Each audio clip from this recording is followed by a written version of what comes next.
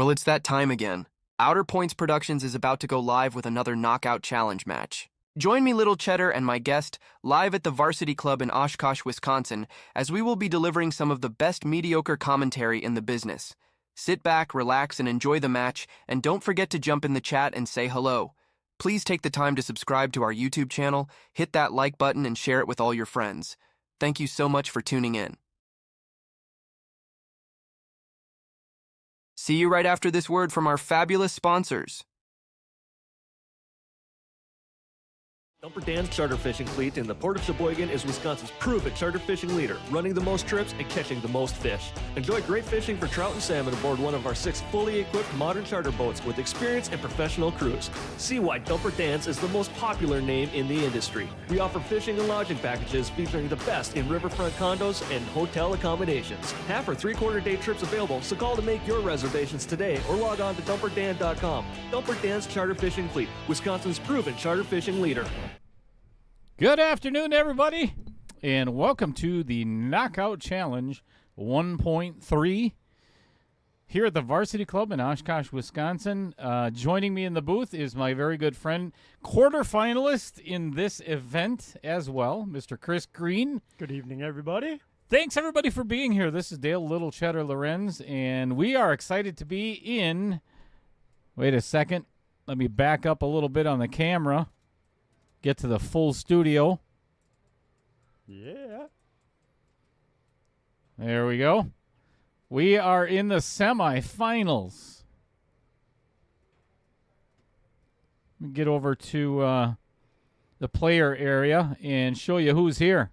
On the left-hand side, we've got Mr. Jim Sorensen from Sheboygan area, taking on Brad Royce from the Neenah? Appleton area. Yep. Owner of Cutthroat Billiards. Yeah, Cutthroat Billiards. Fantastic. Gave me a couple of hats last week, so I like them a lot more than I did before. I didn't get nothing from him. That's your problem. So anyway, we got a whole lot of cash up for grabs today, and we're talking like $2,000 is guaranteed to the non-winner tonight. Nice. With an opportunity, the winner is going to be guaranteed $3,500. I'm sorry, $4,500 with an opportunity to win how much, Chris? $8,000, baby. $8,000 freaking dollars. I could even put that up there right now. There's what it looks like, everybody. There's a lot of money up for grabs today. So I think we've got the absolute perfect. Whoopsie. Let's go to the other one. We got the perfect weather in the state of Wisconsin for this match today because I heard it's getting nasty outside. Yes, it is. Starting to do that freezing rain. Yep. So sit back, stay safe. Join us the match. Yeah, and join us here in the chat. Say hello. Why? Because we're going to be giving away another jersey today, or trying to. Anyway. Woo-hoo. There's nothing on that screen over there. Oh, that's because of the lightning strike, I bet. It just knocked that screen out. See screen 1 there? Oh, yep. Yeah, must have just taken that flyer out. Oopsie. Yeah, that's a shame. Kidding. All right, so if you know how this works, then I'm not going to say anything. But if you don't, Chris Green is going to take over for a little bit while I go out and get the players to leg, and let's get this match underway. Thanks for tuning in, everybody. Yes, thanks for being here, everybody. Yep, Dale will go out. We'll get the players to leg if you haven't been here before with us. So the players don't know what game they're playing yet. They have to leg. The winner of the leg gets the first break and the honor of, as we call it, spinning the Wheel of Destiny. And the Wheel of Destiny will determine your game. 8-ball, 9-ball, or 10-ball. Which I believe now is a race to 10, 11, and 12. All right. Brad and Jim are going, doing the leg.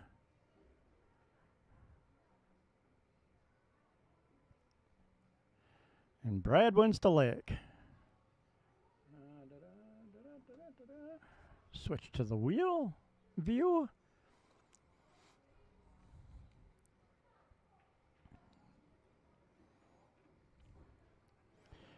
And the magic game for tonight is 10 ball.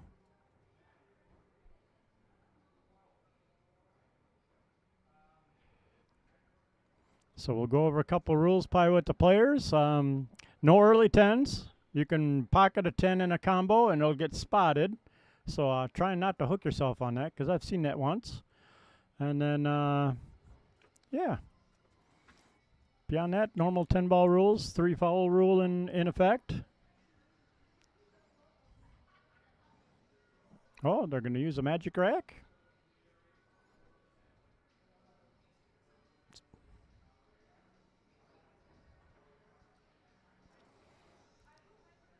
And how's everybody in the chat today? Everybody home safe? In your recliner? Ready to watch on the 55-inch TV?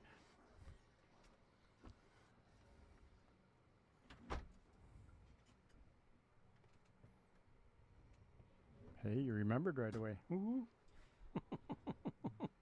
I trained myself. It's kind of like Mrs. Cheddar at home. She's trained me to, if she leaves things out or I leaves things out, if I don't pick them up, you know, it's that visual. Yep. Either you do it visual or reminder. Yep. Right. Either you do it or I'm going to rip you apart mentality. So, yeah, I leave the remote here on the desk so I know exactly what I need to do. Turn off the 9-foot light. All right, I'm going to take a momentary silence while I finish my dinner quick. Wait. Okay, I'll wait. No, I'm cheering.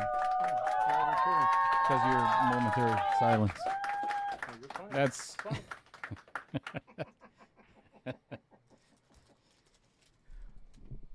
What's going on, everybody? Thanks for tuning in.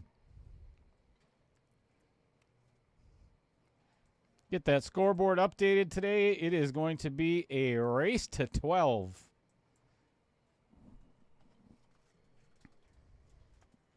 Three foul rule is in effect. Players have conferred with each other and prefer to use the magic rack, which I absolutely love. Makes the game a little bit more consistent and a little bit quicker, in my opinion. Just for the simple fact that the rack is typically always going to be the same. Brad has elected to push out on the very first shot. Even as the owner of the stream, the booth, I mean, all of this, I'm nervous for these guys. Mm-hmm. I seriously am nervous. And I've been through this Chris, we've been together doing this for a year already. And we get down to the finals and it gets nerve-wracking to watch the players. No doubt, because you and I both know there's so much on the line here, and it's not just yes, it's a lot of money, of course, but there's a lot of accolades that go along with it because there's never going to be another winner of 1.3. Yep. There's only one, ever. Can't take the trophy away. Can't take the jersey away. It's theirs forever. So there's a lot on the line today.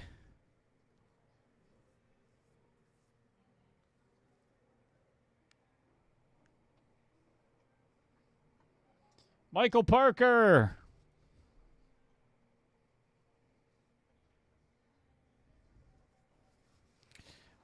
What's going on in Whitewater today, Michael? Are you in Whitewater or are you by the cabin? Yeah, he's got his fishing cabin with Shelly, the Mrs. Parker.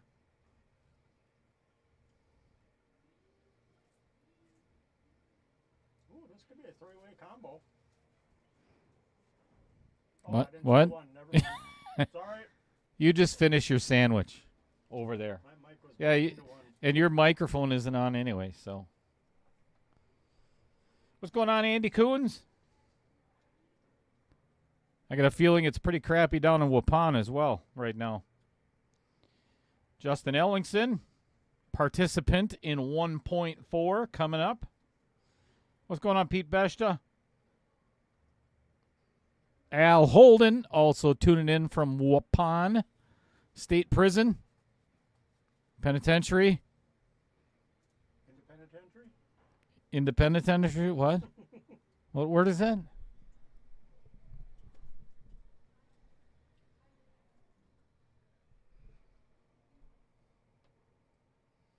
Al Holden saying, let's go Sheboygan. And the reason he says that is Al and I go way back as well as Jim Sorensen. Jim hails from Sheboygan as well. And, man, it's been 35, 40 years of playing. I haven't seen Jim in actually a long, long time. That's a double, triple foul there, I think.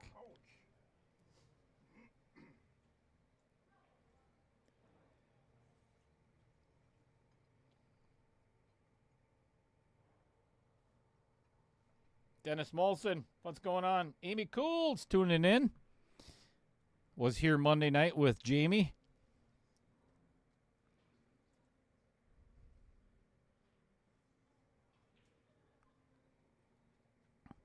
Amy, I think you should send me a picture of... I forgot to take a picture of that jersey. There's always too much going on when everybody stops in at the varsity club. But Amy and Jamie purchased an onboard sports apparel jersey that I've never seen before. And just the coolest colors. Yeah. I love the layout of the jersey itself, or design. Cool. Yeah, it was really nice. Steve Kilberg. Watching at work secretly. Well, it's not a secret anymore. You just told everybody.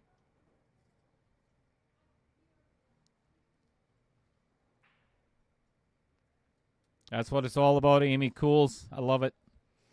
Just loving life. Me too. We only get one, as far as I know. Yep. I'm going to make the best of it. I am also trying to make the best of it. And yet you're here. Right? That's crappy outside. Tolerating me. Yeah, that's... I kind of like you a little, so... A little. A little. Aw. I know you guys can't see it, but we're hugging in the booth right now.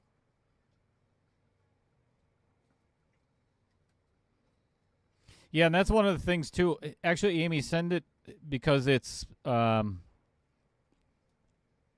you look at what Amy's saying in the chat, the colors of the jersey, there is a significance with those three colors. And it's for... Is it Parkinson's? It's the colors of Parkinson's disease, I believe. My mom had that. Really? Oh, it's painful. That's awful. Yeah, she had the nerve version. Oof. So losing all your dexterity in that. Yeah, and especially in the feet when you know, because you can't even walk anymore then. You know, that's brutal. Feet, hands, we used to have to put cans in her hands so her fingernails wouldn't dig into her palms. Oh, my gosh. That's awful. Mm-hmm. And mentally that person is there 100%. That's what really sucks. Mm-hmm. Jim is electing to cut this all the way down in the Vincent Didio Memorial pocket, which I don't blame because those outer points on that left side pocket there can be pretty detrimental to winning your game.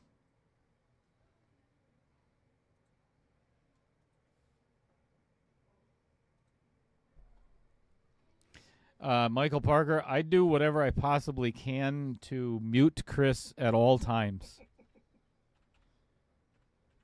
Especially given the fact that he's eating right now. So, Ooh,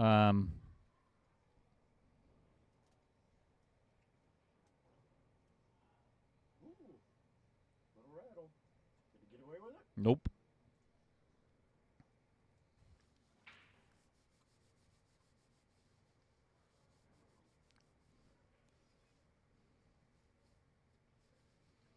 Justin Ellingson, there is no triple scotch anymore. couldn't get, and I completely understand from a player's perspective, and I'm really glad that it did not fill.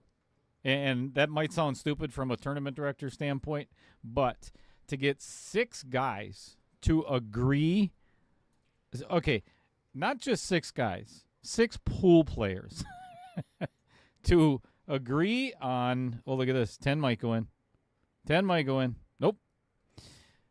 To get 6 guys to agree on a turn. Yeah.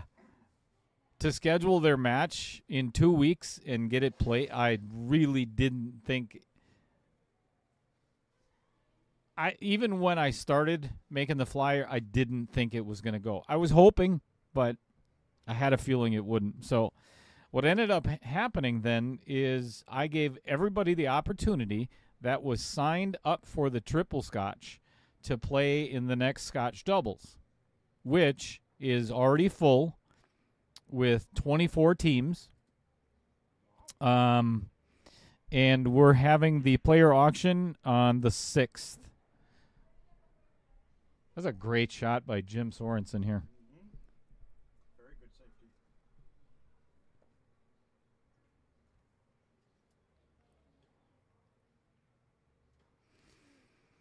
So I think that filled like 2 weeks ago already. Pretty much everybody's already paid.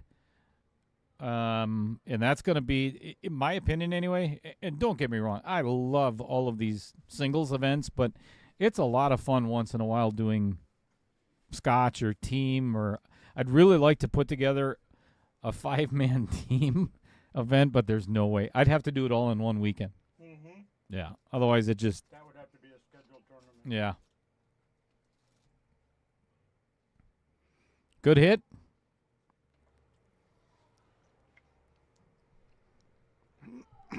All right, I'm back. You poor souls. Oh, joy. Wonderful. So, completely forgot what I was going to say. Oh, if you haven't had an opportunity, I'm going to see if we can get that back up on. But it was literally one of the best shots of all time on Outer Points production with John Williquette the other night with that jump on the 8. That was phenomenal jump shot. And it's got like 1,500 views already. Wow. Yeah, it's People really are talking cool. about it then. Yep. That 4-ball is tough.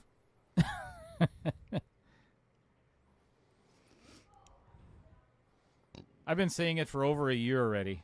Well, even longer than that, since I've been commentating. How different the players become once the cameras go on. I was warming up with Brad an hour and a half ago, just dinking around on the stream table. Hardly missed a shot. I mean, he ran a couple of racks of 10-ball on me, and here we are, 10 minutes into or 15 minutes, we haven't got a game done yet. Right. Speaking of which, Chris, we got to give away a jersey. Yeah, we should give away a jersey, shouldn't we? I think we should. I think you should. I should. Look at this. You don't pay me enough. Nice bank.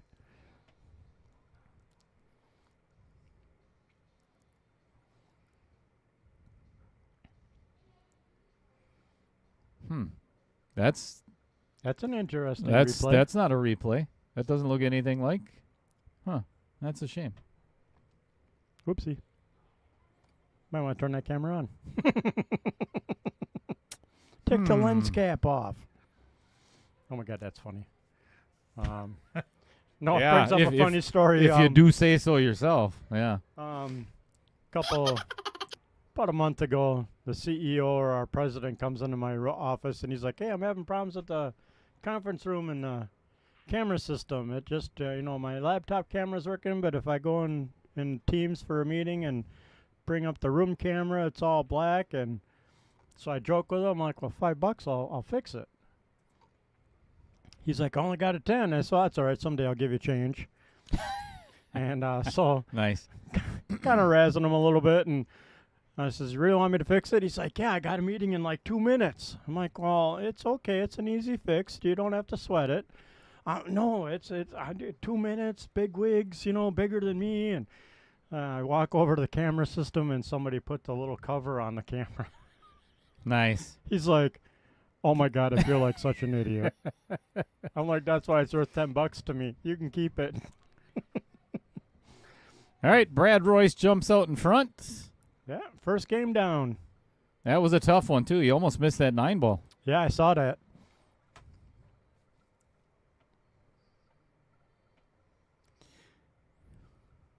Well, peoples, you just gave me an idea. Actually, Justin Ellingson just gave me an idea to get. So what are we going to do for the jersey giveaway? The usual? Oh, crap. Yes, thank you. Time and... All right, so everybody that, if you're interested in winning an onboard sportswear jersey, pro collar or polo collar,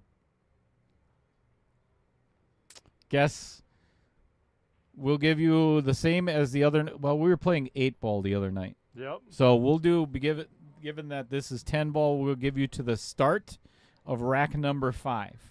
All right, so once the 10 ball is pocketed on game 4, the competition ends. So guess the correct score, the winner, and the time that the match is going to end.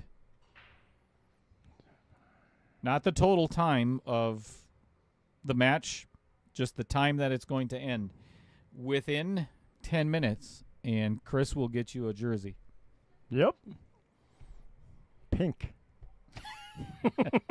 Perfect.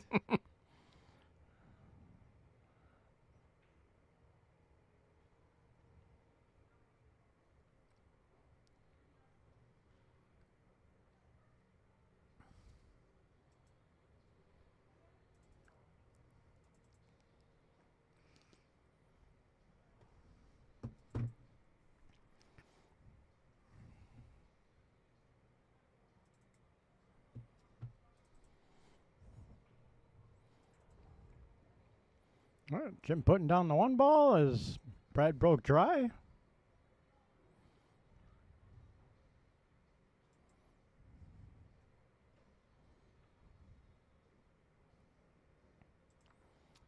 Has a shot on the 2 in the corner, it looks like.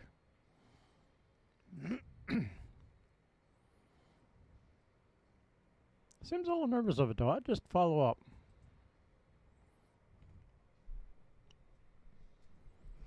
Yeah, and it's honestly, I believe it too, is the fact that you haven't opened your account yet, you haven't got a game on the board, and you had an opportunity in the first game to win it several times. That starts to weigh on your mind a little bit. So now I think, and my mentality too is, okay, I'm going to take a little bit extra time, and I want to make sure that I get out of this rack because there's no trouble here whatsoever. Nope, not unless you really bump something really bad and put it in a very ugly position.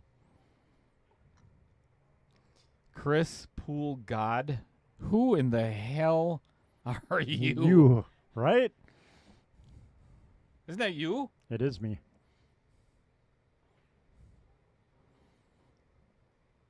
It's been my email address, Chris_the_poolgod at yahoo.com since 1996. You serious? Serious. Why? And I keep it active. It was a kind of a dumb joke at the time. I used to play Wednesday nights with a couple buddies all the time. We'd go down to Sharks Club, and neither one of them could beat me. So Okay, so Jamie Cools and Michael Parker. So back up the truck a little bit. So not the total time of the match, the time of day or night when the match ends. So say it ends at 9:15. Write that time down. Well, I'm thinking Jason's not going for an 8-hour match. Probably not. So I think you're safe on that guess. Same with Allen is 9:15. No, I'm looking at Jamie Cools and Michael Parker. Oh, I didn't see that one yet. Yeah, they got hours and minutes. So retract those and Put in a time. Yeah, give me a time that you think the match is going to end. Because Dale doesn't want to think. Dill doesn't know how to think. Math is hard for him on a clock, so he needs a time. True. But no, as I was saying before, a couple of my buddies walked in, and I was working for a computer store at the time, and I was trying to figure out an email address at Yahoo, because that's when it became popular to have a cloud email address. Sure. And I'm trying all kinds of combinations. Everything's taken. Also, my buddy's like, come on, pool god, let's go. Were they aware of your Fargo at that at that point in time? Sorry. My Fargo was actually probably higher back then, 25 years ago. Believe it or not. Well, this cue ball has come up way short on this 8-ball. Yeah, he should have hit that with a little more pace. Mm-hmm. Yeah, I would have actually tried to purposely run into the 10-ball. Yep. So Michael Parker asked the question, will I be running a partner shoot until you miss knockout challenge? There's a really good possibility of that. I like that format. Yeah, I like that format. Non-scotch.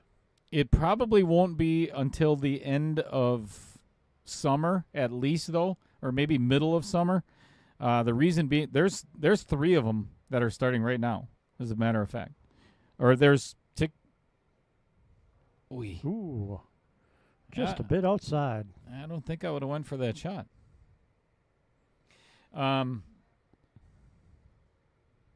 So, actually, there will be 5 running at the same time. We're going to be on vacation after Sunday. So then we've got the finals of Stroke Zone, the finals of 1.3 that we're watching right now, the start of the Scotch Doubles, the start of 1.4, and then there's something else going on too. Oh, it'll be the sign-ups for 600 to 625 again. Oh, okay. Yeah, so I'm going to get back into the above higher, 600 higher Fargo. Fargo. Yep. So there's going to be a lot going. Plus the big break, and I've been talking about that for a year. Right. Oh. Yeah, that was hit too thick. Little off. Yep. Too thick and too hard. Well, that's exactly what Jim Sorensen was hoping would happen. Yeah, get him on the board.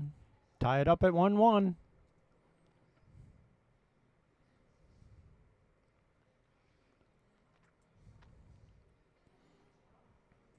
For me, this is just a nice light shot. Come off the short rail, hit the 8, come off the long rail, back out about the second diamond, 9 in the side.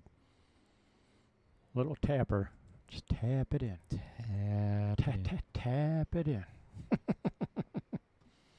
Did you see they're gonna? I thought I saw something where they're gonna try and make another Happy Gilmore. They are. That's just wrong. And John Daly is in it, which is really cool. I don't know. I kind of like it. Oh my goodness! I don't know what he was trying with a draw shot. Yep. On a draw shot, and I mean, I kind of get it with how deep that 8-ball is, but I think he could have easily hit. Hit that short rail. I would have actually gone right there, and bounce up here. Yep. Pretty much the same route that Brad's taken here. Yeah. Yep. Yeah, and that's not how you want to start this match if you're Jim Sorensen. No. Several opportunities gone by where he could actually be leading 2-0 instead of down 2-0. Nice little stop shot.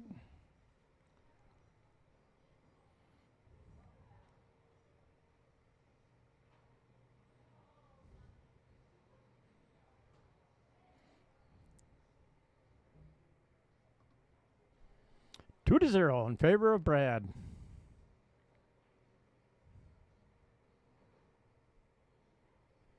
All right.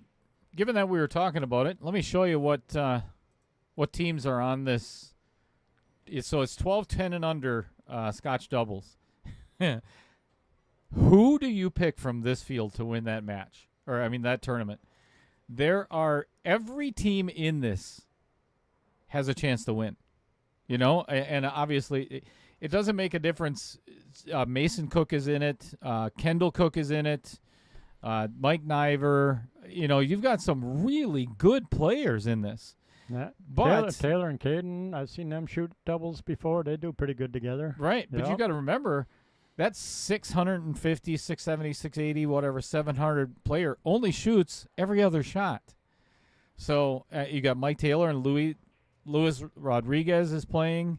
You know, he's almost 700 Fargo. Gray Seek and Mark Scafidi. I would not know who to pick in this field. A lot of maybes. So it's going to be a lot of fun.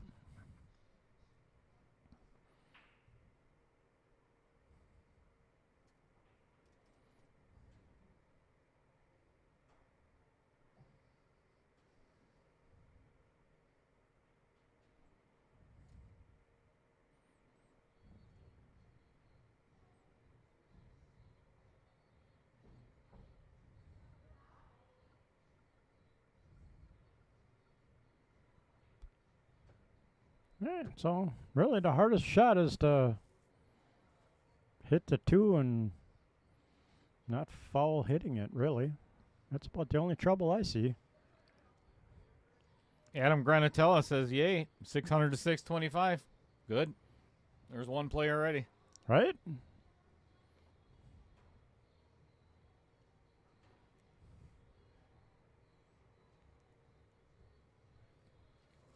And all of the new KO challenges are going to be using The new again. format? Obviously it's going to be tested in the next one, the 499 and under. But I think that's going to be pretty successful.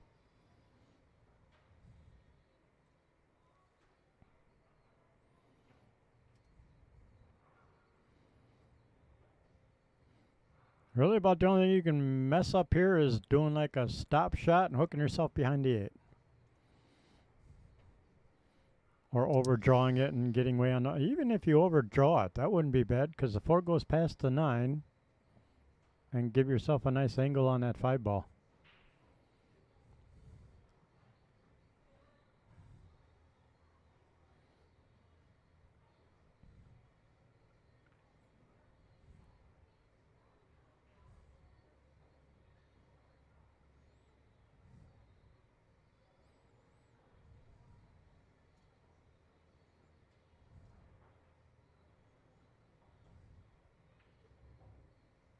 No, that's not bad.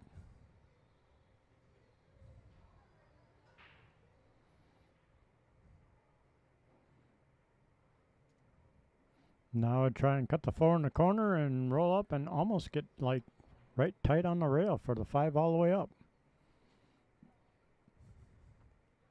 Because that leads you right into the 7 with a nice little angle to get back for the 8. Mm-hmm.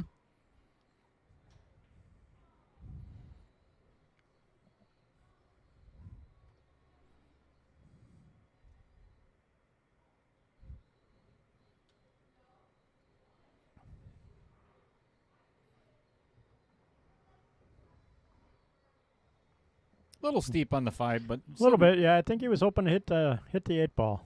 definitely manageable yet. Oh, yeah. Cut her up, and now I just float to the far side of the 7, put it in the same pocket. Take what the table gives you. Make it work.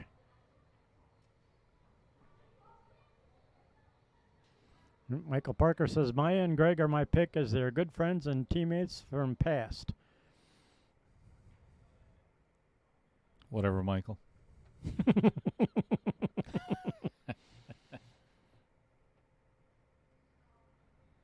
Did you not see Little Cheddar and Mike Masevich on there? How much did you have to pay Jeez. him to shoot with you, by the way? It was a lot. I told him I'd pay his entry.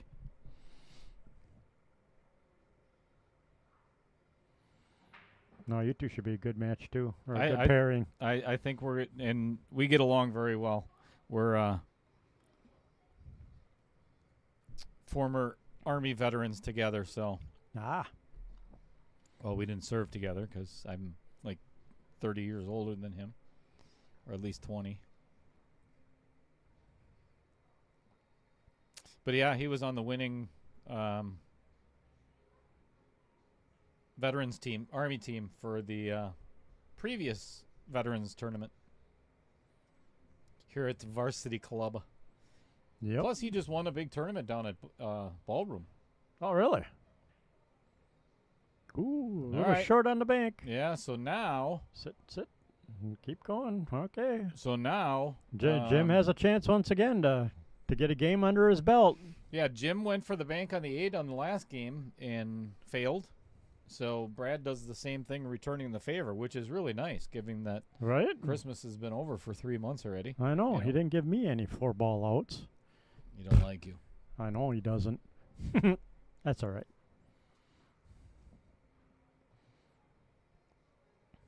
If you could get the cue ball where it is now, Would be ideal. would be super. Yep. Not too bad. Still very manageable.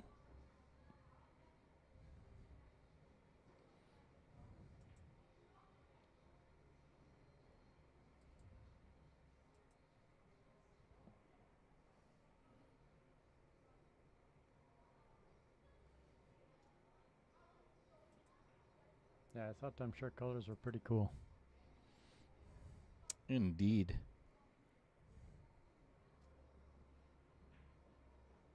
Drills it. Yeah, Nice shot. I like how he hit that shot. Yeah. Hit with authority. It was a little bit of authority. Yep. Now just a little floater.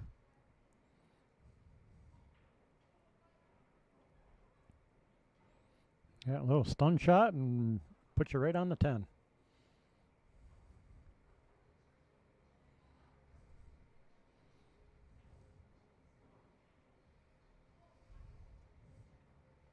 Very nice. Nice speed. All right. For Jim Sorensen to open his account. I wasn't going to say it. Eh, I don't mind the commentator curse. You don't mind the commentator curse? No, I 2-1. I try to as much as possible. Right, makes it more fun that way. Absolutely. For the people that believe in that.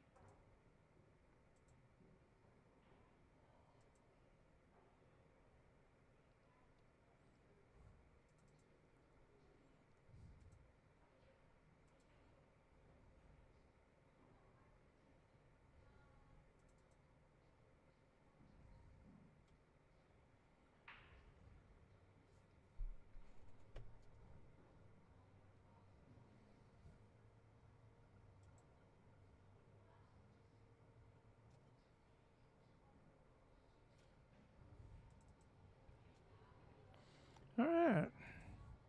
Let's see how Mr. Sorensen can break. See if he can pocket a ball on the break. Because I think both the Brads were dry. Which kind of surprises me off the template.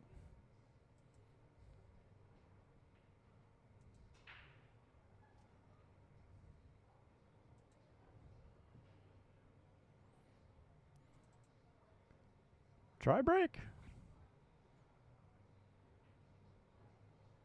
No open shot for Brad, so it'll be a push out. Unless he wants to try like a jump shot.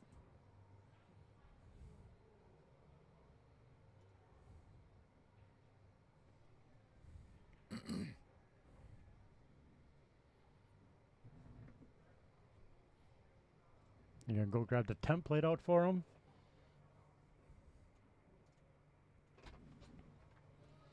All right, we'll have Dale get the template out for them guys.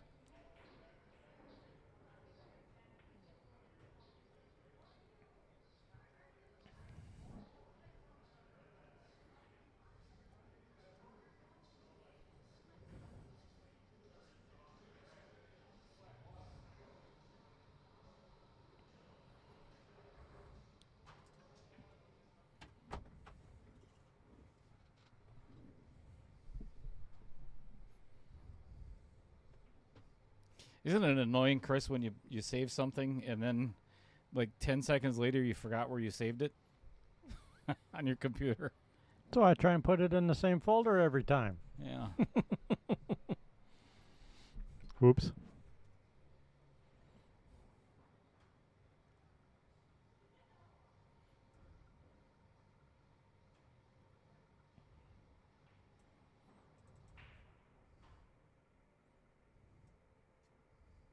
Well, Brad played a push. Jim's checking it out, see if he wants to take it on or not. It's not horrible. A little bit of distance, a little bit of a cut, but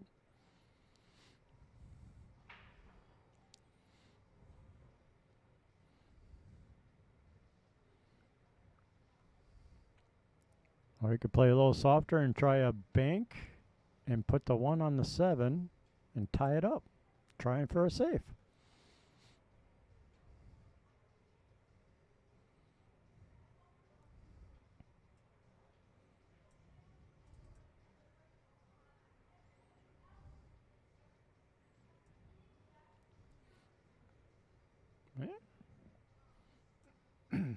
Puts Brad on top of the 4.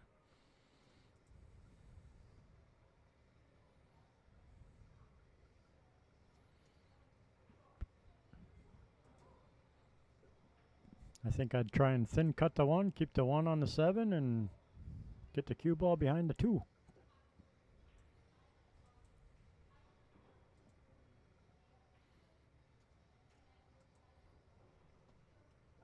A little hard. Right idea. Not an easy shot for Jim. Unless he decides to try and play the combo. I'd play a bank shot right now. Stop shot.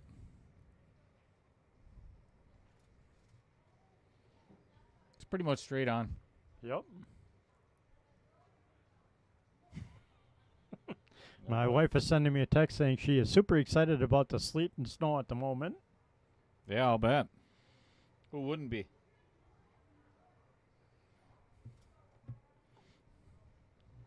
Getting pretty nasty outside. Beautiful. Nice bank. Indeed.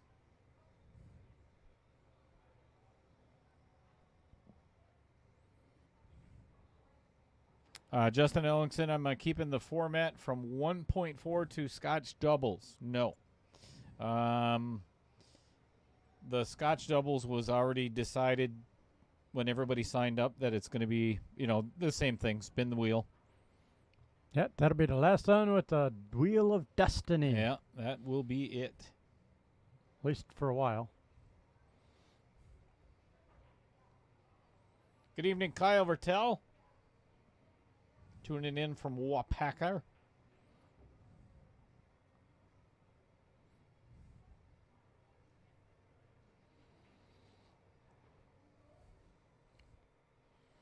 All right.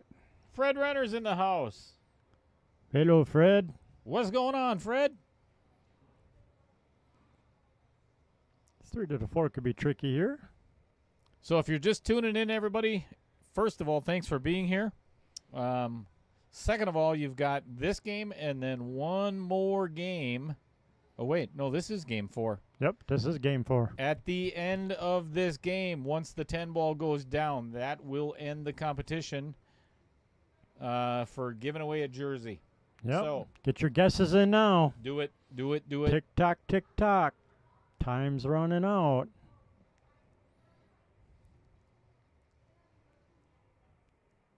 Guess the correct score, the winner, and the time that the match ends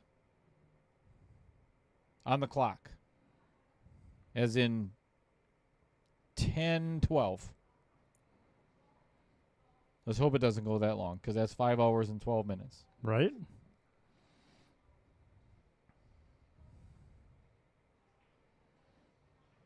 Little twist of the wrist there. Goes that long, I will be flattening Brad's tires. Right? I don't blame you. So league is canceled tonight for Fred Renner, so... What, you guys afraid to drive in a little icy storm? Yes, I would be. Then why are you here? Wasn't doing that when I got here. I got here at 3:30. Ah.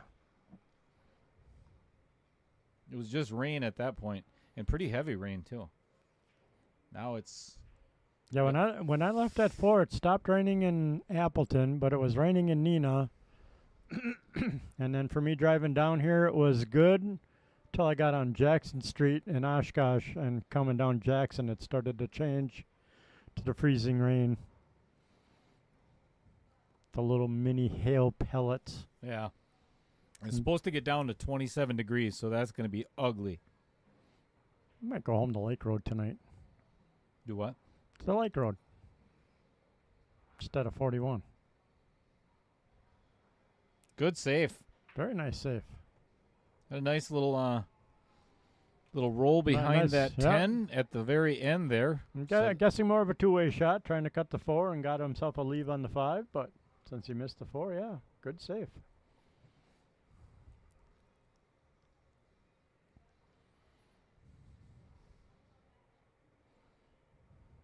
Adam Granatella, I will answer that question as soon as this game is over. Yeah, we'll probably put the flyer up.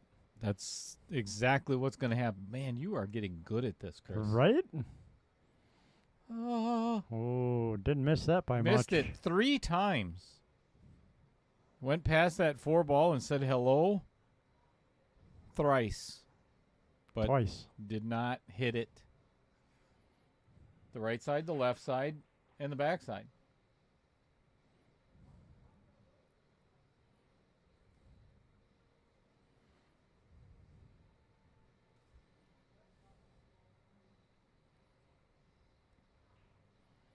But I believe if I remember from looking at the flyer a couple times, it's 4-5-4, right?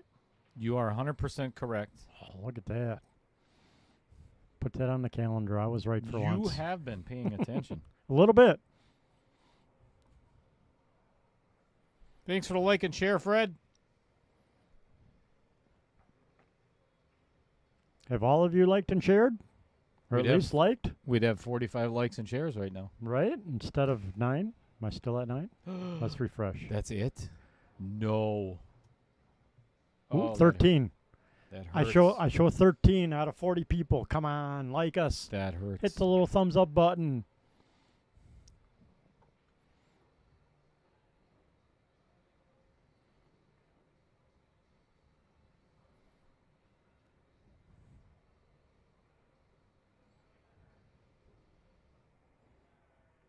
Excellent. Good shot. Yep.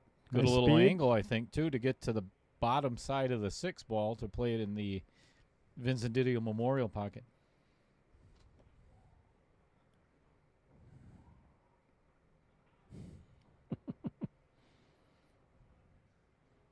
She's in my bed with the cats. Watching Nice. TV. She's not watching this. Right? Maybe she's starting to wise up.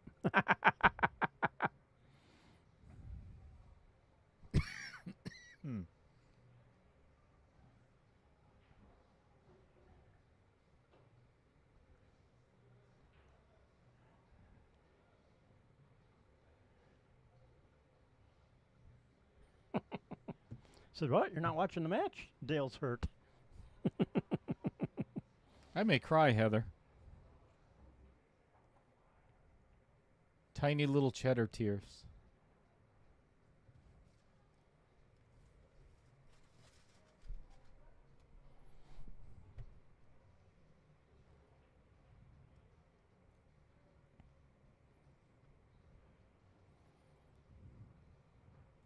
Ooh, I'd be putting a little more top on this. I think he's playing Unless a he's two-way trying to play shot a here. save. Uh-oh. Yeah. This is not going to leave him what he wanted.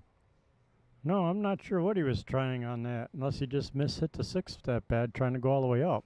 Or he was trying to get behind the 8, but that would have been really difficult from there. Yeah, I could see maybe getting in between the 8 and the 9, but even that angle is difficult.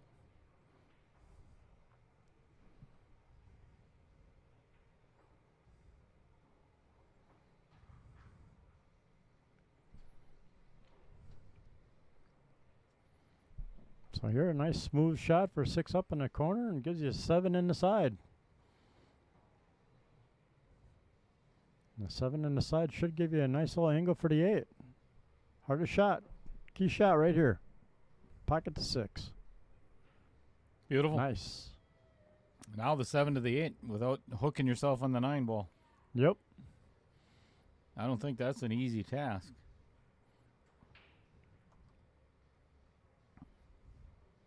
I'd put a little inside English on this, and I'd just try and spin down about the first diamond past the pocket. Put the cue where it is now, but yeah, on the other side of the pocket would be ideal. I think that would give him the perfect angle to get on that 8.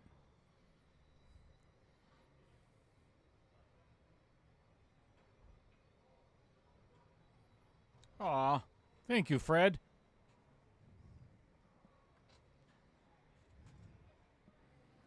That's much appreciated, my friend. Oh, look at that. Heather's even got her guessing in the time.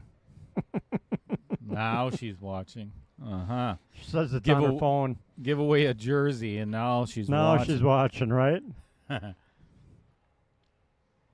she wanted you to win this. That way she'd get a free jersey, right? Yep. Yeah, she wanted my first place jersey. I'd have given it to her. I'd have put her name on it. Heck yeah. If you want to stay married, you would have. I would actually consider playing safe here. 3-rail the 8 ball and stick that cue ball right behind the 9. Yep. Just for the simple fact that I don't know if he can draw out of this enough to avoid the 10 ball and get back to... I'll leave on the 9. Yep, I think the 10's in his way. This is Either tough. way he goes. Because if he catches... Yeah, oh, there he goes. That's it. That's the shot. Beautiful. Well done. Smart shot.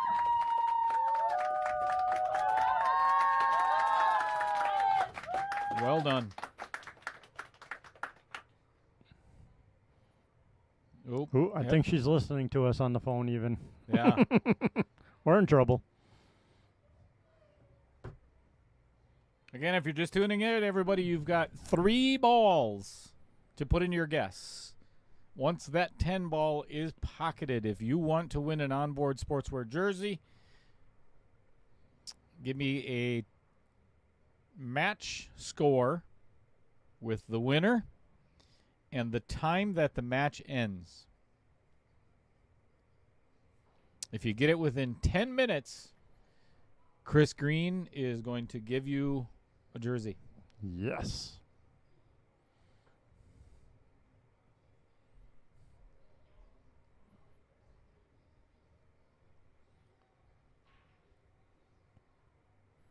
All right, going for the one rail kick. One whale. One whale. There's only one whale whale kick. Interesting. I've never seen a whale in pool. Well, that's the guy that has a lot of money, right? Right. He's a whale. Good hit. Not yet. Oh, Now it's a good hit. That little kiss off the 10 ball. But I'll tell you what. He did not make this easy for Brad to get to the 9 either. No. Because Brad has very little angle to try and come around. Yeah, and he's jacked up on the rail to draw. This is no gimme. Mm-mm.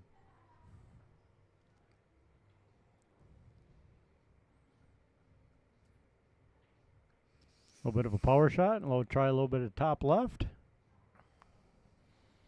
So 2 rails. Fred Renner, here's one of the other things that I find.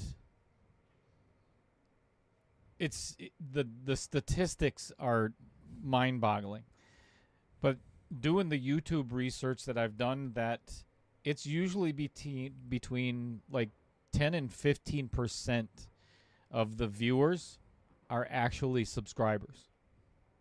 So isn't that funny? That is kind of funny. Out of we're close to 1,600 subscribers, and it doesn't constitute or show basically how many viewers there are. It's wild numbers. And I get it, because every YouTuber asks the same question. Yep. Like and subscribe. Like and subscribe to me. Like and subscribe. Like and subscribe. Yeah, there's a few channels I watch. I'm subscribed to. There's a couple I'm like, once in a while if I'm in the mood, so I'm not subscribed to them. Actually, I think one or two of them I've subscribed, but I make sure I turn off the notification Yeah. then. Yeah. So at least I still gave him the subscription. Yeah, that's why I said that was not an easy shot. Yep. Rattles it. Oh, joy. Oh, you see who's in now? Yeah. Everybody, if you would, please put your hands together. How we could even have a stream on such a day, and it's only 2-1, but I get it. Why we would even start a match without Roger Pregler being here it's offensive to him. And I fully understand that, and I really hope that you accept my apologies, Roger. But yeah, thanks. Everybody, please put your hands together for Mr. Roger Pregler. Thank you. Thank you for joining us. Super.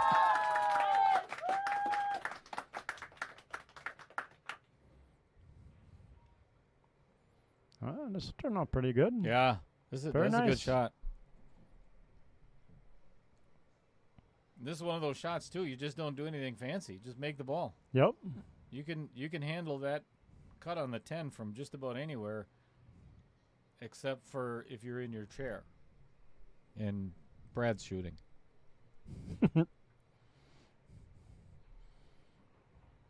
There, Kyle. Thank Heather too. Yep. Everybody say hello, Roger, at the same time. 1, 2, 3. Oh, he miscues did the again. miscue again. It's funny because the player always looks at the tip when they miscue. It's Yep. not the cue's fault. Nope, you are digging way too low. Yes, and you're scooping a little bit on your right elbow, your right shoulder. Everything's dropping. So that's pretty much what just happened. Here's a tricky situation. He could cut this 9 in, but I can almost guarantee you that cue ball is going to hit part of that 10. Yep. So if he makes the 9, where that 10 ends up is we're going to find out. Yep. Ooh, and this is not. Oh, boy. This is not easy. Nope. Do you go for the side or do you take it all the way up?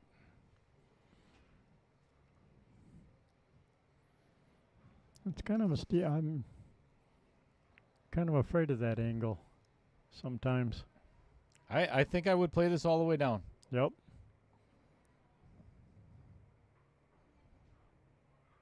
Well, got away with it. Yep. Puts her in the pocket. 3-1. Favor of Brad. I think I'm going to have to go order some of those $1.50 tacos. There you go. Taco Wednesday. Taco Wednesday at Varsity Club. Can't beat it. Cheap dinner. Cheap. But good. Amen, Michael Parker. Absolutely. You can do it without missing a thing.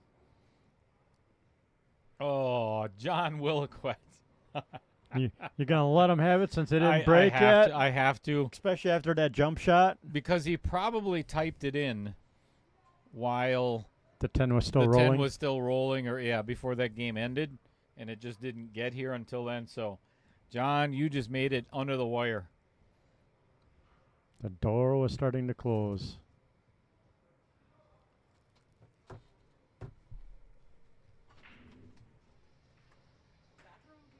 All the way down on the end on the left. Thank you so Walk towards the window. much. Much appreciated. Yeah, I don't mind that, live on air sign. Nope.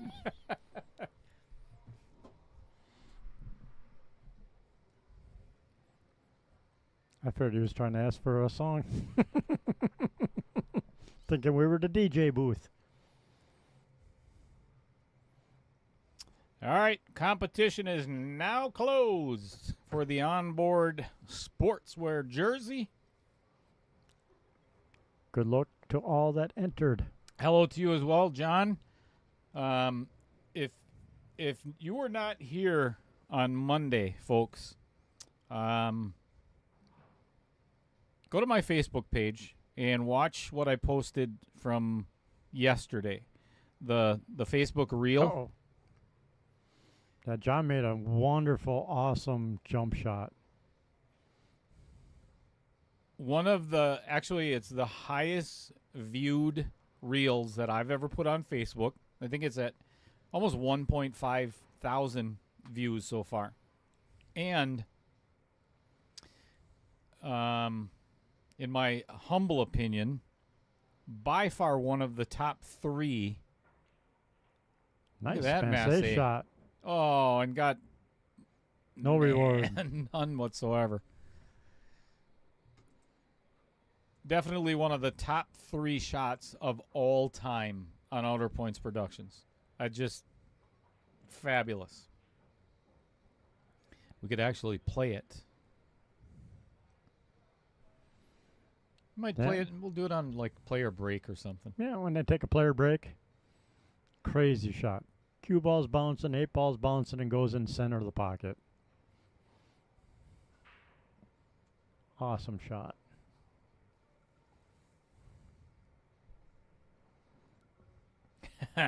Well, I gotta.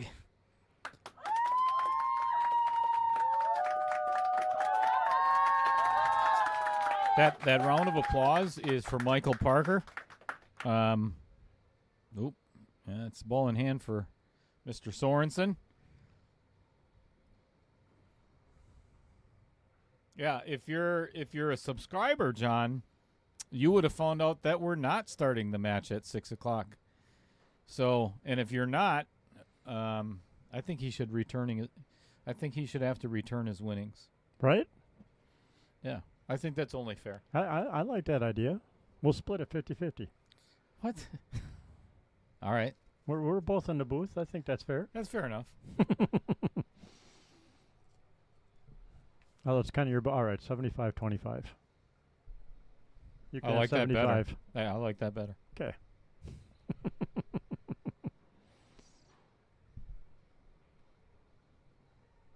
Nice shot.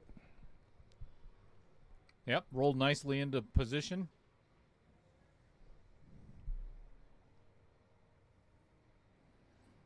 Yeah, see, John is like what I just said. He's subscribed, but he doesn't Yeah. have the notification turned on. And I completely get that.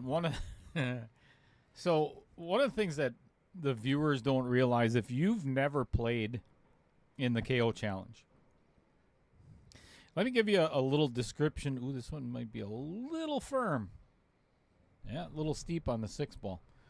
But at the beginning of each tournament and throughout each one of the KO series, if you will, I create a group chat on Facebook Messenger. So you talk about turning off notifications. With these 64-player brackets, it's fun to manage in the first place, right? But now, the next one is 128 players in one group chat. Do you have any idea what that's like for the tournament director? I am telling you, you've got this one. You've got 64 Type A personalities for the most part. And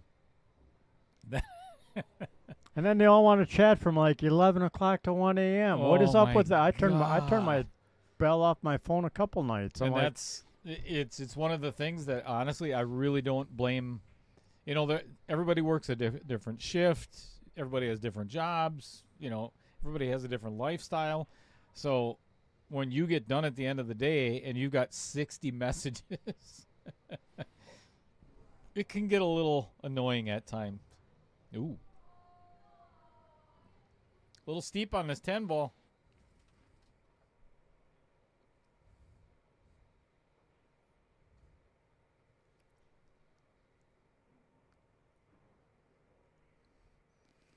I wish I could turn the notifications off on some of those, but I can't. Yeah, that's the sucky part about being the tournament director. Right.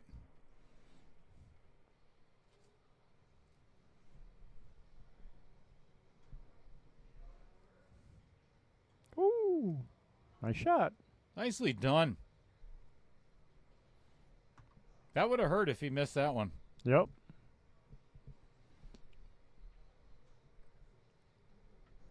All right. Chris, do you remember where we left off with our sponsors? No, I don't think we started one yet for tonight. Oh, I was talking about from Monday. Oh, for Monday? Well, I'm so thankful to have all the sponsors that sometimes I don't get them done all in. I think I got 22 sponsors total. So you would have to do it every single game, you know? Yep. And sometimes I can't shut the hell up to do that. So I think this is where we left off from Monday. It's called Midwest Aerial Productions, and it's owned by my nephew, Cody Retlick. He's the founder of Midwest Aerial Productions since 2017.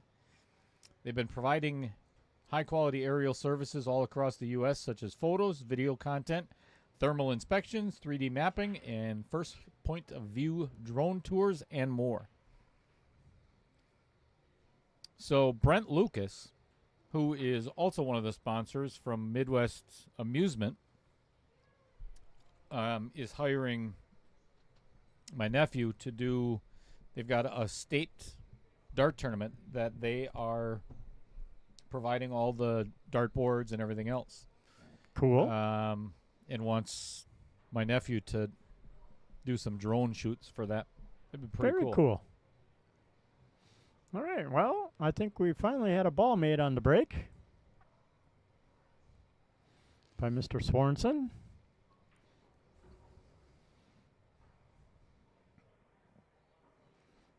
Ooh, Scuba Steve's in the house. Good evening. Welcome to the party.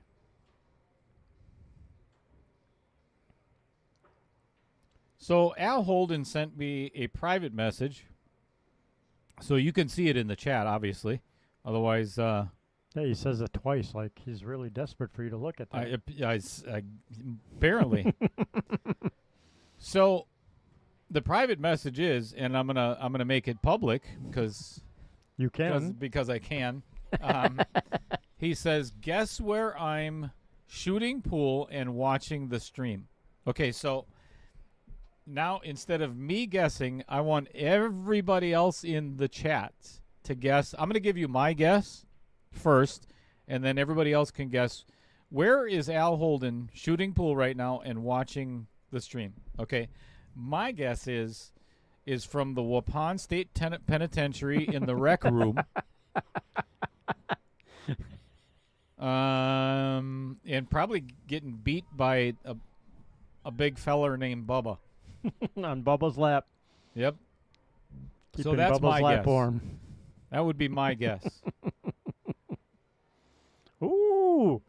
Oh, it managed to stay up. So everybody else guess where he's shooting and watching the stream. My other guess would be Sly's Midtown Saloon in Sheboygan.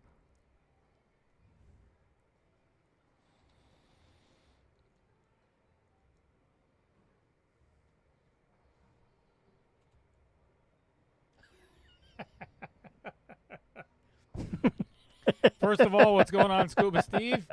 Hey, by the way, thanks for stopping in on Monday night. Steve, good to see you. And Michael Parker says Al Holden is probably at the Winnebago Mental Health Institution. That would have been my second guess. And I'm glad you said it instead of me, Michael. I think Vibes is too obvious, but maybe.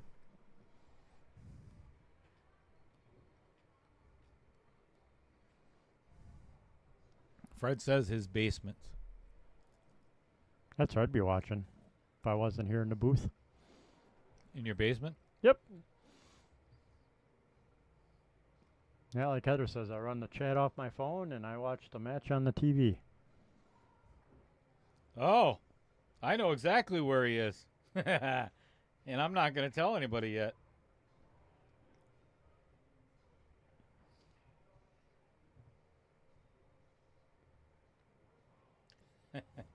Well, it ain't here, that's for sure. No, definitely not.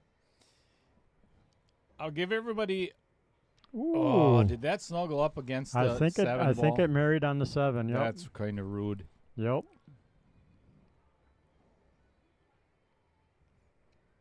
Oh, Al says check messages again. Oh, yeah. I already did. Oh, okay.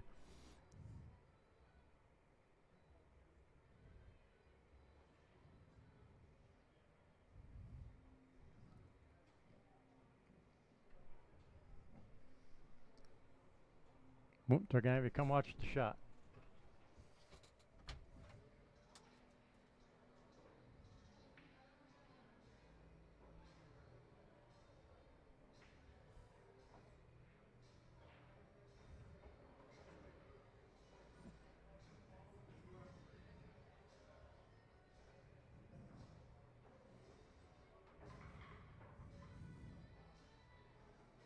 All right, let's see if that 7 moves.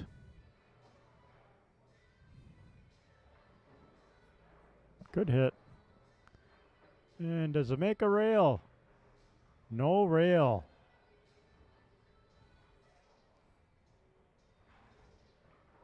Good attempt, though.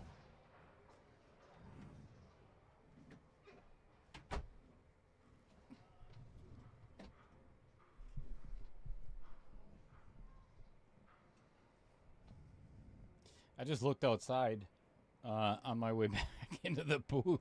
It Still is nasty. Still going It is. strong out there? Oh, yeah. It is brutal outside. That'll be a fun ride home.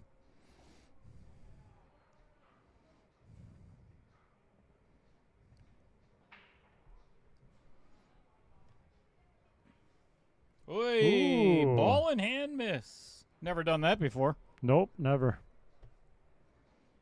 What's going on, Dumper Dan? Tuning in for cheering on Mr. Sorensen, I'm guessing. Fellow Sheboyganite. Scuba Steve says it's very nasty out. That was starting to get nasty when I drove in at 4:30. And there's one of my favorite screen names of all time, Mr. Dusty Tables. Love it. Ooh, this has got way too much pace to it. He's going to get away with it, though.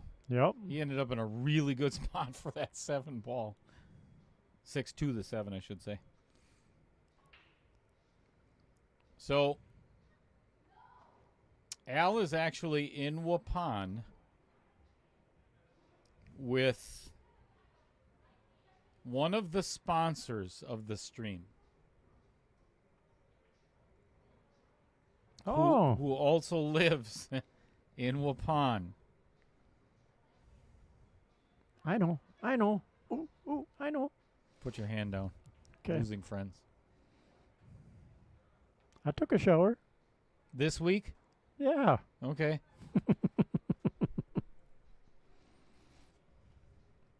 Maybe not today, but this week.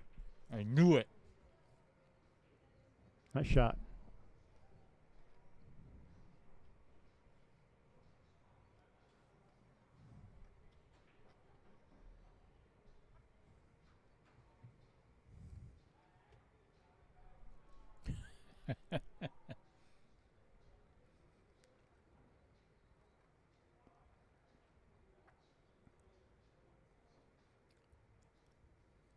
So I got to give a shout out to Alex Van Boxel and Nate Mindam and Onboard Sportswear because they did a phenomenal job on the jersey design. I asked them to take it's one of their current models, if you will, but I wanted them to make it in the colors of my logo.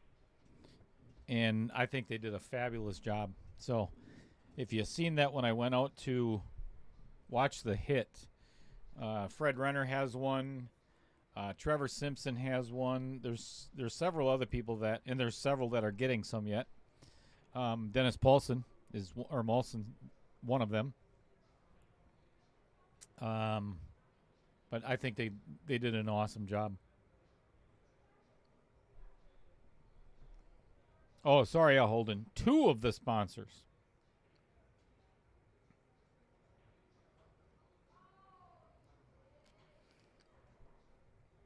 So, how did he miss that 8 ball? I'm I missed the I'm shot. shocked. It was Oh. it completely took his eyes off. He was so concerned about where that cue ball was going for the 9. That yeah, it.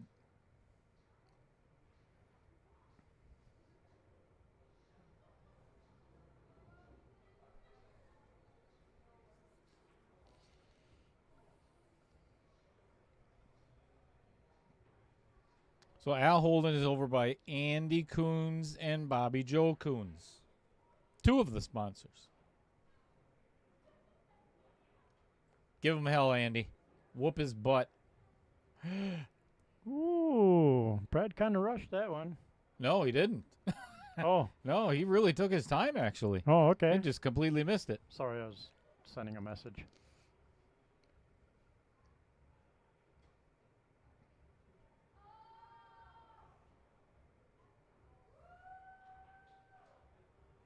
Roger Pregler says there's cars in the ditch everywhere. That's because people don't know how to drive.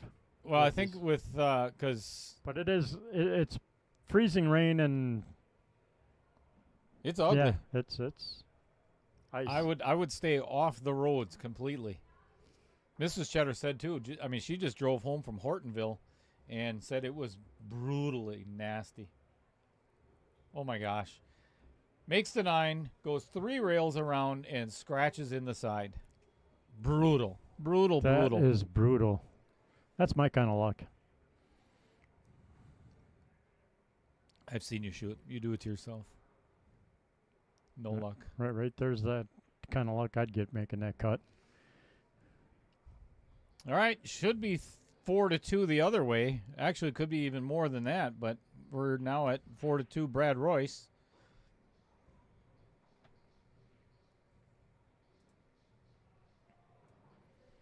Well, given that Al Holden and Bobby Joe Coons and Andy Coons are all together in the same place, we should probably talk about him. Yeah. Let's talk about Bobby Joe, the most important one. Bobby Joe is the broker, owner of Home Sweet Home Real Estate in where? Waupun. Waupun, Wisconsin. Just outside the gates of the penitentiary, where Al normally resides. She's got many years of experience in residential land, farm, and commercial real estate. For exceptional service, if you'd like to get a cell of your own at the prison, give Bobby Joe a call at 920-345-1055. Thank you very much. Have a nice day. Ooh, Brad finally made a ball on the almost break. got kicked Almost in the side. got scratched. Yep.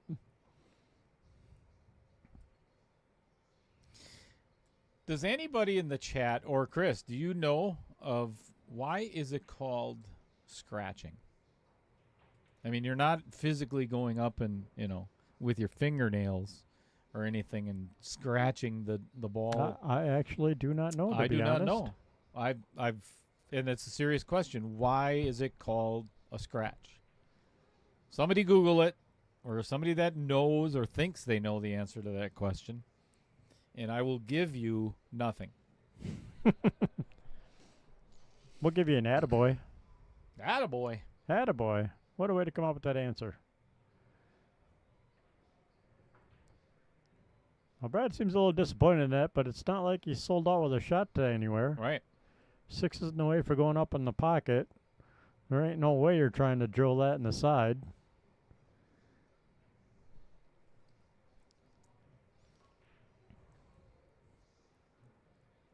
Now I'm curious. What are you curious about? Why it's called a scratch.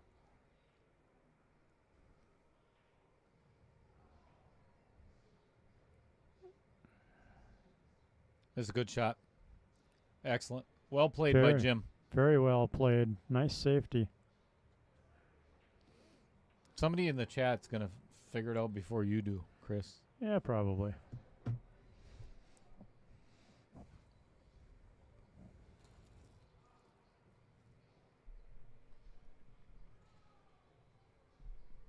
Okay. I'm going to go order me some tacos. Yes, please.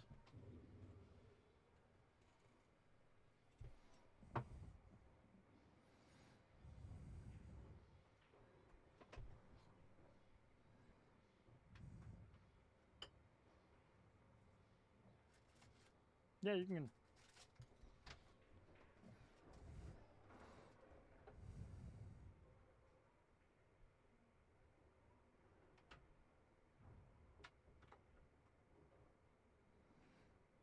Ooh, dusty tables. That makes sense.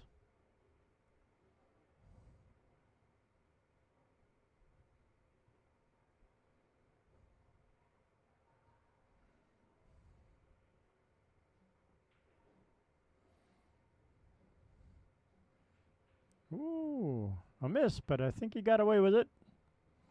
Hook and Brad behind the 4.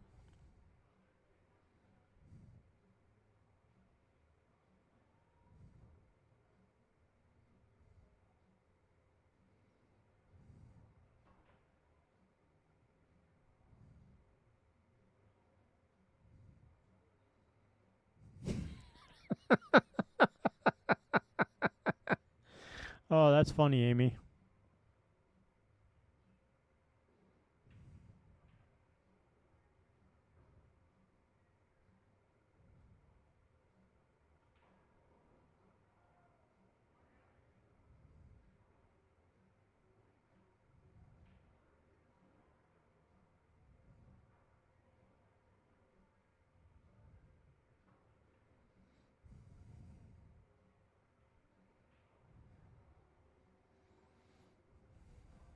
Ah, see, we learned something this evening. Getting the viewers to interact with us. And now we all learned something tonight.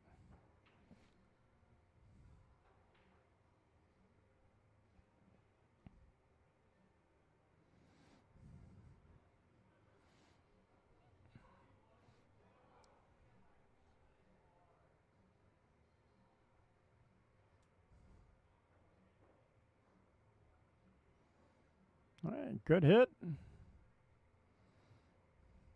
A little bit of a containing safe, unless Brad wants to try for a bank, which wouldn't be the worst idea.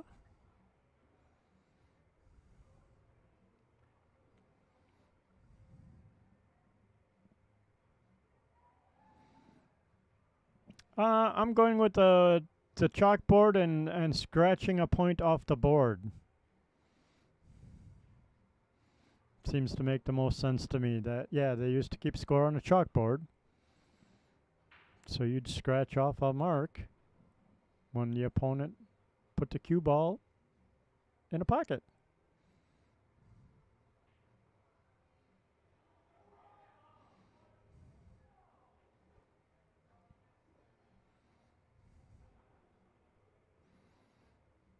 Agreed, Roger. A little bit of a two-way shot there.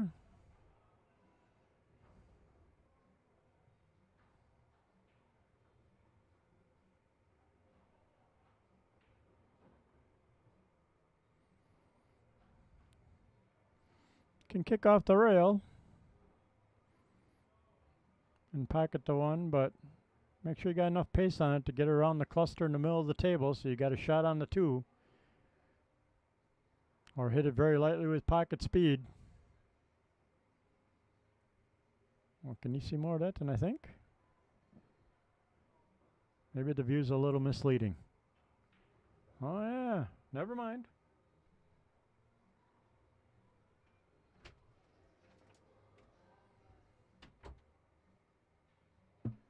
Thank you.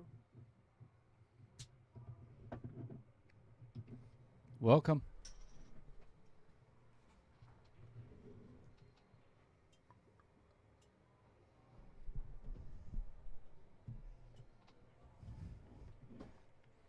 So Amy says out of the 15 answers, which one is right?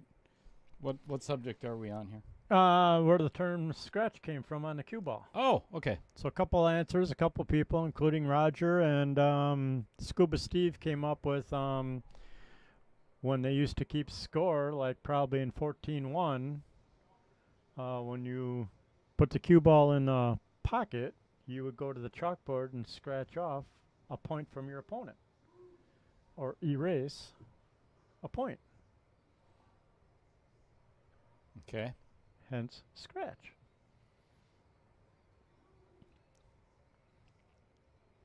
Or you could go with the one that Amy I'm has not about sure scratching your balls. I haven't gotten down. I like Amy's answer the best, actually. That made me chuckle.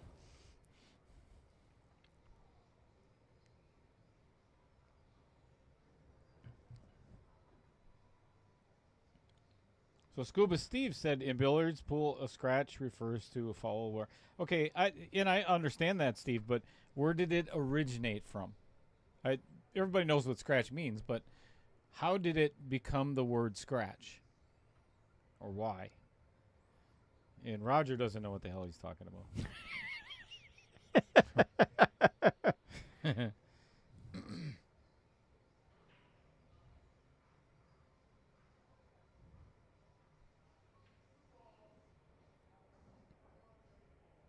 Yeah, Michael Parker agrees. Everybody likes Everybody likes answer Amy's the best. answer. Yep. Yeah. We're gonna go with Amy's.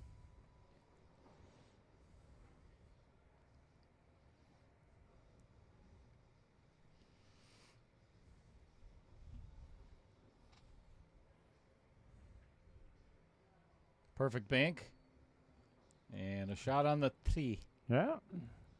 Has a shot. A little bit of a distance, but definitely has a shot.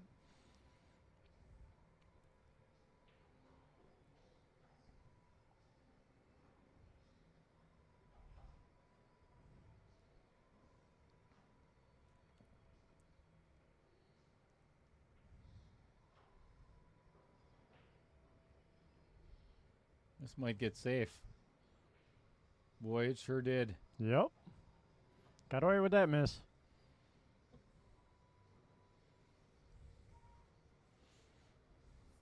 It's all right. The way the 6 and the 9 sitting. Unless you get the right leave out the 5, I'd be all right playing a containing safe here.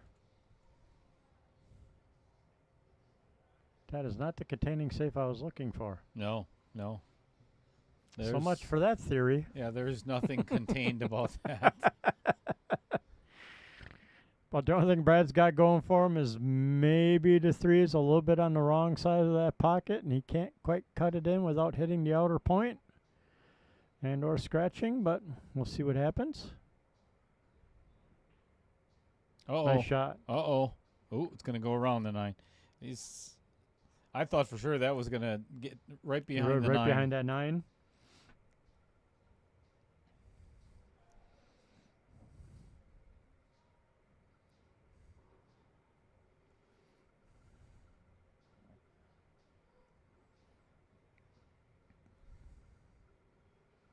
This is pretty much natural shape to get the cue ball back to where it is with just a little bit more pace. That's perfect. Yeah. That Very is nice ideal. Shot. Yep. Exactly the way I would have drawn it up on my telestrator, on my Joe Biden teleprompter. Yeah, if you turned it on, maybe. It's right here.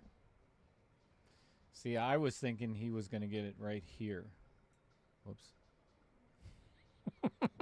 Let me actually try it on the teleprompter. That'd probably work a lot better. I was thinking he'd get it right there, but so I was a little off. Not bad. Draw it back. Play the 6 in the side, or do that too. Yeah, I like that. Right now, Jim Sorensen's biggest fear is miscuing. I promise you. You know, it should be 4-2, Jim. And it's because of a couple of missed shots, but those miscues. Those 2 miscues They'll are get you really every time. huge. Yep. And then it really starts to play on your brain.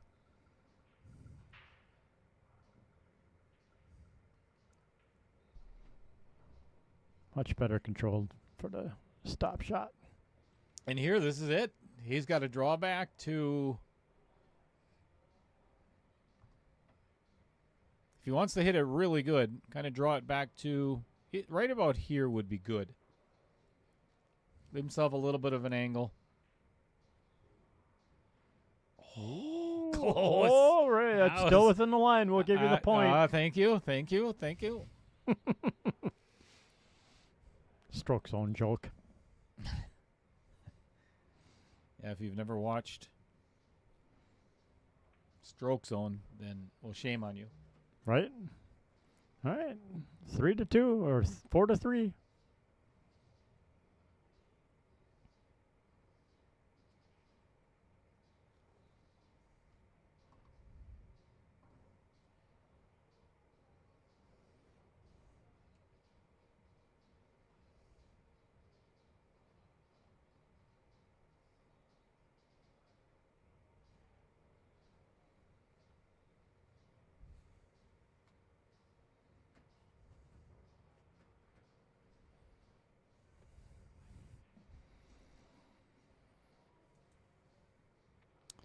Let's talk about one of our sponsors. Yeah. His name is Matt Strong, and he's missing. I don't think that his parents could afford the second T in his first name, so it's just M-A-T, which it's a sad story. It really is. You know, he Right. grew up very, very deprived. Anyway, if you're looking for that perfect gift for that friend or family member who is difficult to buy for, Matt Strong makes incredibly beautiful and functional custom knives. Check it out. I got to get my tacos. Taco.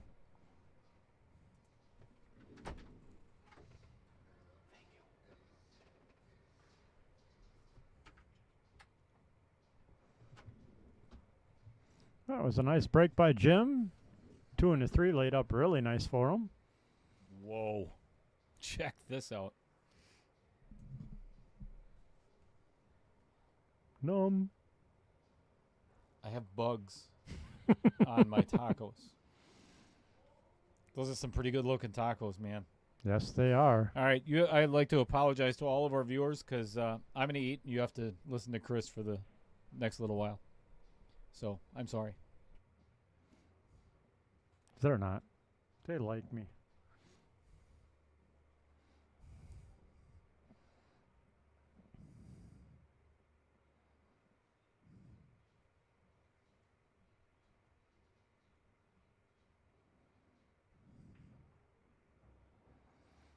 Yeah, we try and be informative in the chat once in a while. When? Well, tonight, for instance, asking the viewers about the scratch and where it comes from and all the answers we're getting.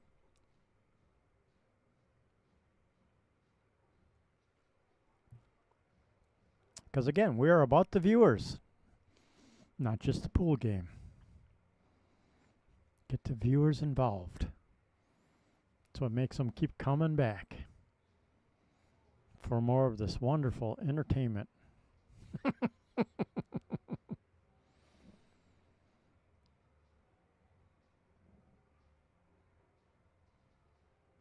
Well, a nice save. Not the commentary.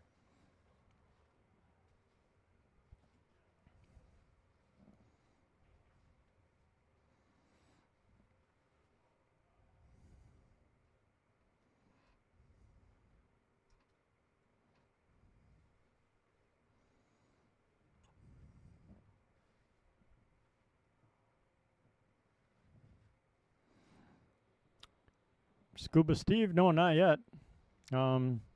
Simply because, one, this match is still playing, and then we have to do the draw for it. And then the players have 2 weeks to figure it out.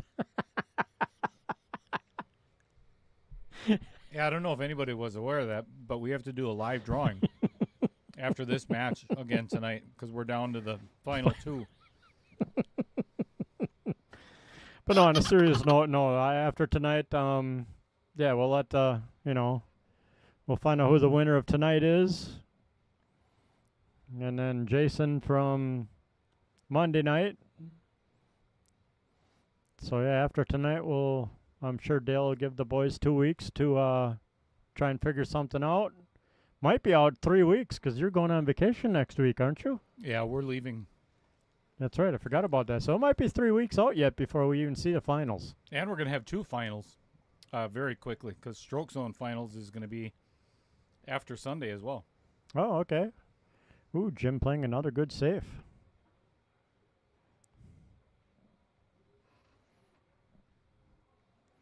Keeping his opponent on the ropes.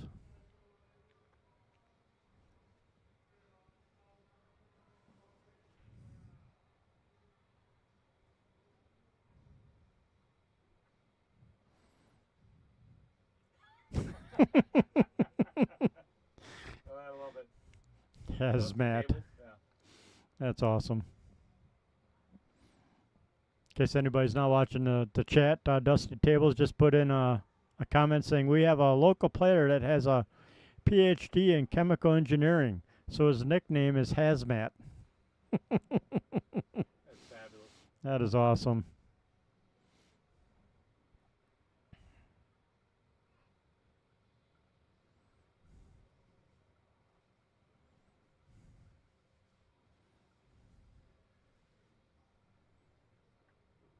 I saw Brad say safe, but I would have called the 4 in the corner just because. Oh, he tried going at the hit that way. Okay, never mind. Well, nice shot. Definitely left that 4 in a peculiar spot.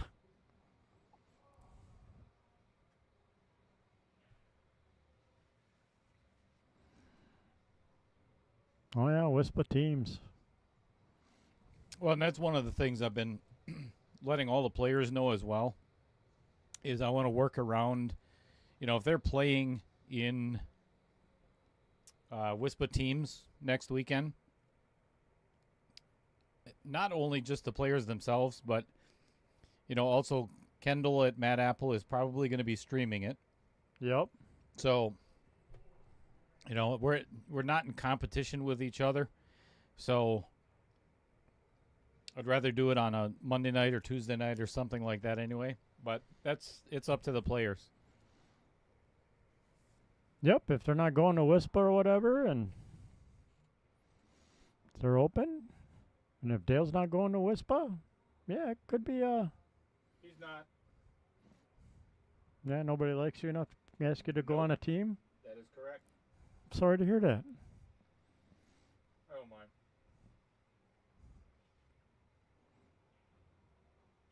Yeah, I wasn't looking for a team, but I got asked, so I got asked twice. That's even scarier. Then the first one we had a team, we started to get it together, and like all of a sudden 3 people backed out, so that team died, and all of a sudden a couple weeks later somebody else asked me. I'm like, all right, I'll try it again.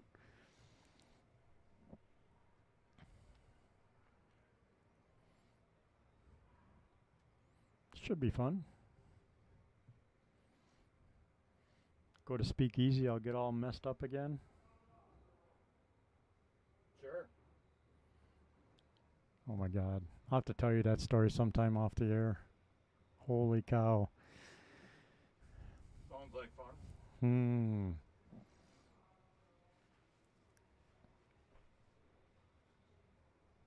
It's been many years since I've thrown up from drinking.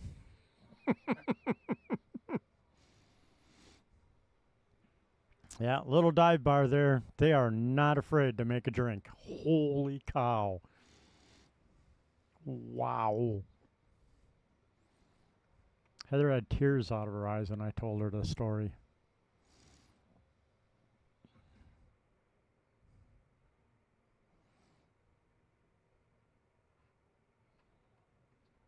Wow, I can see the snow on the building throughout the front window. It's nasty out there. Good thing we're in here where it's nice and warm. Can watch some pool. Talk stupid. Right?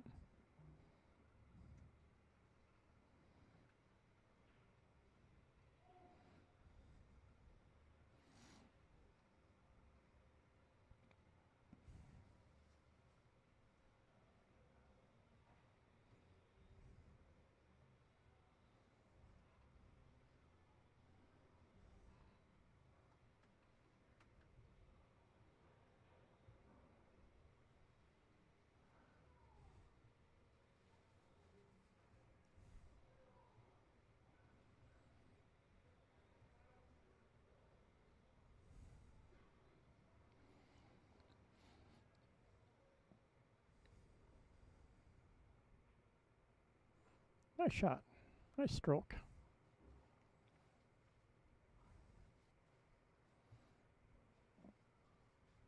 Do about the same thing on the 9. Just don't scratch in the side pocket, and should have a good leave on the 10.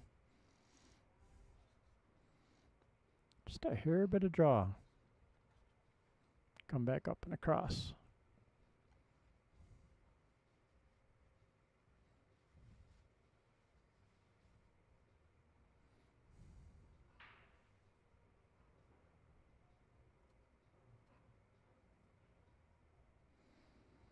What is the weirdest place y'all ever shot pool?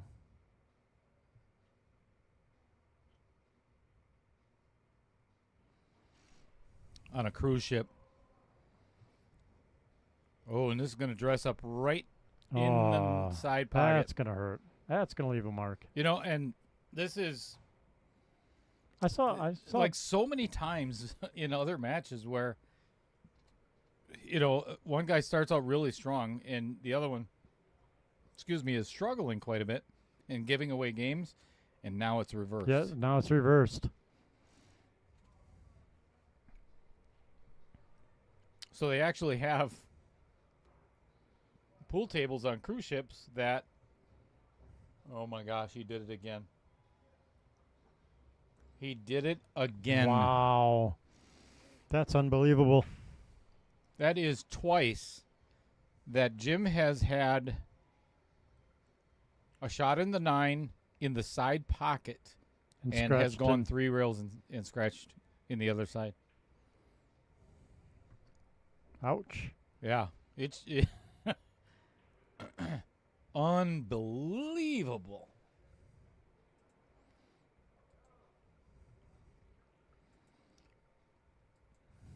All right. Very good friend of mine down in Florida. His name is Eddie Altman.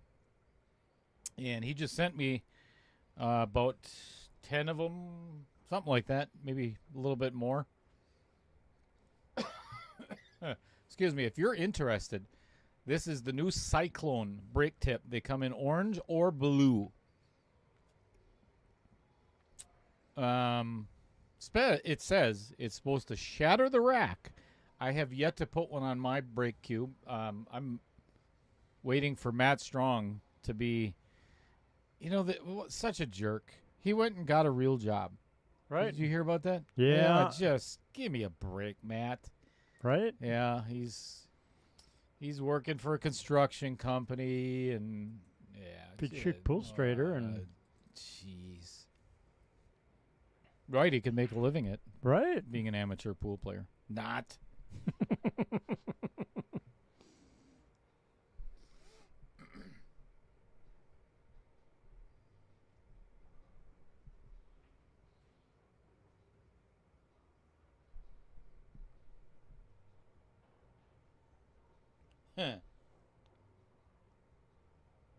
Roger Pregler, he played pool on a ship. Yep.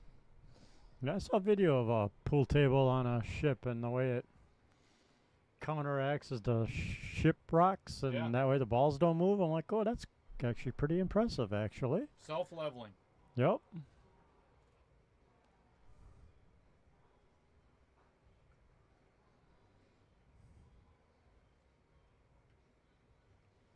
It doesn't really work very well. The balls still move. I bet.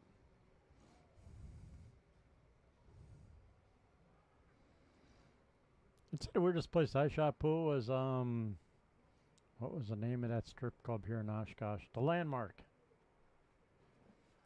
I had a bachelor party. Buddy's like, I really don't want to sit at the stage, and asked me if I'd shoot pool with him on the table in the back. I'm like, sure. Why would you go to a strip club and play pool? Again, my buddy didn't want to. No. Well, you know what? By the Not end a of good reason. By the time we got done, all the girls were sitting on our laps, buying us drinks, and paying for the pool games. All right, then that's okay. It was actually a pretty fun night. Fun couple hours that we were there.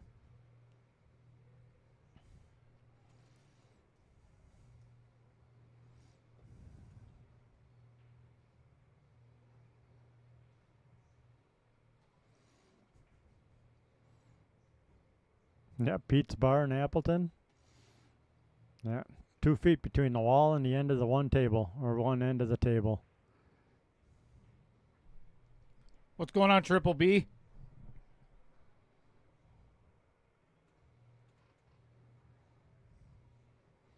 I think I gotta change it from beer to booze. Booze, bikes, and billiards. I like that. Not bad.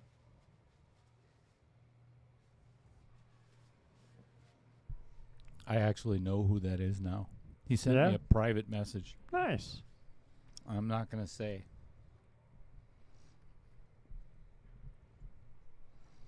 But his first name starts with a T and ends with a Rever. Oh, okay. You don't know who it is. You think you do, but you don't. It's not Trevor Simpson. Or Bart Simpson. Or Marge. I tried to get Sapphires to sponsor a pool team. Jonah was willing to sponsor us. Uh-oh. Scratch off What the one would ball. you wear for a jersey? Nothing? I don't know. But yeah, a couple of the guys that I tried asking if they'd shoot on a 3-man team for like Whammo because he would sponsor us, and my wife will beat me if she finds out we're shooting at a strip club. So never got a team together. Tried. I thought it'd be fun to play pool at a strip club.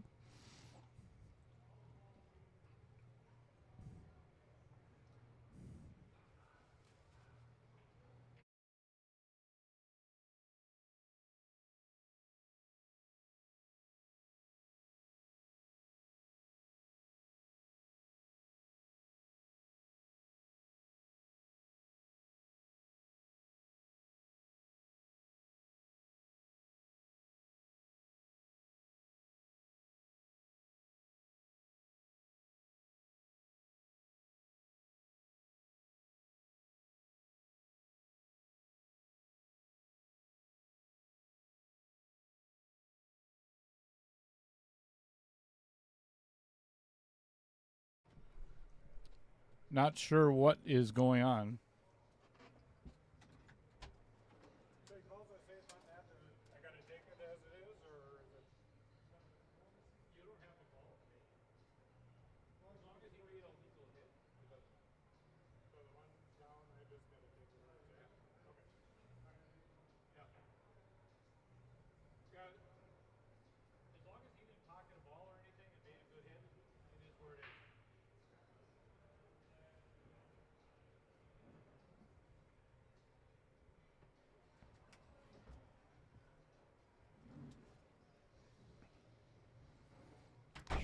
That's one of the things that a lot of players, I guess amateur players, are not aware of. Is you do not have to call safe ever in 9 or in 10 ball. It's, I guess, Yeah, as long as they hit the. as long as you hit your object ball, it's a good hit. So if you don't call anything, the only difference being is if you do call safe and you pocket a ball, then it right, becomes an option shot. then your opponent can make you shoot again. But as long as you're making a good hit, and that was the question, because Jim did not call safe on the 2 ball, made a good hit, and ended up it doesn't matter. It's still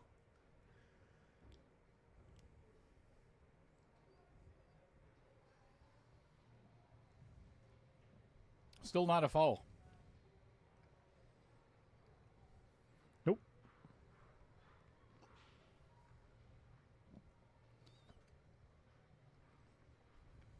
You see that a lot in tournaments where, and I get it from a standpoint of you don't want to be called out by your opponent or cause an argument or whatever, but you see them calling safe a lot more than necessary.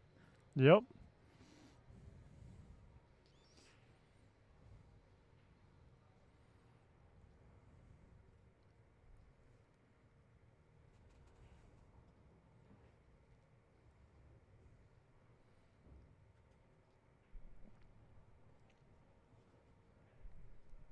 Well, 4 to the 5 could be slightly tricky.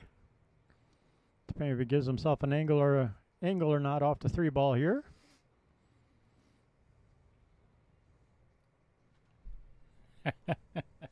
So Dusty Tables, first of all, where is, if I remember correctly, you are from Hendersonville or that area, right?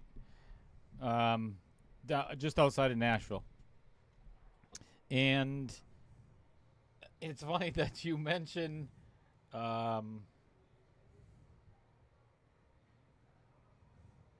what was the name of the swingers club in '85?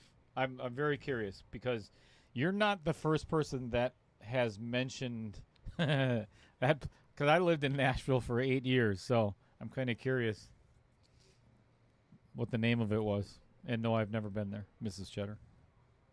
Just in case she's listening. Liar. I wasn't there in '85. Okay, that part I might give you. I didn't get to Nashville. The first time I moved to Nashville was in '91. Tough shot here. Yeah. Hit it way too thick. Jim is a little out of sorts tonight. Direct result of, I don't know, very unfortunate. Yeah, a couple rolls. Unfortunate rolls. I'm sure, like you said, them scratches are in, or them miscues are in his head a little bit yet. Still a long ways to go.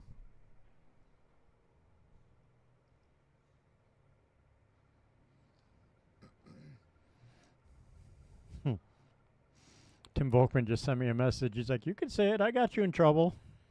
Yeah, we were at this bar for state 2 years ago, I think it was now. And so, yeah, we're on the same team, rooming together. Went 2 and out, went to this dive bar. And a couple guys there were being a little cocky on the pool table, so Tim and I started playing them, right? And I guess I was weaving a little bit as I'm walking to the table, and Tim's like, "It's only like your second and a half, third drink." I'm like, I'm not faking. I'm like, these things are holy cow strong. So I go to have another drink. Were you drinking made. like Long Island iced teas or what? No, I was drinking Mount Royal Light and Mountain Dew, and it turned out that Tim's like, There's all no right. Mountain Dew in it? Pretty much. Tim's like, all right, I watched the bartender make this drink. He's like, yeah, it's like a half a glass of ice, not the full glass like normal bars. And he's like, yeah, he filled it up like almost 3/4 of the way, if not just a little past that. And then when here's your little squirt of soda, he's like, yeah, you might be a little more drunk than I think you are. And they were going down well. I was feeling good. Yeah, That's the worst part is when I think I when they had taste 6. Yep, I think I had 6 or 7 drinks that night on an empty stomach. Just feeling no pain. I was definitely hammered. 1 o'clock in the morning, getting ready to leave, we decided to order a pizza. Why wouldn't you? That's probably the mistake, was eating pizza when we got to the hotel room. Because that's the first thing that came up, right? Yep. I threw up 3 times that night. Super. Oh my gosh. Well, Brad has left himself in a nasty position as well. To get to that 9 ball is going to be a little suspect. Jacked up over the 10. I think I'd have to go rail first on this. Yep. I like Amy's answer. Jamie used to play for a strip club, and he was sponsored by Chubby's. Nice. I thought it would be fun to be sponsored by a strip bar for a pool league. That's a nice little rub on the. Let's talk about strip bars or nice rubs. That was a nice rub on the outer points there for Brad. Yes, Brad it Royce was. there. That hit the outer point and kicked it straight down table.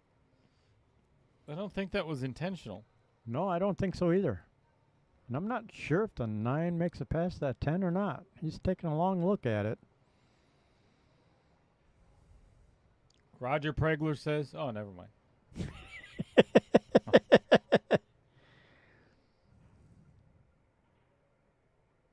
He said there used to be a strip club in town that had a team on the Whammo League. Had to shoot there at least once a season. I'll bet you it was Landmark. Yeah, Nice shot. Thought it was going to wiggle and stay up there for a second. you and I both. I thought that was going to hit the left outer point.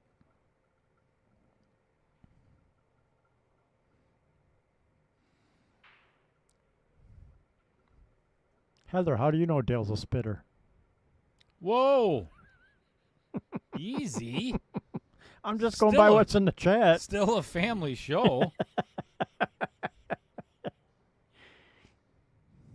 Not sure how that came into play in the first place. All right. Brad has just doubled Jim's score. So we're headed into rack number 10. So let's talk about. This is the hardest one to read, so I'm gonna give it to Chris.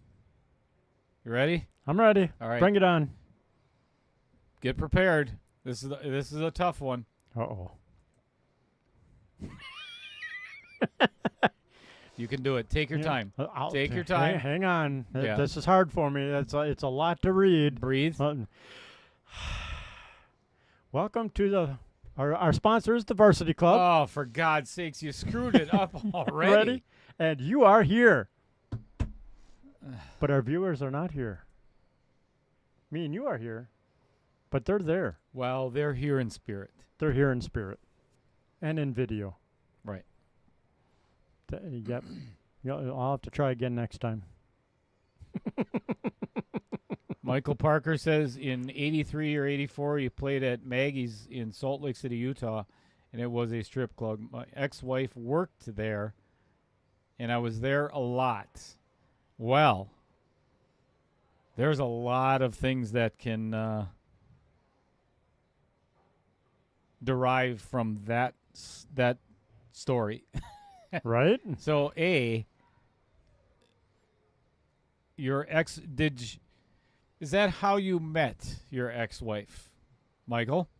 I'm guessing so. I'm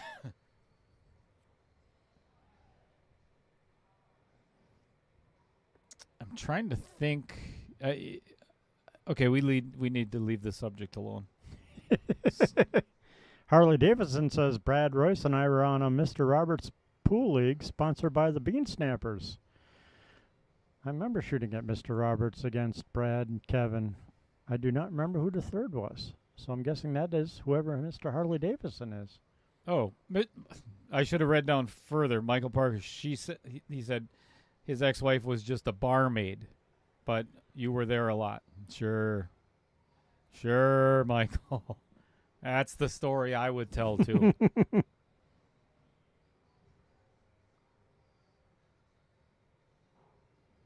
The Tennessee Social Club, it was called. Huh.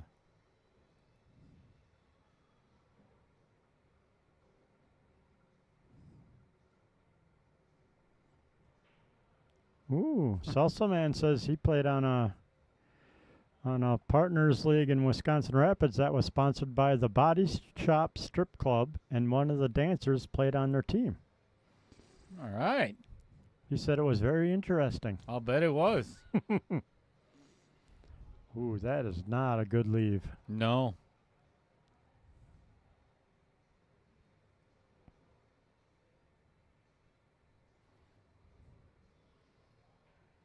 You're very welcome, Amy. And as a matter of fact, Did you find the pictures yet? yeah, so given that Brad is going to be taking his time on what he's going to do here, these are the jerseys that Amy and Jamie got from on board. They look fabulous. And this picture does not do it justice at all. Just really cool colors. Look at this shot. Almost made it. That would have been nice. Yeah, they really turned out nice, Amy. I like the way you look. Enjoy Yeah, 'em. I thought they looked cool when you were here the other night, Monday night.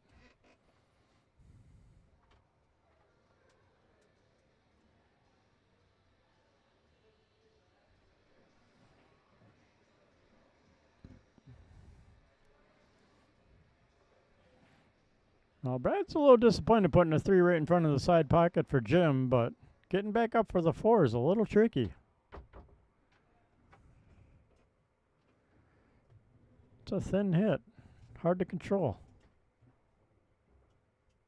Yeah. That's gotta go. Oh, That's gotta go. I think you got there. That's gotta go.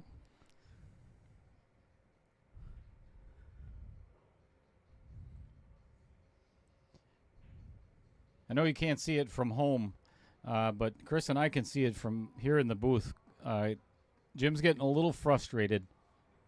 Understandable. It's, I hate to say it, but it's nobody's fault but his own. At this point, there's too many misses in the beginning of this match where he should actually be up 6-3 instead of down. And, shape like this, he's a foot short of where he should have been. Yep.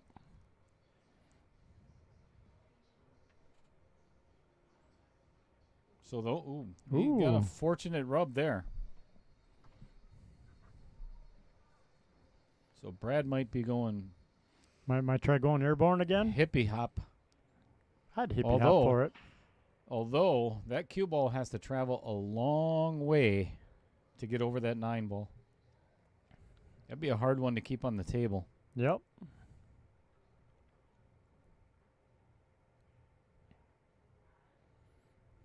So Dusty Tables, that all of my jerseys are customized through Onboard Sportswear in the UK. I've sent them. I can't tell you how many times vector images of all the sponsors and my logo and everything else, and they do a fabulous job. So Alex Van Boxtel and Nate Mindham, Tracy Kennis has helped me quite a bit. That's Sam Henderson's mom. They've been really helpful in getting me what I'd like for the players.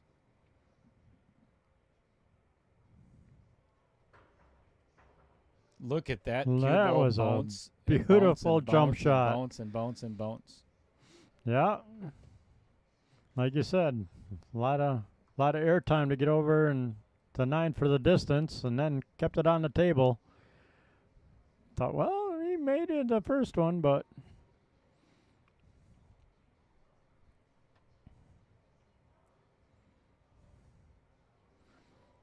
now he needs to capitalize.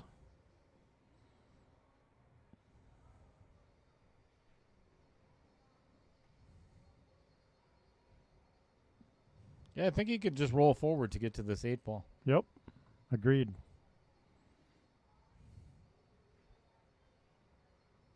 Don't want to be on the rail. He's on the rail. Yep. Hit it a little light. That limits his options for the next shot.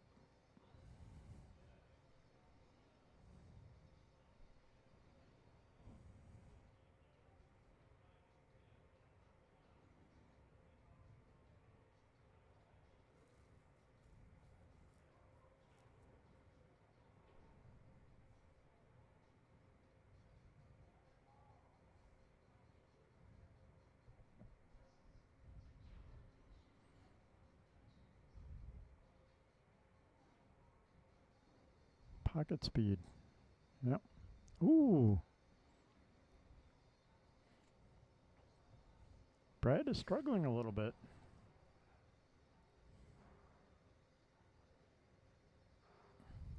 I tell you what, it's not the easiest shot here for Jim, but man, I'll tell you what, if it was me, I'd be thrilled to be at the table right now.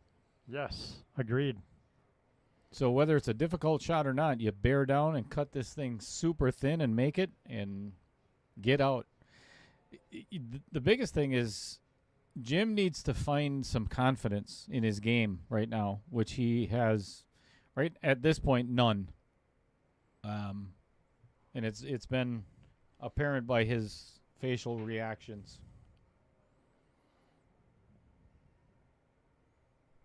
So you hit it super thin and hope you get a leave on the... Yeah, that's... Again, just hit it thick.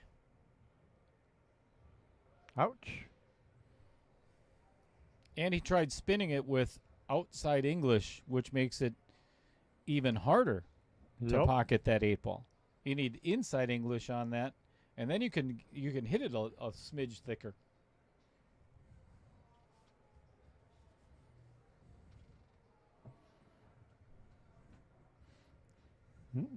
Looks like Brad's going to go airborne again.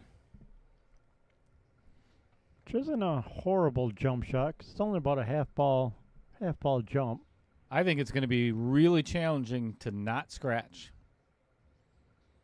That 8-ball is I pretty personally deep. would masse for this. I would too.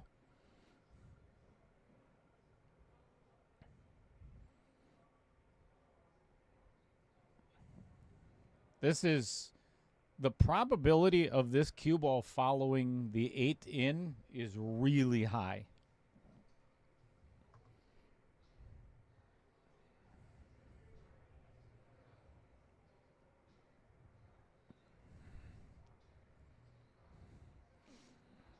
Granted, the masse isn't the easiest one either, but I think the percentage is probably just a little bit higher than the jump shot. And he's really reaching. Yep. And he's got to jump right-handed as a left-handed player. Yeah, So- that's why I would masse. As a left-handed player, I'd masse this shot. I mentioned earlier that John Williquette's jump bank was one of my in the top 3. I'm going to brag a little bit. He's going to change his mind. I'm going to brag a little bit because I think another one of the shots in the top 3 on the stream I did myself. And that was a jump shot on the 4-ball with a bridge. And drilled it. Ooh. Drilled it. I tried jumping with a Center bridge pocket. once. It did not go well. No? I haven't tried it again. Yet. Back in the day, I have a shot. Oh. Boy. I'll tell you, Jim has to have this. I mean, ball in hand on the 8-ball, this is not a difficult out. So anyway, I was playing Tim Volkman when it was still Bo Dudley's on one of the 9-foot tables over there and had a jump shot. I got hooked on the 7-ball. So I had to jump over the 8, and I'm literally like laying and made it. And Tim looked at me. He's like, "Are you freaking kidding me right now?" That is awesome. Yeah. So I got to go back and review that. That was a fun shot. I was actually playing Scott Kugel in the. Ooh, I do not like this option. 3.0. I don't like this option either. I like coming off the short rail where we first put it. This is too easy to like overhit it and have it go shooting down the table. If he wants to get shape on the top side of the table where he is right now, Then I'd go you this make route. it but make it natural and you put the cue ball right here. Yep. Put the cue ball right there. Pocket it, go off the rail and up in that direction, whatever. That's the worst telestration.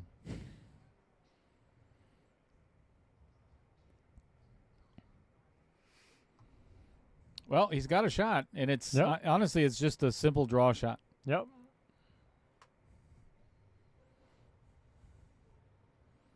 Yeah, slight little draw, pull you right back, straight in on the 10 in the corner. Just got to pocket the ball. Missed the pocketing of the ball.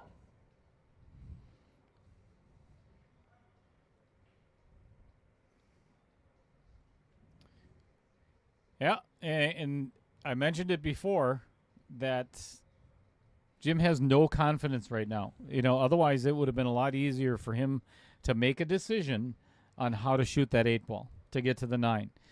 He got nowhere near where he wanted to get with that leave on the 9, which brings doubt into your mind for the next shot.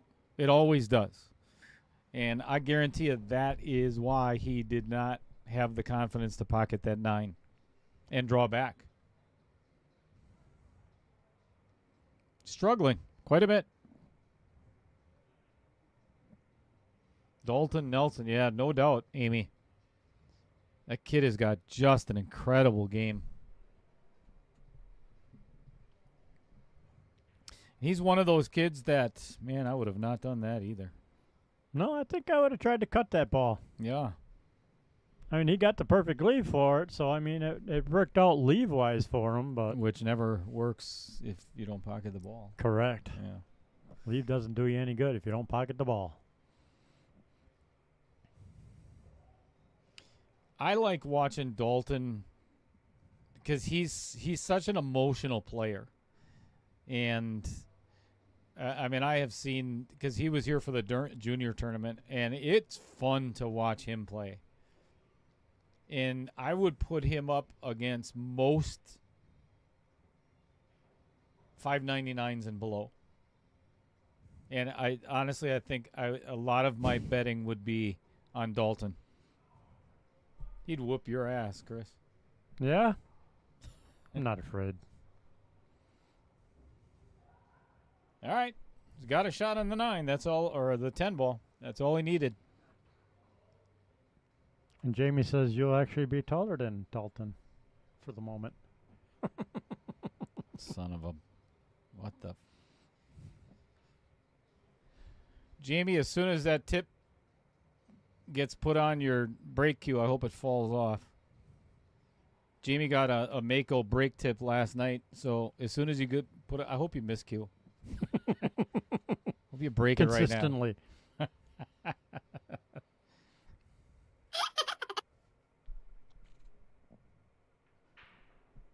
All right, that was hit with some confidence. Yep.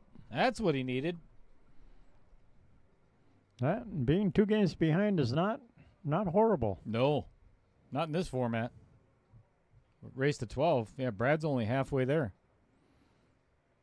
Ooh, the tip's being put on the shaft right now. Is it really? Yeah, that's All what right. Amy says.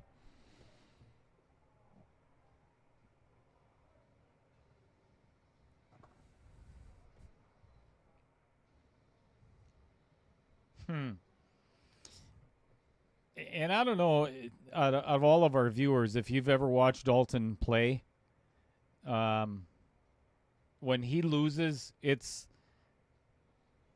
heartbreaking.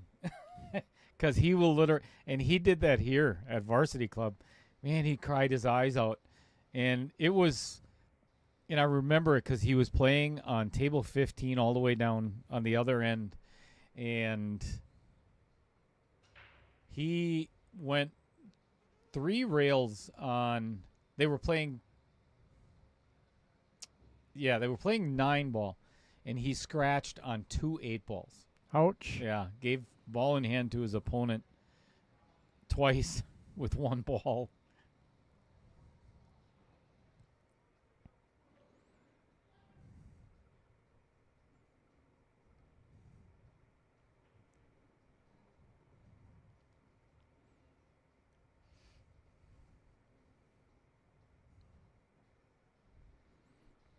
All right, well, made a ball on the break, but hooked on the 1.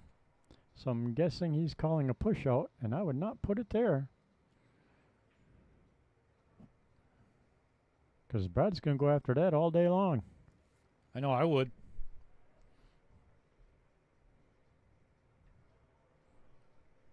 Okay, it could be another one of them 3 rail safeties. Do a stop shot on the 1, send her around 3 rails, get it behind down by the 2 ball, behind that 5-4. Or why not just make it and run out? Yeah, you could do that too. As long as you're confident you can get a leave on the 2.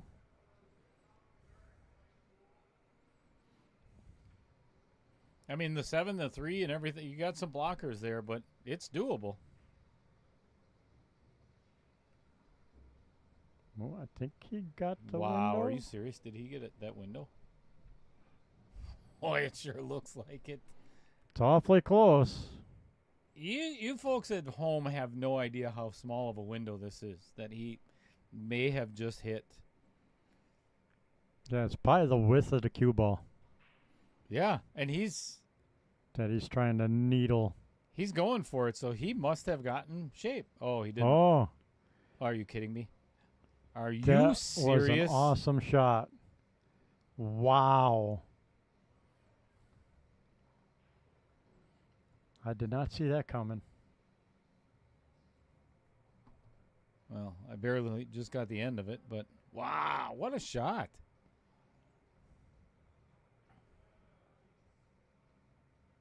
I would not have put that 3 ball there. Oh, well, I would have if I would have hit it to put Put I the cue ball a lot tighter. Tighter on that 10 ball, yep. I mean, I get it, that's what he was trying to do, but Sean Johnson, what's going on?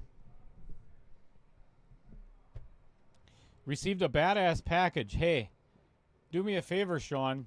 Send me a picture.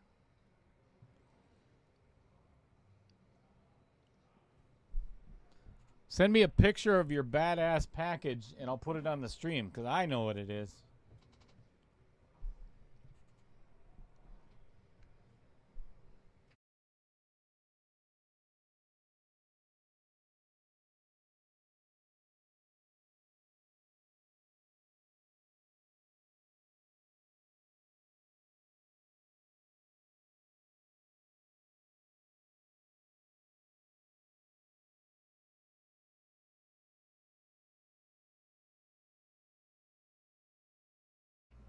Don't you wish you were there? right? Apparently, Yeah. no Main po- Street Nina just lost power. So obviously, with all the ice, freezing snow, and whatever else, it's going to make some droopy power lines, and yeah, there's going to be power outages all over the Fox Valley. Uh-oh. Well, safety paid off.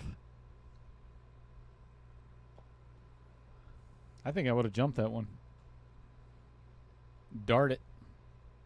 Dart it. Lean over the table and throw a dart at it.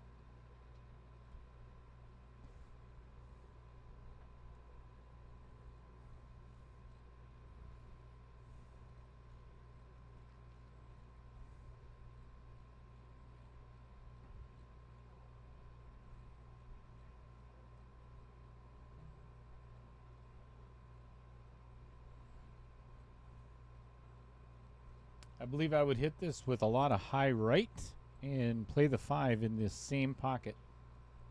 Come out one rail, Yep.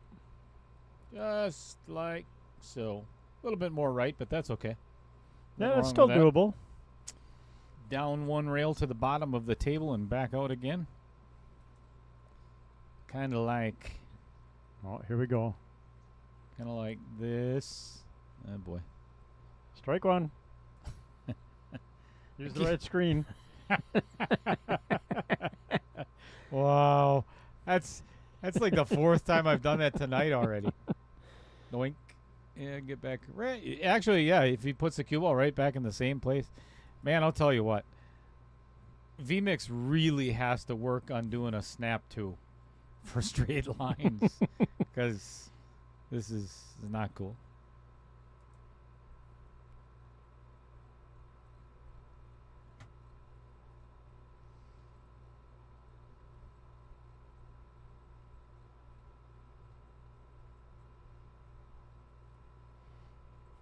Yeah, my wife says everything in the house is freaking out because it doesn't have internet.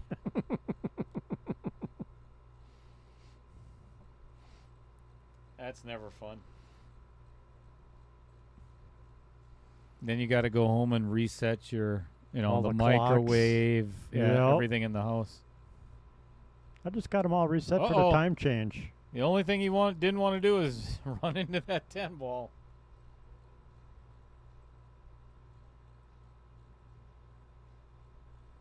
Oh, power's back on. Well, that didn't take. That wasn't even any fun, Heather. Right? That was really anticlimactic. You should have just left it alone. Just not said anything.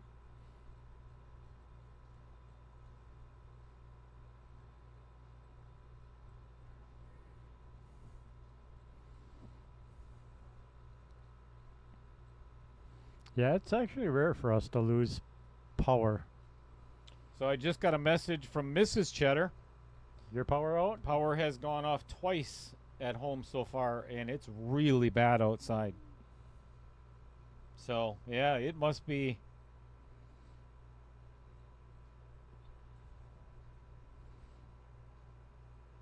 Yeah, like across the street a lot of times in Neenah, because I'm on Main Street.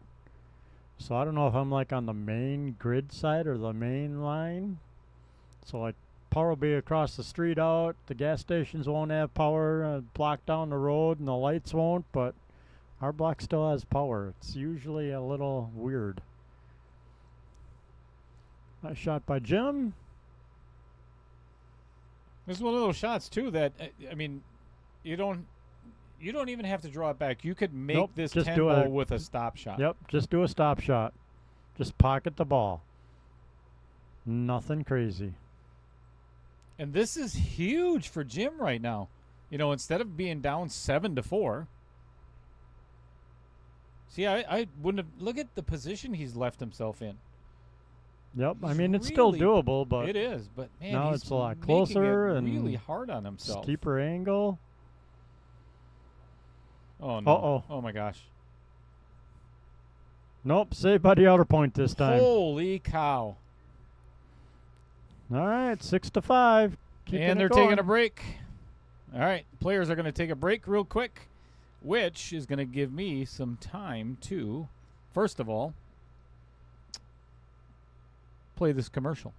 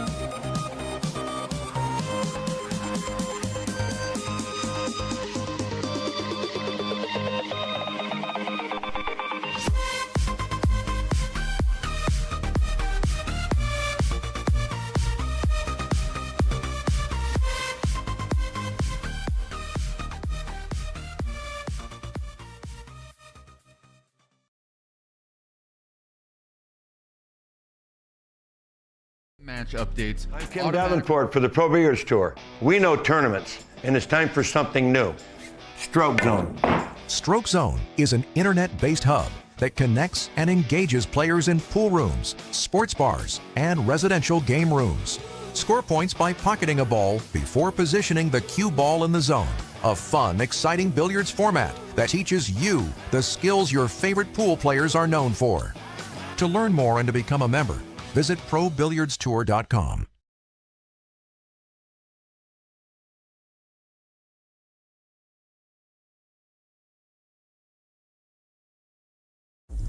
Digital Pool is the ultimate app for billiards enthusiasts, tournament directors, and league operators.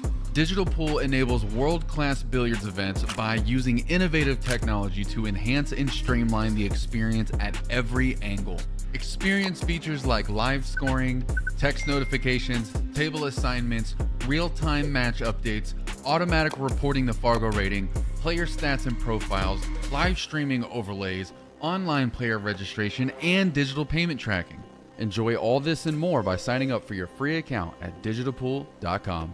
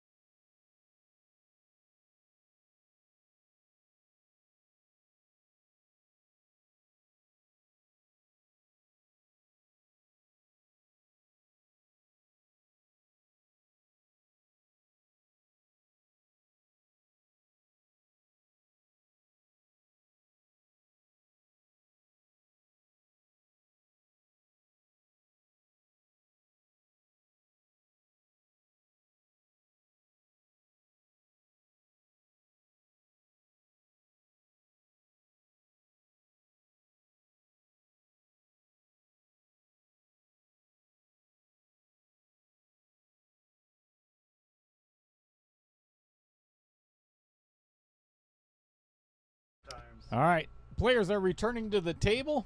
So what you're looking at there is we've already got 54 or 55 players signed up, something like that.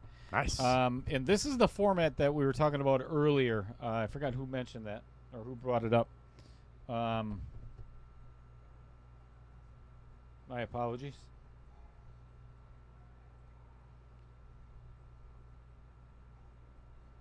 I'm looking it back because it drives me nuts when I forget. Uh-oh. What are you forgetting? How many people are signed up? No. Oh. Who asked about this question, the format? Anyway, so the way it's going to work, and there's no deviating from this. So it is, the first set is going to be a race to 4 8-ball. The second set is going to be a race to 5 9-ball. If one player wins the first 2 sets, obviously the match is over. If they split the first 2 sets, it's going to go to the third set, which is a race to 4 10-ball. If that set gets to 3-3, hill, it becomes a shootout. Just like in the Predator series or whatever series that is, they're going to get 3 spot shots on the 10-ball. I like the spot shot. Me too. And yes, it's on a bar table. It's going to be easier, but obviously. But we don't play on 9-foot tables, so whatever.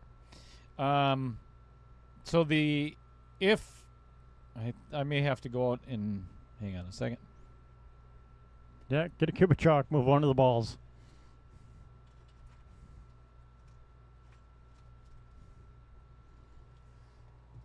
That's all right. Let them do it. Yeah, as long as they're both happy with it. Sure. So it'll be 3 spot shots for the competitors. Whoever won the leg gets to shoot first. So if both players make, oh boy, left that one a little short. Whoopsie.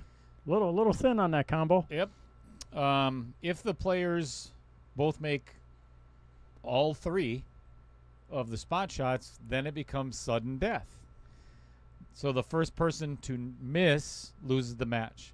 So I think it's really going to, I hope so anyway, it's going to add a very fun level of excitement, not only for the players themselves, But for the viewers. but the viewers. And I think it's going to shorten the match time. I hope anyway. And it's nothing against the players. You know, that's if we were playing in a 625 and over, you know, this obviously this match would already be done. You know, that's not what I'm trying to say. Is for the lower Fargo, it's going to take longer. You know, they're not going to run the table as many. I mean, we've all seen Chris Green play. Right? You know, we know what's going to happen. So hopefully this will bring the match time down a little bit and make it a little bit more exciting. So I'm really looking forward to it. And I got to give a shout out to Tim Stockinger because this was his idea, not mine. So, and I love it. I think it's a great idea. Yeah, I like the shootout idea.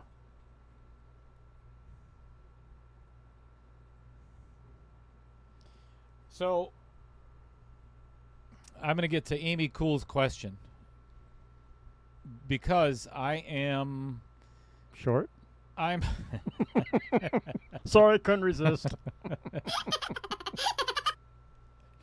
Being in construction my whole life, I think I'm a little bit more flexible and I'm, you know, lower to the ground.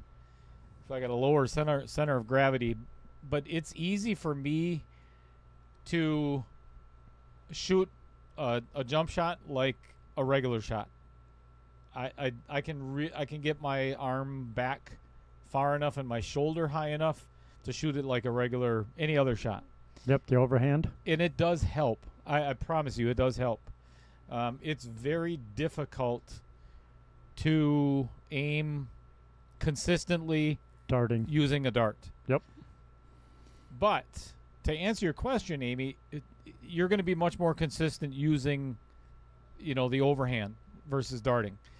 But there are times where if the object ball or the ball that you're trying to jump over is really close, sometimes you have to dart it.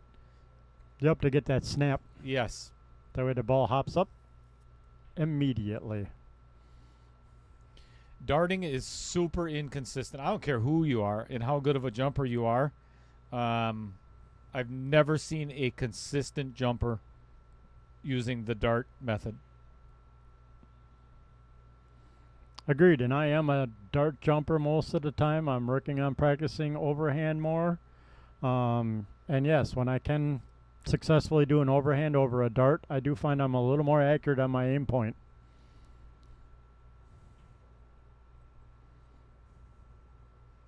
Jason Gibbs says, give the player the option to go first in the spot shots. A lot of players would rather go second. I disagree. And here's the reason why. I think a lot of players would rather go first because if I go first and I make those spot shots, I'm putting the pressure on on my opponent every single time. And if you look at the pros, you ask any pro, I guarantee you, I promise you, they're going to say, I'd much rather go first. It's the same thing in golf. If there's a playoff, 18 holes, you end up tie, and they've got a playoff, I want to be on that tee first because I want to put the ball in the middle of the fairway and put all the pressure on my opponent.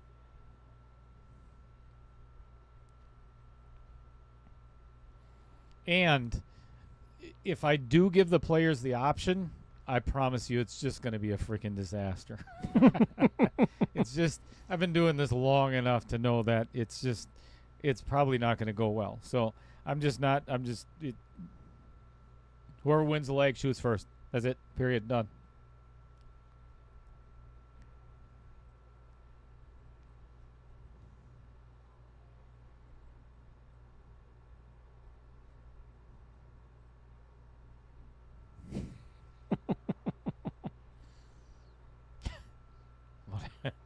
Well, if she quit drinking when she's shooting pool, she wouldn't be so wobbly.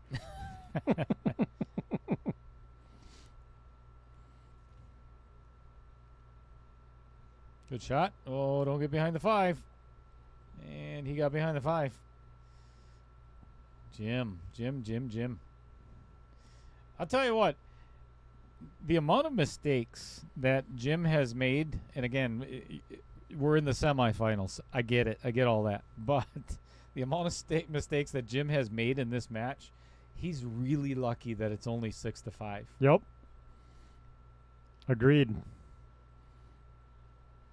And Brad is actually making more mistakes than I expected him to from our match the other day, last week.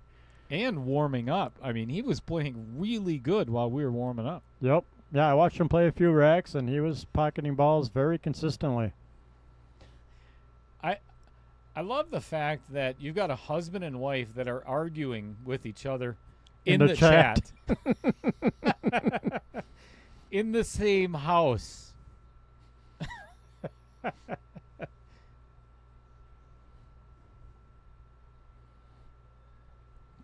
She's on her phone. He's on his phone. They're chatting with each other. Watching on the big screen TV, probably. You know what, Amy and Jamie? Send us a picture as to where you are right now. Send a picture of your living room or wherever that you're watching from. Or have one of the kids, if Corbin's available. If he is available, first of all, hi, Corbin. 2, have him take a picture of you guys each on their phone. I can picture it already. Yep. They're both just in the chat separately, but together. Yep. I could see me and Heather doing the same thing. Sure, like I say, sure. sitting downstairs, her on her phone, me on my phone, and watching it on the big screen. I promise that would not happen at the Cheddar household because there's no way Mrs. Cheddar be like, what? I don't want to watch that crap.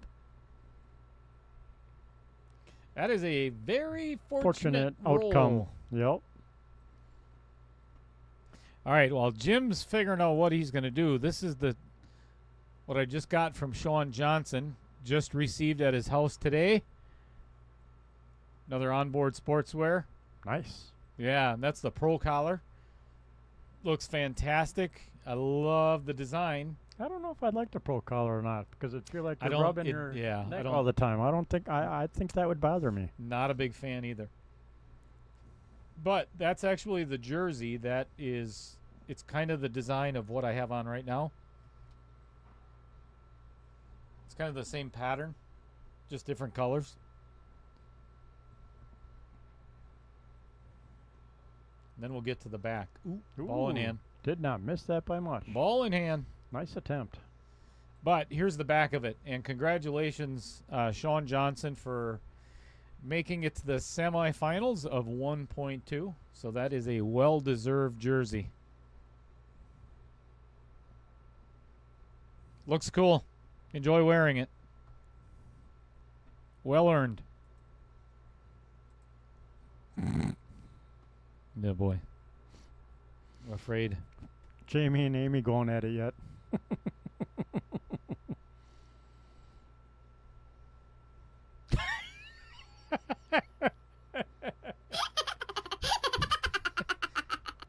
Yeah, I get it, you bonehead. He's at his buddy's shooting pool. We do that often, though. Okay, that's funny. So not only are they in the chat together, but now they're in separate places. Watching. That's awesome.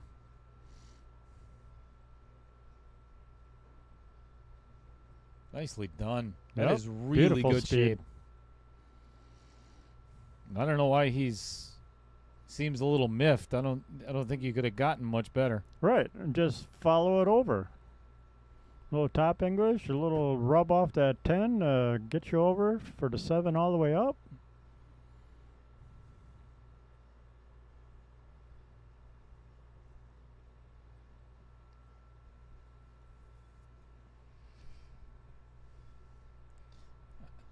I guarantee I could jump higher than you can, Jamie. I don't care if you're a roofer.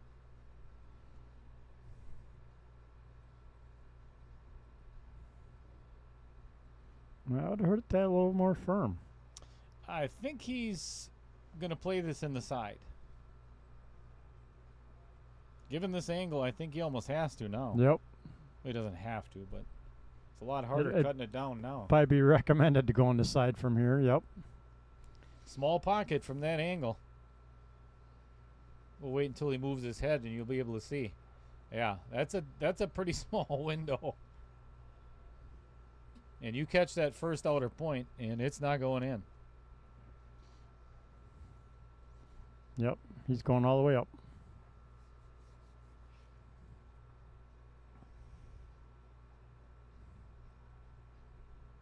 Nope.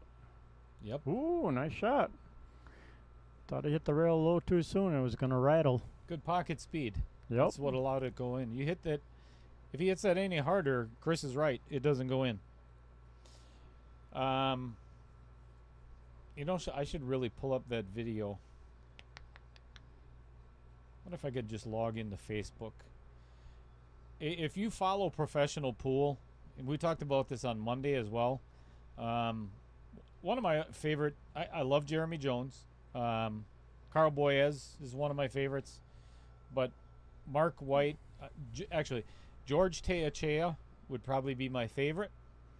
And then Tim DeRuyter is very good as well. I get to work with both of those guys.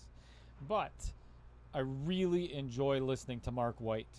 And if you know of anything what happened, or if you've listened to him, he's hilarious. I mean, he's really a fun guy to listen to. He just had a stroke last week. He's in Thailand, and he's having a really difficult time. So send out all your best wishes. If you're friends with Mark, send him a get well soon, or send him something, to keep his spirits up. I sent him a message at about 4 o'clock this morning, and because his typing is really difficult, and he says it in a couple of his videos. And the last 2 days, he's had the hiccups so bad because of the stroke, or for whatever reason. I forgot. Amy could probably clarify a little bit more. But he's had the hiccups so bad where he can't even talk. That would be horrible. Yeah, and they had to give him a special pill this morning or last night so he could sleep, because the hiccups continued so bad that it keep kept him him awake. So give him a shout. If you could do a voice recording, it's a little bit easier. I wish we could get Mark in the chat. That'd be awesome. I'd like to give him a call over in Thailand. That would be fun. Right? Amy, send Mark a message and ask if he wants to be a guest on Outer Points Productions for a little while. I think we should give him a call live in Thailand. That'd be worth whatever it's going to cost me. I don't care.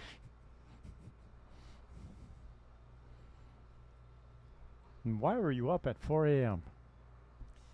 I was talking with Rick Chamberlain this afternoon, and when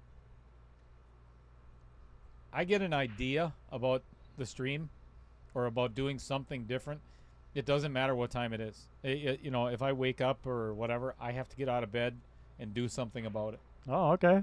So, and it happens pretty often.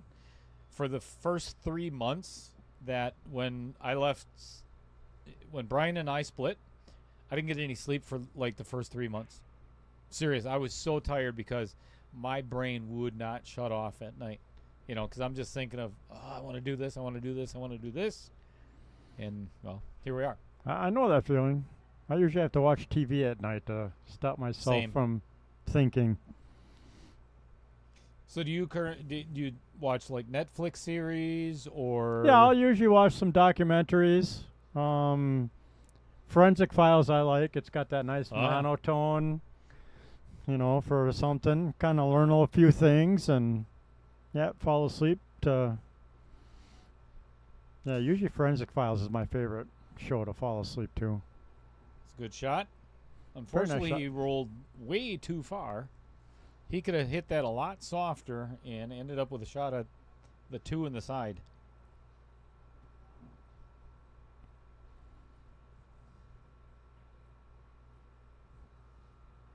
I don't sleep, you know, and it drives Mrs. Cheddar insane because, you know, she's been a teacher for almost 40 years. So her schedule has always been the same. Right? Nothing changes. You know, she's got to be up at 5:45 every morning, get ready, be on the road by 7 o'clock, get there at quarter after or 20 after, get ready for the day. Oh, this is going to be bad.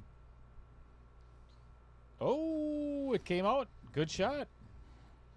Good shot. Make sure not to leave any evidence behind, no matter how small it is.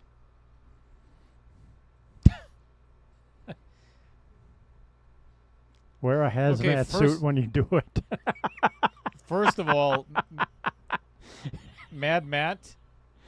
Oh, nice save.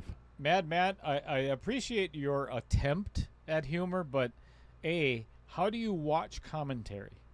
So if you're going to be funny, buddy, get it right. At least get it right. Yes. Yep. I listened to the crappy commentary. Yes. Proofread your comments in the chat before you hit send, because watching commentary is really difficult. I've tried it. And horrible commentary, that is just a slap in the face for Chris Green. Right? It's I'm mediocre. bad. I'm not horrible. Yes, exactly. We strive for mediocrity. Anybody that comes in this booth and tries to outdo or outperform mediocrity, you're never coming back again. It's just the way it is.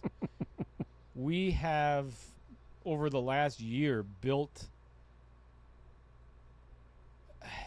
Man, I hate to go...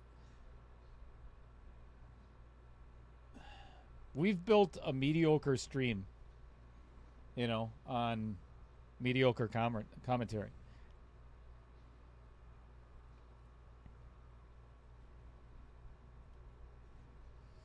Okay, watch good pool, listen to crap. Wow, he's kind of brutal. I think we're going to have to remove him from $4.99 and under. Right? Or charge him double. Amy says you got to give him a little slack. He's a Reedsburgian. That's no excuse.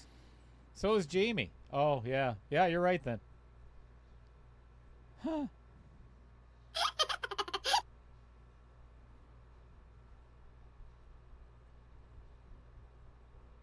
Jim.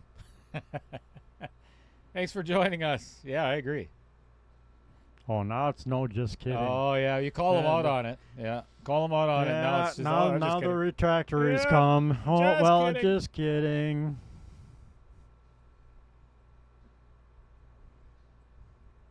You know what? I vote charge double. Yeah, I love Nick's idea. Matt, your entry fee just went to, what's 265 times 2? That'd be 530. Yep. Your entry fee just went up to $530. Single elimination. Good luck. Oh, yeah, you're right.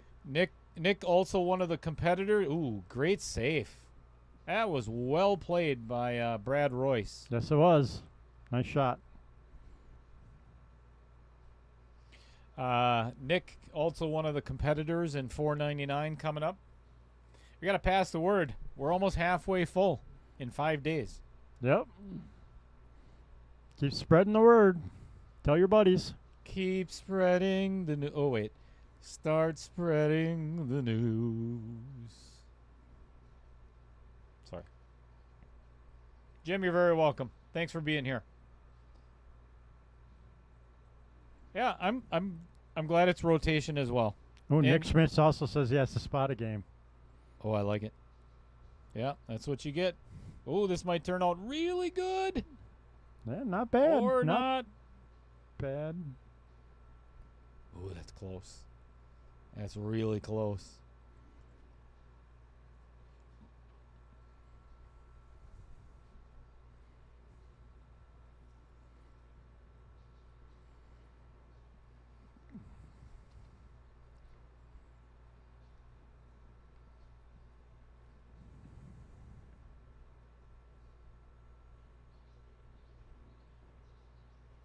Mad Matt says he can't donate that much.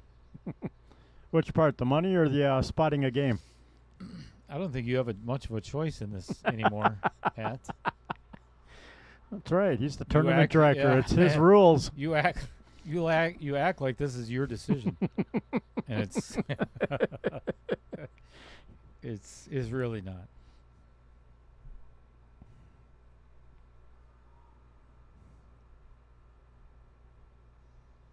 Amy, what did Mark White say? Has he responded?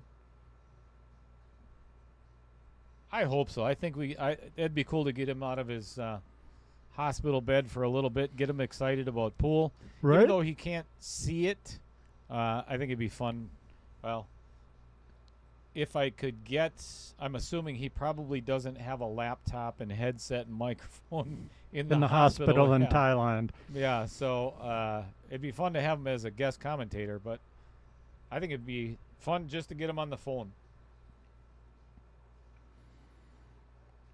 Well, Brad left Jim a long shot, but he does have a shot.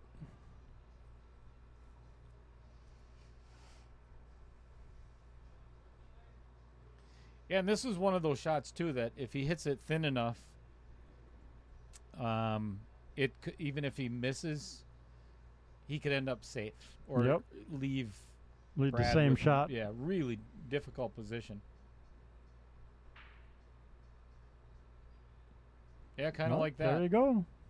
Yeah, that's not the worst outcome. Hit it a little thick, but yeah, that's not a bad leave. Other than the fact that Brad can probably stick Jim right behind that 6 ball with the cue ball, or the 3 ball, put it back there. One of the two.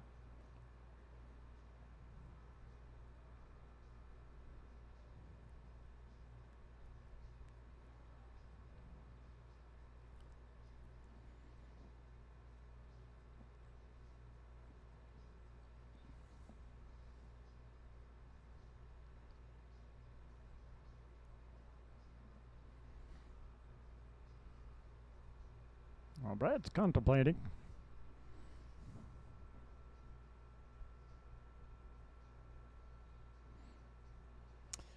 Nick, yes, they go up. This tournament actually started, or this KO challenge started out with,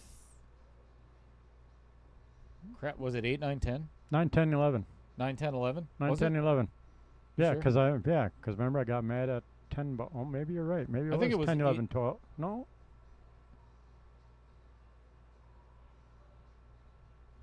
I thought it started at 8, 9, 10. Yeah, you're right. 8, 9, 10.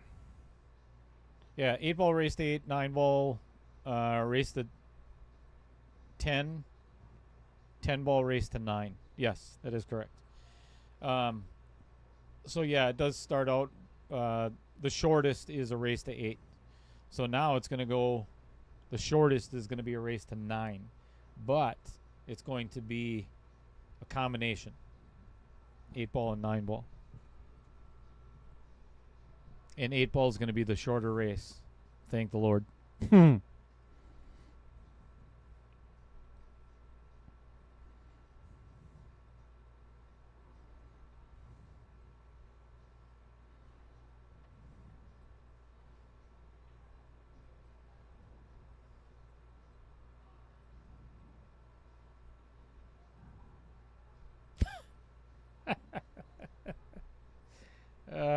Amy, that cracks me up. The picture you just sent me is friggin' hilarious. I'll show Chris. So Jamie and they're not even playing pool. They're watching the stream and listening to our mediocrity. That's fabulous.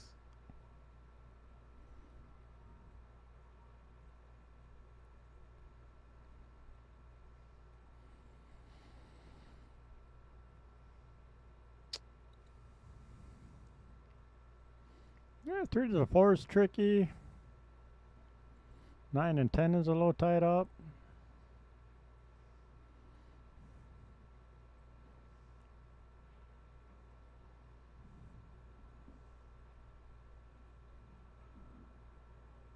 Ooh, this is a tough leave. Yes, it is. Pocketed the 3, but he's left himself a nasty cut in either the corner or the side. And potential scratch on both of them. Yep.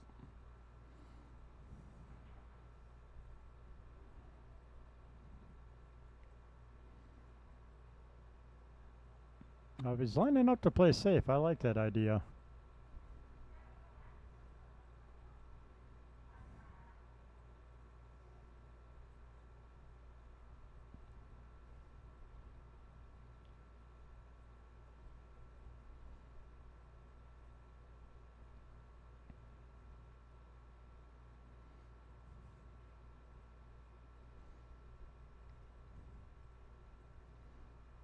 Oh, long shot on the 4. Pretty easy to get a leave on the 5 to 6. But I still don't like that 9-10. Ooh, Jim playing a safe. It's not a bad idea. No. Well, again, I don't like the 9-10, so what's the point of running out?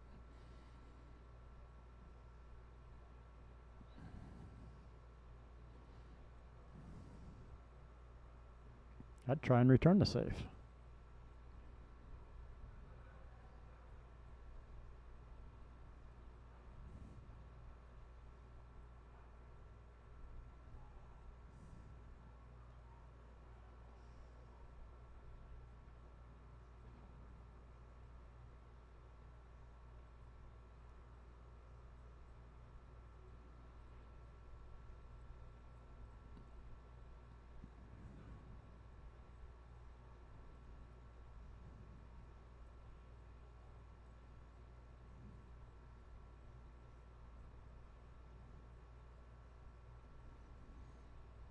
Nope, we've had the races go up for no matter which far goal. Yeah, Group has it's been always playing. a longer race when you get to the end. As it should be. They earn that. Yep.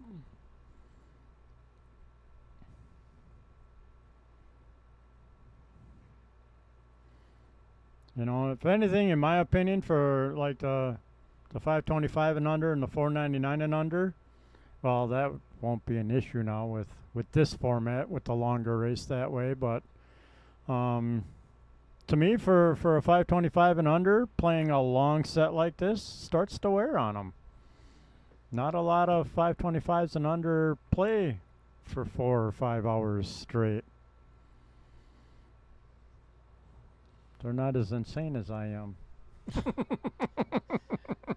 But you know what? And I was talking with Rick Chamberlain again this afternoon, and people don't realize too that not only it's an honor. It truly is. The amount of messages that I get on a daily basis on, you know, just from not only players and viewers and fellow streamers about the format and everything.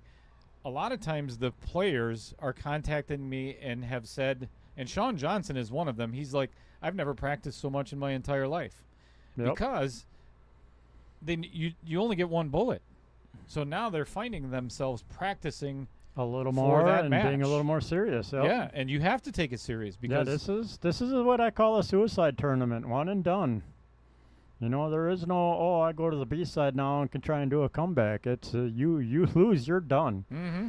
Whether it's the first round or the fourth round. You know, and the fun part about it is, too, it's fun for me. I don't think it's fun for the guys that – but – and that's the whole design behind – or part of the design behind it is you have to take it serious, because the next tournament that you're going to be able to qualify might not be for another year, right? Yep. So if I'm doing a 490 – the next one is a 499 and you end up having a bad day, or you didn't play well, which happens with everybody, or you didn't practice, for your one match, and you're out, you might not have another opportunity for a long time. Yep. Or you're going to be playing in one of the KO matches or the KO tournaments with higher Fargo players, just to play again. But I love that people are, they're putting more time into the game for that one bullet. Yep.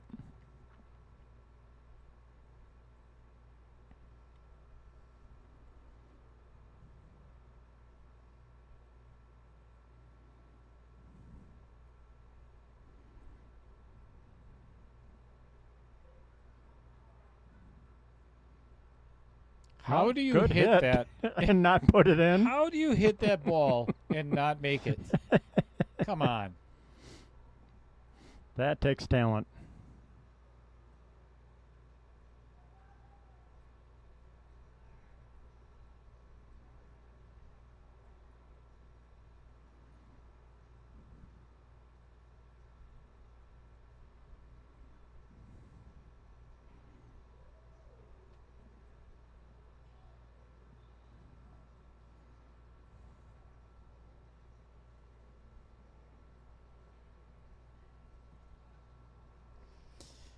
That's another thing, Jim, too, is, and I think what's made it as successful, and again, it's just a lucky idea. Not going to take, but a lot of dads, a lot of guys that work all week. Oh, that was really well played. Yep, very nice touch. Guys that have family, vacations, you name it.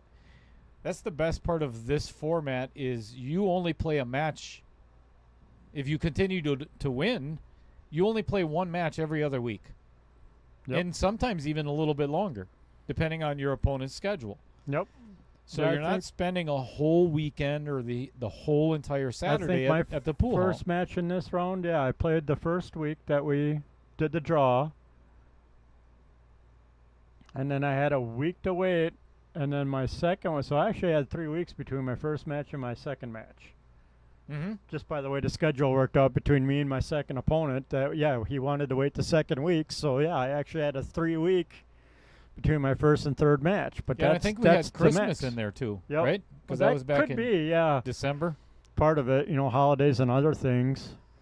But, Nick, if you're talking about, like, the new format, yes, the 8, 9, and 10 ball all be played in one match, one night, or afternoon, or wherever you make your schedule. But we'll say sake for streaming, starting at 5, 6 o'clock. Yes, you'll play all 3 of those sets in one match, in one night. That is the match. Yeah, that is the actual match. So it's not like you get together, you play the first 4, and then go, okay, tomorrow night we'll come play the next 4, and if we have to, we will come back on the third night. No. That is the match format. Good way to look at it is it's a race to 9 with a combination of 8 ball and 9 ball. And the reason I say that... Bless you. Ooh, excuse me. The reason I say that, if you win the first 2 sets, the match is over. So the maximum that it could be is a race to 12. Maximum. Actually, no, maximum would be a race to 11. Because if you win the first... You're confusing yourself. I am. I sure am. Too late. Already confused. What is it? Race to 9? Yeah, it's guaranteed So to raise to 9, no matter reverse, what. it could be as 17 games. Yep. Versus this, I mean, tonight, this could be a potential 23 games. That was a really nice save by Brad, by the way. Dave Dolly.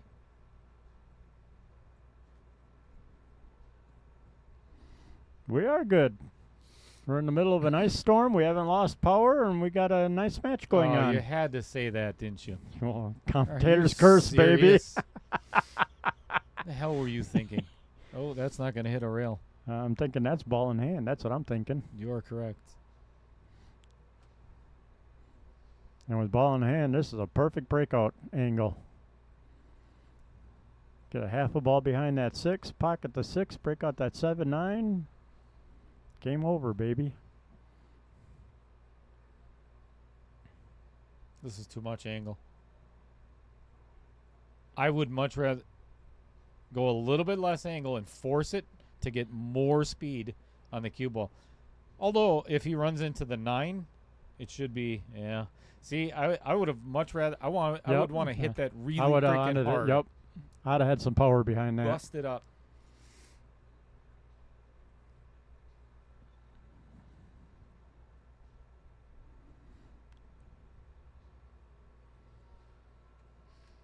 My outer points are firm enough. Your outer points are firm enough for now? Yes. Well, Jim says to quit raining wherever he's at. No, we're getting ice and snow here. Rain is not an option anymore. Well, Brad's disappointed he didn't get behind the 10, but it's not like it's an easy shot. It's not a gimme bank. There's Nope. no, for sure. You're off a little bit. You're nicking that 8 ball, and that 7 is not going in that side pocket. Got to hit that perfect. Thread the needle. I think I would actually. I'd return to save. Yes, I would too. I would hit the. Well, let's use a telestrator. That's why I bought it. Use the right screen too. I would get on. Oh boy. Off the right side of the 7. Yes, just like this. Oh, come on, do it. But he put the 7 in the wrong place. And he dropped the 9, so now it's an option for Brad. Look at where he ended up on my line. Yeah, perfect. that Right is at the end. perfect. Very good. That is exactly what I would have done, but I would have tried not to put the 7 there.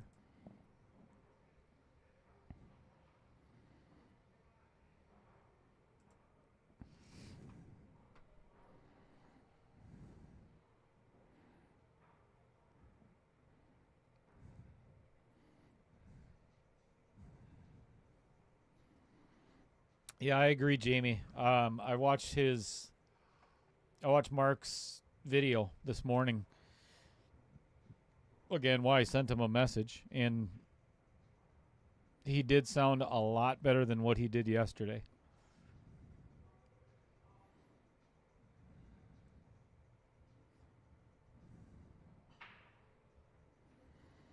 Jenna Tolles says, how did Chris do in Cub Bear? That was a tournament, that 6-man tournament I was in last weekend. If I remember correctly, we won our first 2, lost, waited 5 hours, and got to shoot another game and lost that one. So we were done by midnight. So we got to sleep in on Sunday morning. Whoop, whoop. How fortunate for Jim Sorensen. He gets the exact same shot that Brad he would have missed. had. Yeah. Yep, Brad gave it back to him. That he would have had. Wow. Yep, I'd have been on the fence on that one too. I'd have been like, like I say, Brad does not seem to be playing quite as confidently as he did Monday against my match. No. So I almost would have been, do I risk, that Jim is also not as confident on this little bit of back cut and long distance, and hopefully he rattles the ball and sits in front of the pocket for me. So, but yeah. It's actually a little more of a back cut than Brad had, so see how Jim deals with it. I'm trying to figure out what Jim is doing with his cue there. He's trying to figure out. Man, all I'd want to do is pocket the 7. I don't think I'd care really all that. Just give me a shot on the 8 ball. Just don't get behind the 10. He's Uh-oh. okay. Nah, he's okay. Yeah, he'll be all right.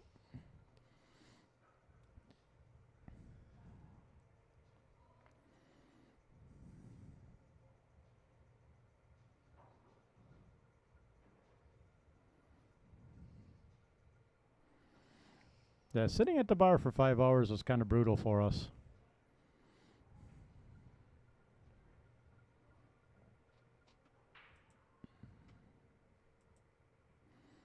Especially going to the B side. It's like, all right, we'll sit a little bit and start playing. Play all afternoon, stay in stroke. Nope. Oh, beautiful Holy, shot. just drills that one. Just hammered it. Man, take your time on this. 7-6. All right, while we're waiting for that, Ooh, what do we got? What do we we got? got a little video because you just joined us in the chat. So if you've never met Dave Dowley Hi, before, Dave Dowley here. you get to now. Currently battling cancer, and a friend of mine, Chris Farr, gave me a call, and he's in recovery from cancer also. So we're putting together this fundraiser tournament for a 4-year-old child who's got this terrible disease. It's the lower tier, which is $5.99 under, is now full, but the open to anybody still has some spots. I would hope you'd come down and spend a little cash playing the tournament, or just buy some raffle tickets. We got several cool items, including $2,000 one-of-a-kind Sean Q, whole sorts of raffle prizes, 50/50s. So I would hope you come down if you know me, or if you don't know me. But if you know me, you better show up. Well, I love that timing. Yeah, perfect timing. That was right on cue for the break. All right, while Jim goes back to get his playing cue, this is why I just played that video. We've talked about it a couple of times on the stream. If you get an opportunity, stop by on May 3rd at Romine's High Pockets down in Brookfield. Or it's actually Milwaukee. 27th Street. It's really for a great cause. Zayden is now 4 years old and just a horrible, horrible disease. So if you get an opportunity or you want to donate, scan that QR code and help them out. I want to go down and buy a raffle ticket for the Sean Q. Yeah, $2,000 shown. And Dave did talk about that in the video as well.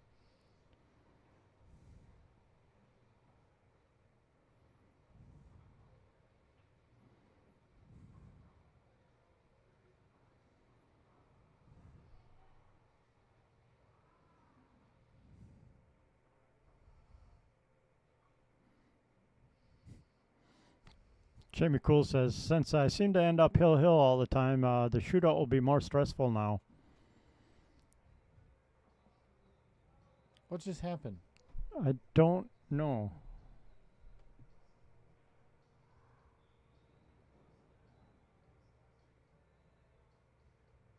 Oh, double He tapped double hit the cue ball.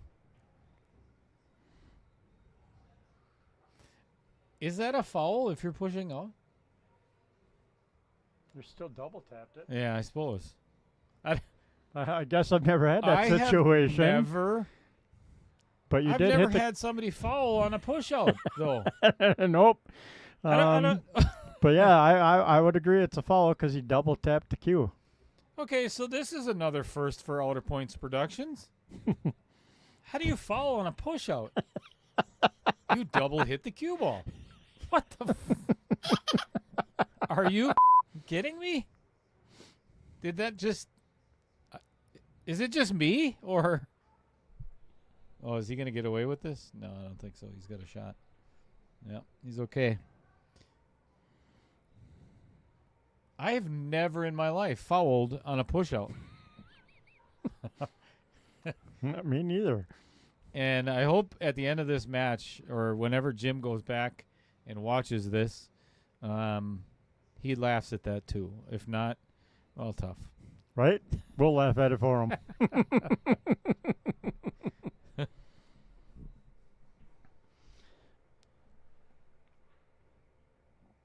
You know, with what Jamie Cools is talking about here too is I think it'd be fun having a shootout. I don't know how many times it's going to happen, but in 128, if we do get it full, well, that was a beautiful shot. And perfect leave to get down to the 5. That was nicely played. But think about it, Chris. How many do you think?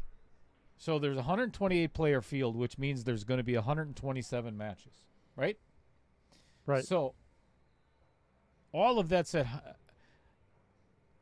how many of those do you think are going to end up in a shootout? I bet it's going to be a pretty high handful. percentage. Yeah. I bet it's going to be a pretty high percentage because one person is going to win, the first set because their favorite game is 8-ball. The other opponent's going to win the next set because their favorite game is 9-ball or rotation, and then being 3-3, in 10-ball. That's right. I think it's not going to a happen. hard option. Yep. A pretty easy option to get to.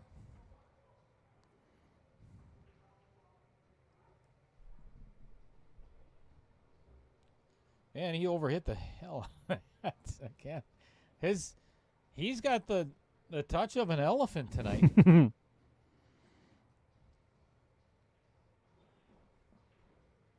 And I know Jim for a long time, so I can say that. Justin Ellingson says like 35%.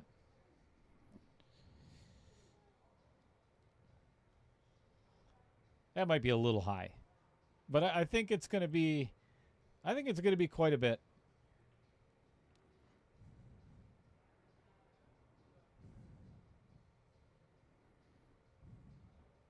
That's a good shot. That's what I was thinking on how to play it. Even if he leaves him an edge, you're not giving up a pot. Right, you're not giving up an easy shot. I'm assuming so. Nick and I just became friends on Facebook. He signed up for 1.4, whatever. I'm assuming he's never heard our commentary. Yeah, before. I'm guessing not. He's never watched this stream, and he may never watch it again, and that's understandable. Most of our viewers, they never come back. That's a good save, perfect speed.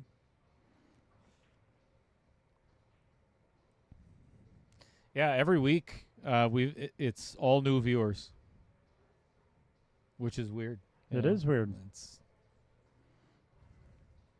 Again, we strive for mediocrity. Very successfully, I might add. Yep. Thanks to Chris Green. You're welcome. That's what I get paid for. Yep. One sun drop per night. Maybe. Excellent hit.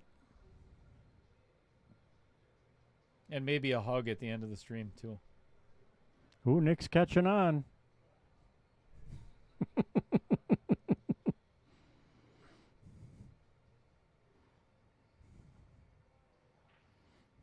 Or, Steve, unless you're a glutton from no doubt.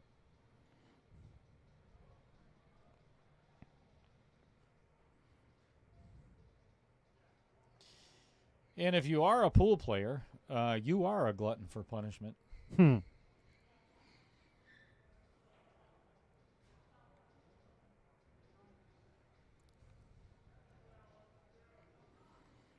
Well, Brad's looking to play safe. Probably not a bad idea. Yeah, I don't think pocketing. Does it go between the 6 and the 8? That's not a good. That is not a good safe. No. Well, he got away with it, though. He left Jim in a really nasty position. Can't cut it in the side. Probably can't cut it down in the corner because of the scratch. One rail bank, baby. Yep, I like it. Bank it. Stop shot on the bank. You're straight in on the 6.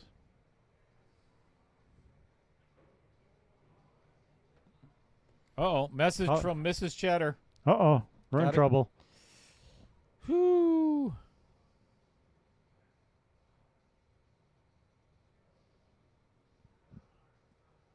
Can't pick up baby Cheddar. Not going to be done by 9. Sorry. I don't think we're even going to be done by 10. Right? Yeah, this is going a little longer than I expected it to. It's all right though.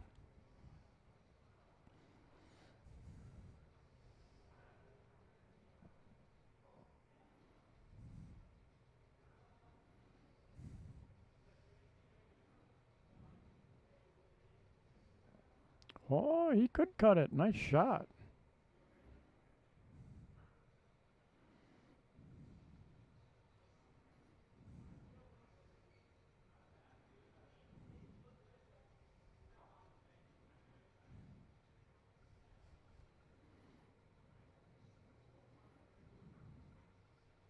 Baby Cheddar's home on spring break and working her job. Nice.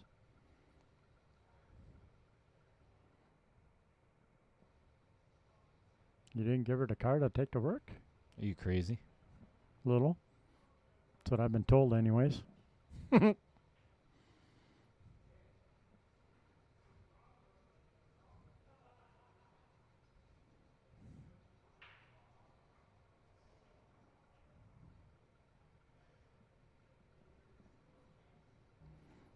Right idea, but I would have hit that harder to come all the way around.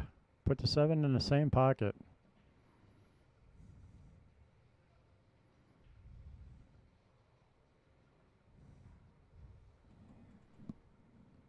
Ooh, that's a tight bank. Boy, is it ever. You got to shorten that up with a lot of inside English. And a lot of speed. Yes, it's got to be hit hard.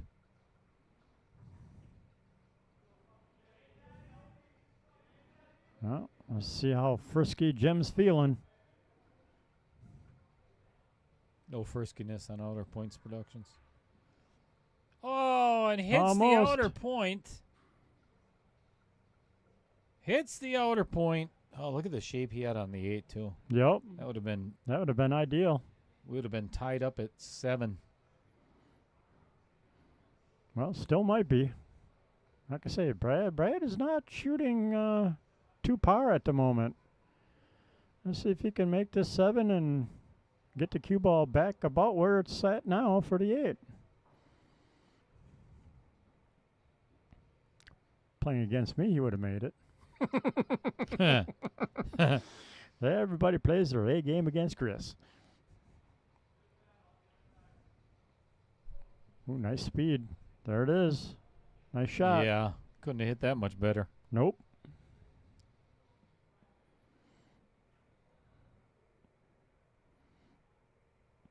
Jim's a little disappointed, but again, I would have.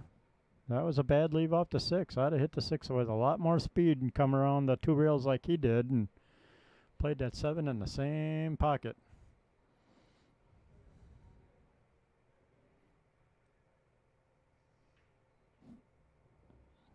Nice shot.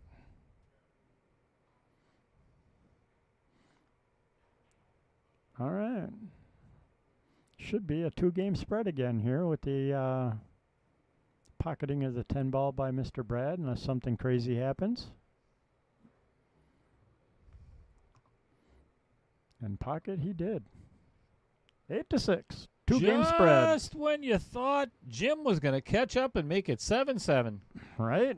We're now tied at 8-6.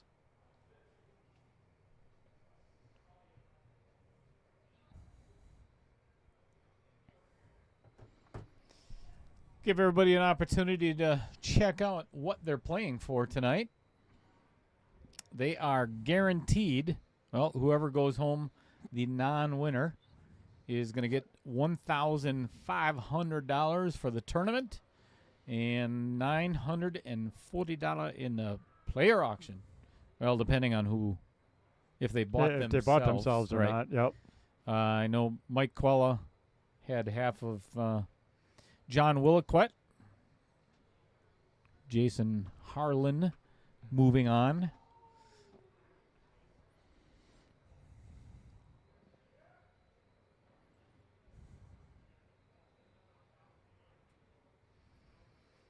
All right, rack number 15. Oh, made a ball. Ooh. You okay? I thought he was going to scratch there for a second. Avoided the scratch. All right.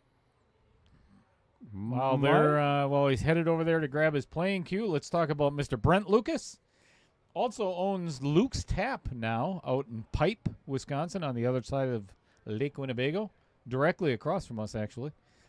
Midstate Amusement Games is a full-service operator serving the Fox Valley in southeast Wisconsin.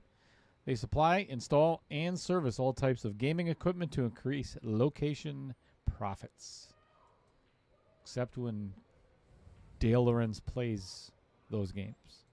Quit playing them games. It does not increase my. I don't even play anymore. I never really got into slots or any of that. But I will play Texas Hold'em because I've got control over it. Then.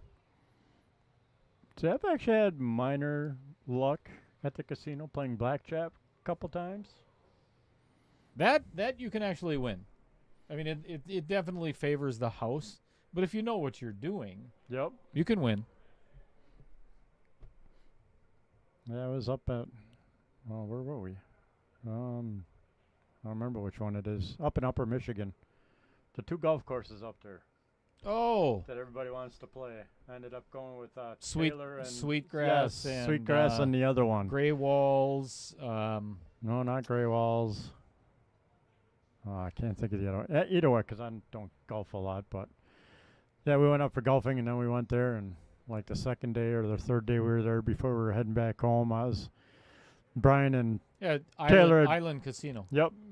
Taylor and Brian had blown their money, and I'm sitting at a blackjack table, and they're like, well, we're done gambling. We blew our whatever their budget was. And lost $500-600, I guess. They're like, how are you doing? I'm like $30 ahead. Well, you can keep playing. I'm like, I'm $30 ahead. I'll quit with $30 ahead. May as I'm well. ahead. No doubt. That's all that matters. Yeah, the casinos, all that, nice carpeting and cameras and everything, that doesn't come out of their pocket. No, it does not. There's a reason why it looks as nice as it does, because people don't go there to win. That's one of those things that, you need. I never take a debit card or a credit card if I go to the casino, ever. Nope. Because I'm not going to chase money. B is I set a limit, and it's what I feel like spending that I day. can, if I or lose, afford it's to not lose. going to hurt. Yep.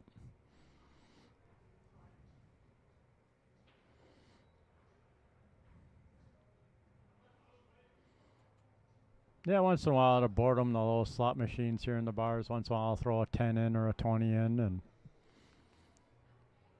got lucky once, too, at the little gas station bar. Made like $50 or $60 off a hit once. I'm like, woohoo, I'm ahead.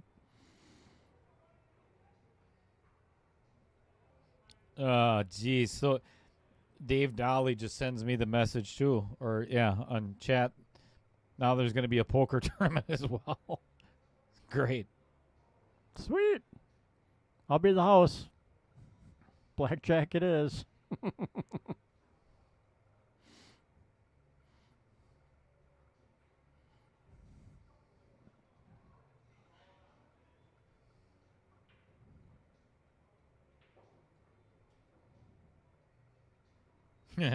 No doubt, Jamie Cools. Yeah. If you think nothing can go wrong, just wait. Right? Life is not meant to be easy. Just meant to be worth it. That just went wrong for Brad. Yeah, unless you like banking. And not the kind where you deposit your money in, a vault. Not that kind of banking. Correct. Yeah, there's no way in hell I would cut this. No, I would bank this all day long. long. I would definitely bank. This is not a difficult bank. Nope. Easy bank and easy to get position on this.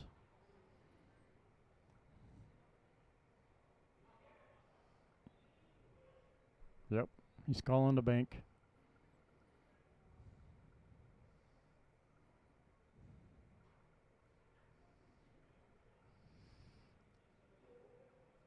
Well. Perfect. A little light on it. What do you got going on over there? Well, for your listening pleasure, everybody, we're going to have Mr. Mark White join us. Cool. All the way from Thailand.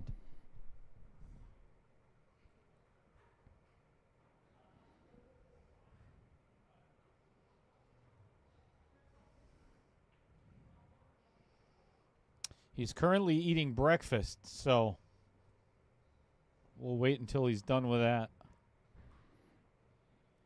Yeah, I think we have plenty of time in the match yet. For sure. For sure. It's not like we're sitting on the hill and a 3-ball out. Even if we're on the hill with this 3-ball out, it ain't looking easy or quick. All right, can he bank again? Nope. Just a bit outside. Ideal position for Jim, though, to get a game back.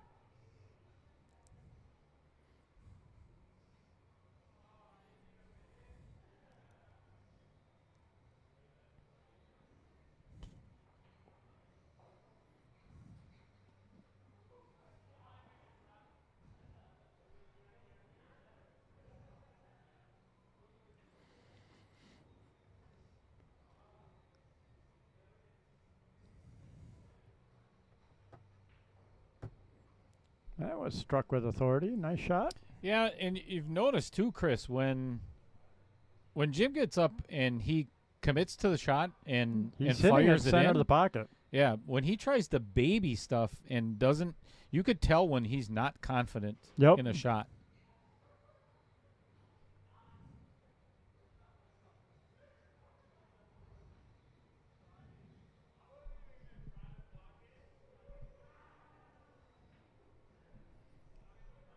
Ooh, stroke that one.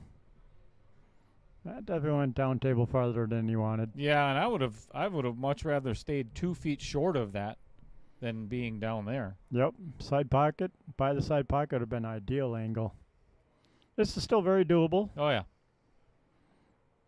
Unless you do something crazy with a little bit of English on the cut, you might be able to scratch up in the upper corner, but pretty slim. Should be all right.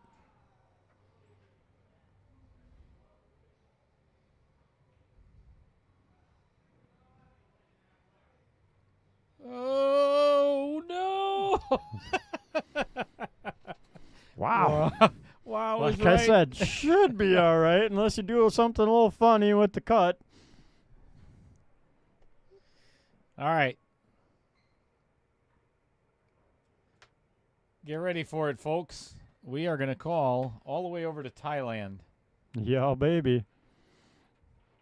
There's $100 phone charge. Oh, we're going to do it on Facebook Messenger. So Oh, okay. I don't think there's going to be any charge. Nope. I've never called somebody on Facebook Messenger, so we'll...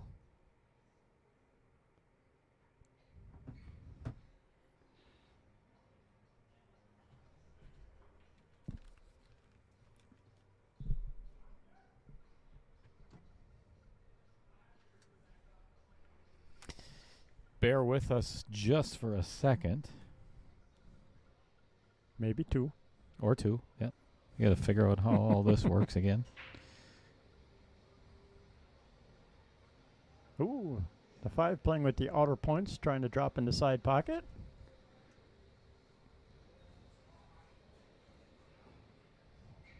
So dry break. Brings Mr. Royce back to the table with some options.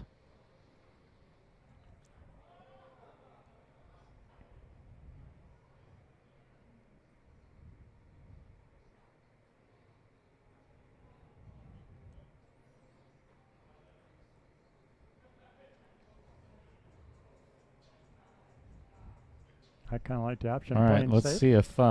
see if Mark answers. Mark, are you there? Hello? Yep, you hear me? Hey, what's going on, Mark? I'm sat in my hospital bed in Thailand looking out the window.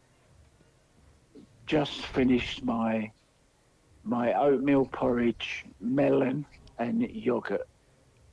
Oatmeal porridge and melon. It doesn't sound very appetizing, does it? No, not in the same bowl. I had banana with the oatmeal. Don't worry, I'm not weird like that. Well, anybody that's listened to you on your on any of the streams knows that's not true. We all know that you're weird.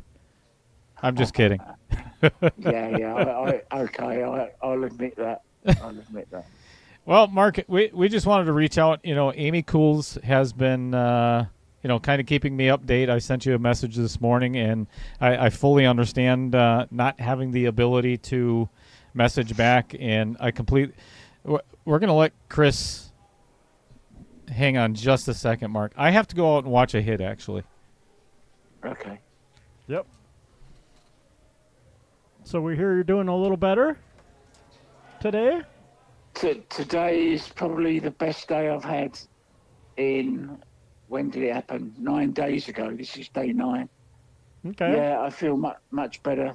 I had these stupid hiccups, which, believe it or not, were the worst thing. They were non-stop for 7 days. That's what Amy was telling us. Yeah, that sounded horrible. And of course, it was just making me nauseous, and I couldn't eat, and I had no energy.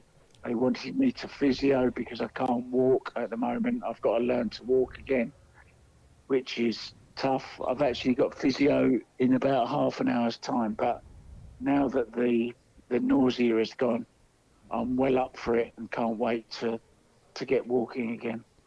Good. That sounds good. That's a positive thing. Excellent. Yeah, and I've got lots of work coming up, so I've got to get fit for the end of the month for Euro tours, and then of course I'm doing the Matchroom V10 in Helsinki. Hopefully going to that one if the doctors let me fly, but if not, I'll have to do it remote. But I'd rather be there. So, Mark, this little chatter here. I just kind of do you currently live in Thailand? Yes, I do, yeah. Okay. So I'm just kind of curious because I know you've done quite a few remote commentary. I'm assuming I've met a couple of people that have had a stroke, and flying is one of the worst things that you can do for your brain. So hopefully that is not the case. Yeah, the last one I had 15 months ago, I actually flew to Puerto Rico for a Predator event 9 days after I'd had the stroke against their wishes, but I did. But I won't be doing that again. Yeah. I'm not going to go until they say they've told me 2 weeks to a month. So a month I should be okay to go to Helsinki. Okay, because I'd like to go home anyway while I'm there, just visit the UK for a week or so, just visit my mum, my sisters, brothers and daughter. Sure. That is awesome. So what tournament are you doing at the moment? So I'm currently in the middle of, right now we're in the semifinals of what's called the KO Challenge. It's a knockout challenge. We started out with 64 players. It's a single elimination tournament with, it's a $265 buy-in entry. Wow. And big. Yeah, and it's a lot of fun. It's for the state of Wisconsin, for the players here. But the format it's geared towards the players themselves because they get to schedule their own match. So they have 2 weeks to schedule and play their match. And I stream, once we get down to the quarterfinals, I stream all of the matches. So it starts out, like I said, with 64, and now we're down to the final 3 players. And first place, this is for an amateur tournament, 525 Fargo and under. First place is $8,000. Wow, that's huge. Yeah, so it's, I'm sure you've heard of Collins Newey out in Sacramento. Yes, of course, yeah, Collins, yeah. Yeah, Collins him and I have gotten to be very good friends. He is also now using that format out in Sacramento at Hard Times. So it's just it's a format I came up with about a year ago, and it seems to be taking root all over the place. It's very exciting. Yep. That's interesting. Can you just tell me quickly how it works? Because that's the kind of thing that could work here, you know. Absolutely, and I promise you it actually would. So at the beginning of the tournament, I do a live drawing. Once it's full, everybody pays their entry. I do a live drawing, and the players contact their opponent, schedule their match, play it. It could be on any single venue, any venue across the state of Wisconsin that has a diamond pool table. So Okay. once I get down to Is it 7 foot or 9 foot? 7 foot, yeah, there's Okay. very few tournaments around Wisconsin anymore that have 9-foot tables, which is kind of unfortunate. But It yeah. is. It's sad that we're away from the 9-footers. But there's a difference between my tournament and any other tournament. You never know what game you're going to play, and the reason why I say that, Mark, is I have a wheel that right at the start of every match, they lag for the break, and whoever wins the lag spins the wheel. So the wheel has equal segments, 12 pieces of the pie, 8 ball, 9 ball, 10 ball. So whoever wins spins the wheel. Whatever game it lands on, that's the game that they're playing for that match. Wow. So you never know what That's you're going to play. interesting. It's so much fun. The viewers have had a blast. And we redraw every round. Yeah, I was just about to get that. So now when round 1 is done, half the field is already eliminated. So we're down to 32. It starts all over again. That process starts again. So, in a normal bracket like the pros or any other tournament, you can look ahead into the bracket and see who you're going to play against, who your next opponent is. Not in this. No, this is the same as it's what they do at Derby City, isn't it? A redraw after every round. Correct. Oh, Yep. okay. Complete redraw, and then the process starts all over again.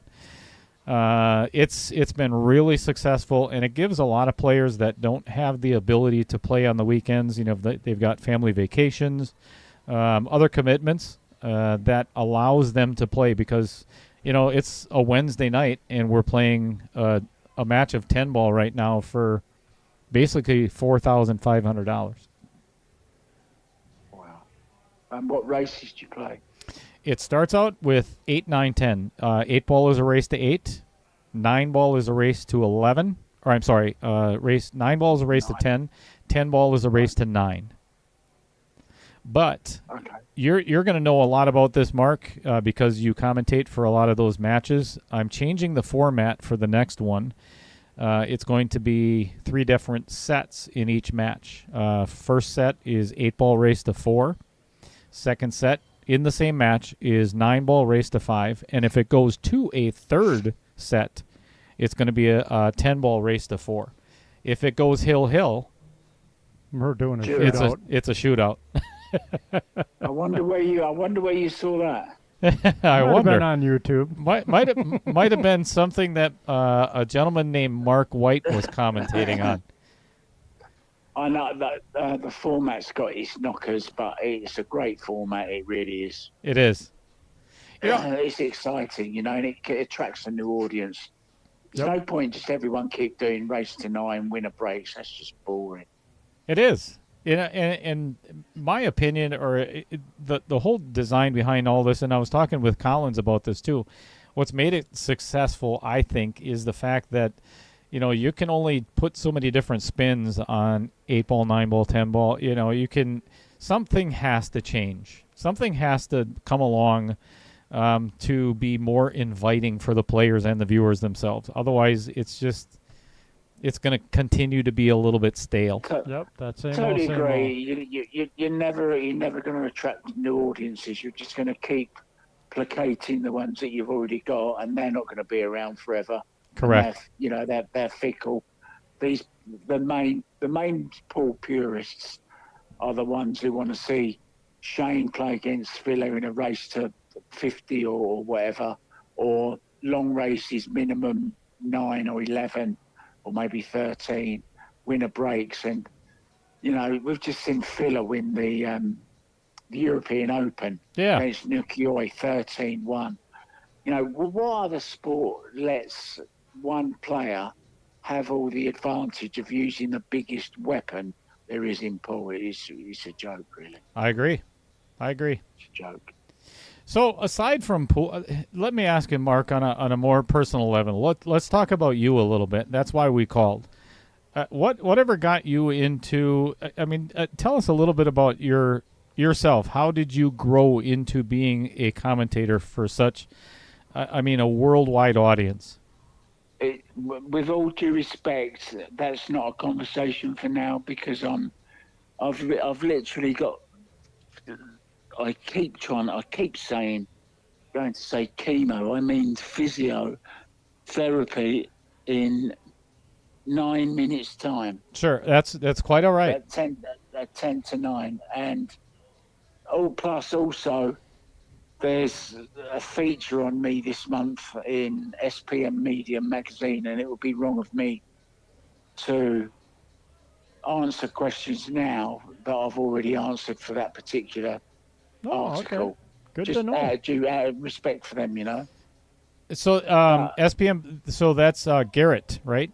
You talk Garrett Troop. Yeah. Garrett Troop. Yeah, I actually Garrett is from Wisconsin, so we've gotten pretty close. So that's awesome. I can't wait to see that. Yeah, so that's coming out within the next few days. A full article. A gentleman called Tino, a Mexican guy,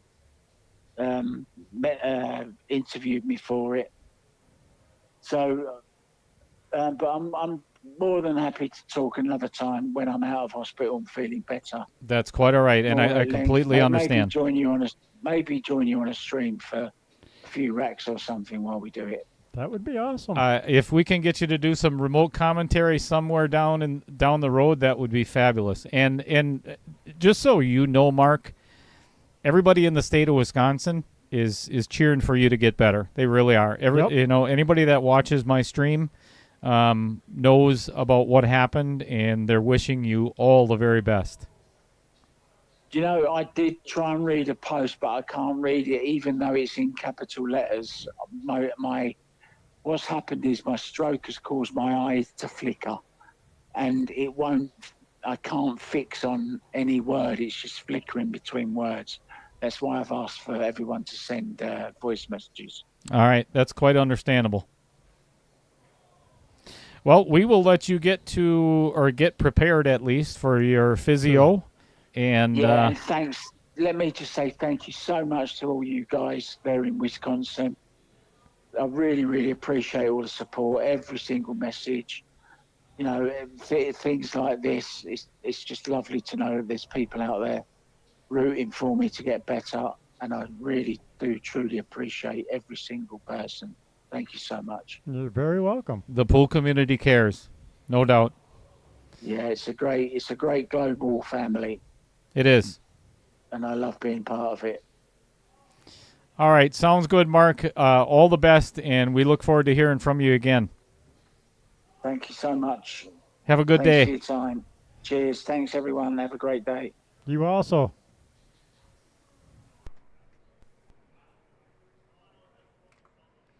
Well, if that doesn't make your day, I don't know what will. Right?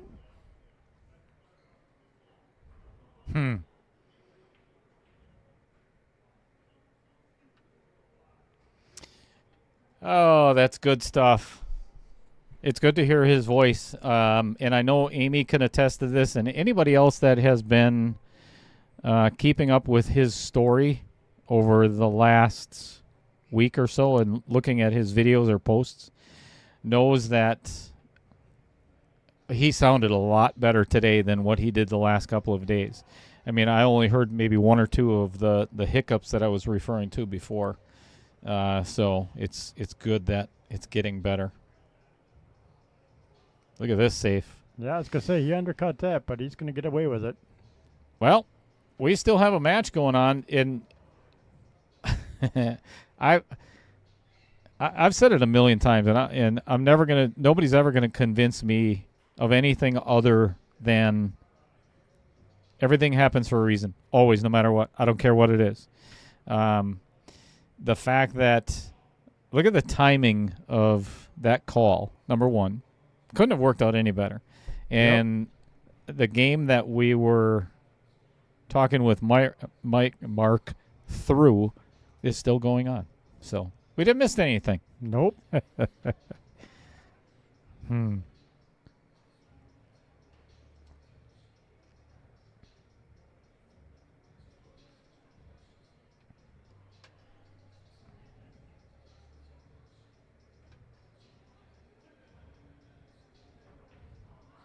Yeah, I agree, Amy. He sounds like himself again. That's the third time I think I've talked to him. Pretty awesome.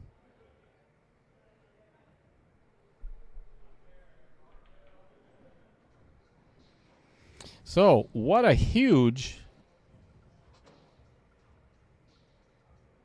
opportunity. It's not really an opportunity, but if Brad does not get a hit on this, this match is about to be tied up.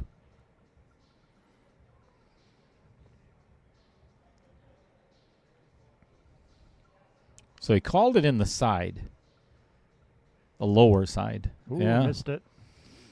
We are going to be all tied up. Who would have thought that was going to happen at the beginning of this match? I'll tell you what, I would not shoot that 9 ball in that pocket. I would put it in the lower right-hand corner and just follow follow a little bit. Follow it a little bit. Obviously, Drawing is... I don't think he's drawing. I think he's just going to go forward and out, which is there's nothing wrong with that. Yeah, that's simple. a nice shot, too. Yep. Guess what, folks? It is now 8-8. We are tied up. Giddy up.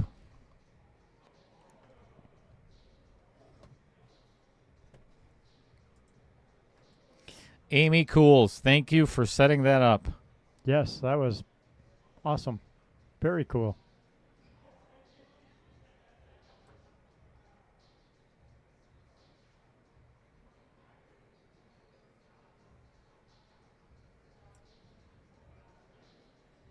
Pretty cool having a celebrity on the stream too. Exactly.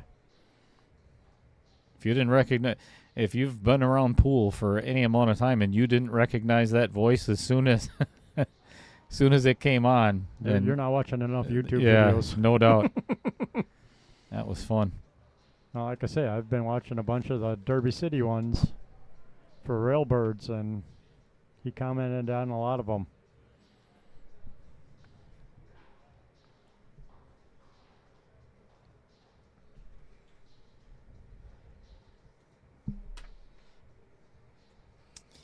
Yeah, to be honest, Amy, that was my biggest. Honestly, it wouldn't have bothered me in any way, shape, or form if he did. But I could fully understand why that would be very difficult. If it was me, I would have probably felt the same way, where a little gun shy with the amount of hiccups that he had yesterday. It's hard to understand.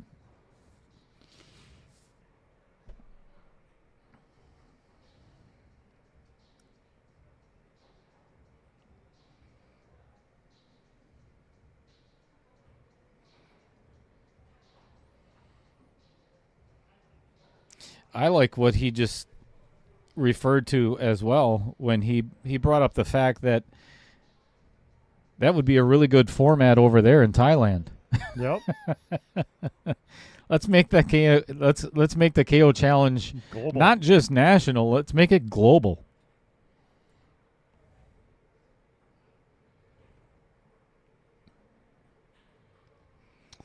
Well, I need to get to work with Mike Flanagan down at Projection Pro Billiards. He's going to help me box it up and put a bow on it.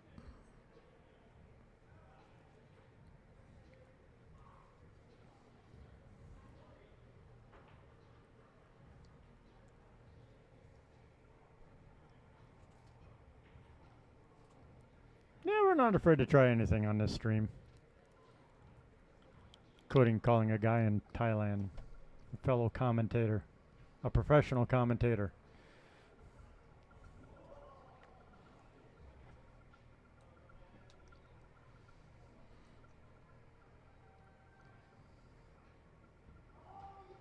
And like I say, he did Derby City this year.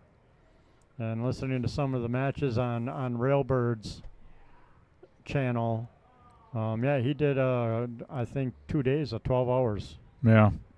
So it's not like he gets in the booth for an hour or two and then goes off. He's there all day. Yeah, and people don't realize, too, that it's hard to explain. When Brian and I were still together, we had our mobile booth when we went down to Atlanta, or Villarica, basically, right outside of Atlanta. And you set up to do a tournament. You know, we did the Junior Nationals. People don't realize that you're there for 2 days prior to the event. Setting up. Or more. Sometimes a little less, whatever. But you're there doing all the setup, all the wiring, cameras, and you're doing it all yourself. So then it's not like you just commentate for an hour and then go take a break, and then, it's not like you have a shift and you're getting paid for it like a job, because you're not. Then you've got meals, hotel. At the end of the day, you're exhausted, and I mean exhausted. But we do it because we love the game, and we love the community, and we love having the ability to bring it to the general public. That's why you do it. So, damn it, it's fun. Yes, it is. It really is. It's such a fun ride, but you've got me hooked into it. That was the plan.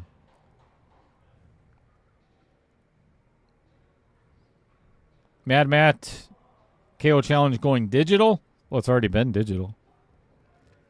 Stroke Zone is digital.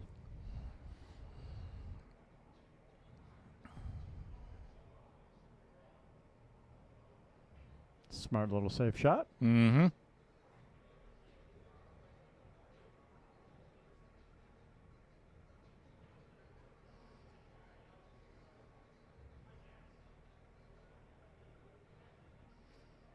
I'm glad you enjoyed it, everybody. Fred, it was in. Uh-oh. That's the first. That's a good roll that Jim There's a needed good long roll. time Yeah. ago. So here's another fun little thing is, if somebody would have told me 5 years ago that I was going to be commentating at Derby City Classic, when it was still Outer Point streaming, and having every single professional in the world. I mean, Filler. I did an interview with Josh Filler on my stream. That'd have been awesome. It was fantastic, and he did the most genuine thing for. Oh my gosh! Now I can't think of his dad is just recently died of cancer, and that's why we did it. I can't think of his name. Somebody else will remind me of it, I promise. But if you would have said that I was going to do that 5 years ago, I'm like, yeah, I would have just laughed. I mean, come on, be for real. Then, not long ago, meeting Kim Davenport, Don Mackey of the Pro Billiards Tour, doing a Stroke Zone challenge. There's so many things that have happened over the last year that I am so grateful for. Now, I get to have a phone conversation with Mark White in Thailand because he just had a stroke, and the pool community here in Wisconsin wants to reach out and wish him, their best. I would have laughed, but here we are. Yep. Making history. It's good stuff. We're making something. Well, I think I would pocket the 1 and then go back to playing safe off the 2-ball.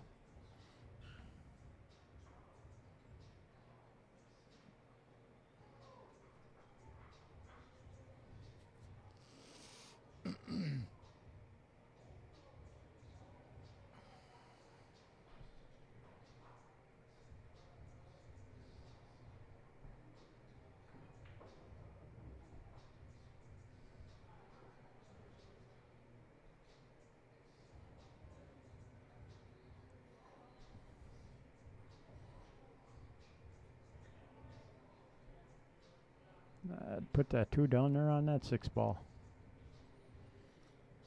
Send a cue up by the 5.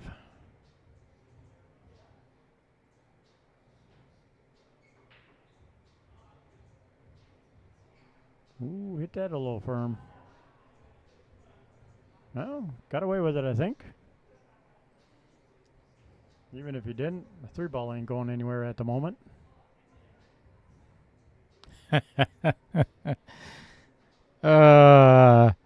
It does get better. So I just got a message from Amy.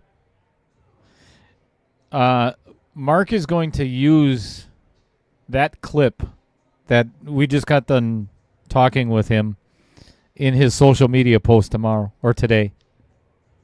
Awesome. That is awesome. I feel the subscriber list getting bigger as we speak.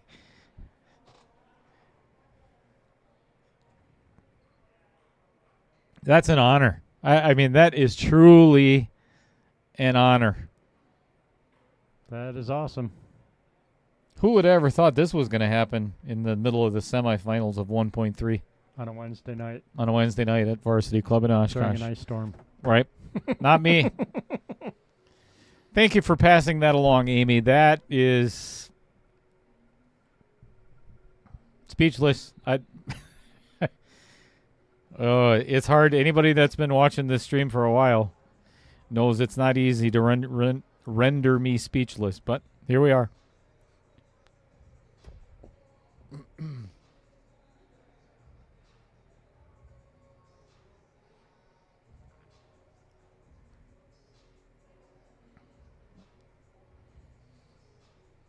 All right, well, Jim's got a shot on the 2, but again, the 3 is not going anywhere, any place obvious and easy. So do you actually go out of your way to try and pocket the 2, or do you just kind of keep playing a little bit of a safe on it, banging it around? Banging it around it is. Put the carrot out for the other guy. Although, with the 2 in that position, you might be able to get behind the 3 and shoot it all the way down in the bottom rail, or in the bottom corner down there. If you can get the right leave. Which will run you right into the 4.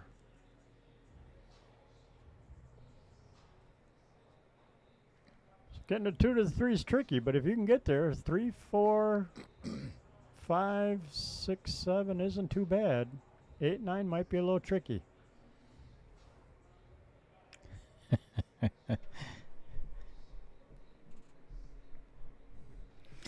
Happy tears, Amy.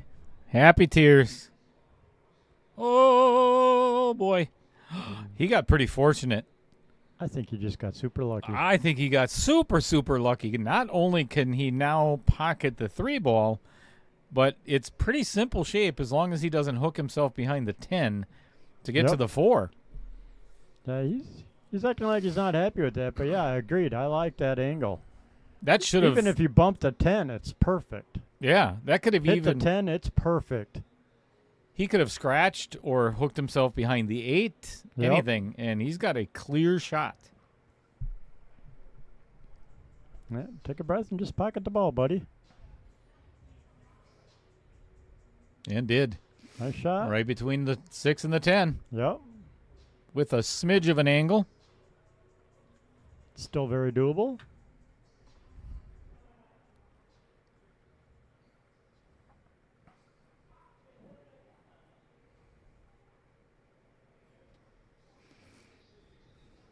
If I was going to make one suggestion, Eric Korb asked me a question on Monday night. How do you get to go from a 550 to a 650? Or 575 to 640, whatever, right? Shoot straighter. Don't miss, right? No, that's kidding. the easy answer. So play smarter. And it's not even so much that is, we talk about pre-shot routine, things like that. Yep. But there's one thing that I notice about Brad, and I'll get to that in just a second, but Brad made a comment to me prior to this match that I'm not soon going to forget. But if you watch his mannerisms around the table, he seems he's got this look on his face that he's very disappointed in a lot of where His sleeves. Yeah, the shape on the balls, whatever. This is a 525 and under Fargo. You know, Yeah, you're not going to have not pinpoint position absolutely in our Fargo Ridge. No doubt about it. We are not 600 players. So if you want to become a better player, you can't have that attitude. You take what the table gives you and have And make it work. no emotion about it at all. You just get up and play. So and I barely remember this, but this is 2-3 years ago in New Holstein. You had to qualify. You had to play a minimum of 3 out of the 12 weeks to play in the finals. And the finals was at Strike Zone, the bowling alley, in New Holstein. They've got 3 diamond tables, and they brought in 2 other valleys or whatever it was. And between myself, John Kutnick, and Dan Coppins, we went for the most in the Calcutta. Anyway, I ended up playing. I never knew Brad. I met Brad that weekend. He says, like, I remember playing you on the main table in the front of the bar. It was a valley table, whatever. He's like, and after the match, he said, you just freaking destroyed me 4-0. And after the match, you came by and he said, if I could give you one bit of advice is commit to the shot. That's it. I said, you got the game to play. You're just not committed. And he said, I'll never forget that for the rest of my life. I will never forget that. And he brought that up before the match. So the reason I say that is that's one of the cool things about this stream is the guys can go back at the end that, like your match. Yep. You can go back. To watch my match again and start, listening to your commentary on it for one and go, oh, yeah, maybe that would have been a better choice. You learn. Yeah. Anyway, I forgot why I brought all that up. Being committed to the shot. Committed to the playing, yep. Be committed. And even or get for my committed. own game, each one of my matches that I did in this KO, I got more comfortable, felt more confident in each one.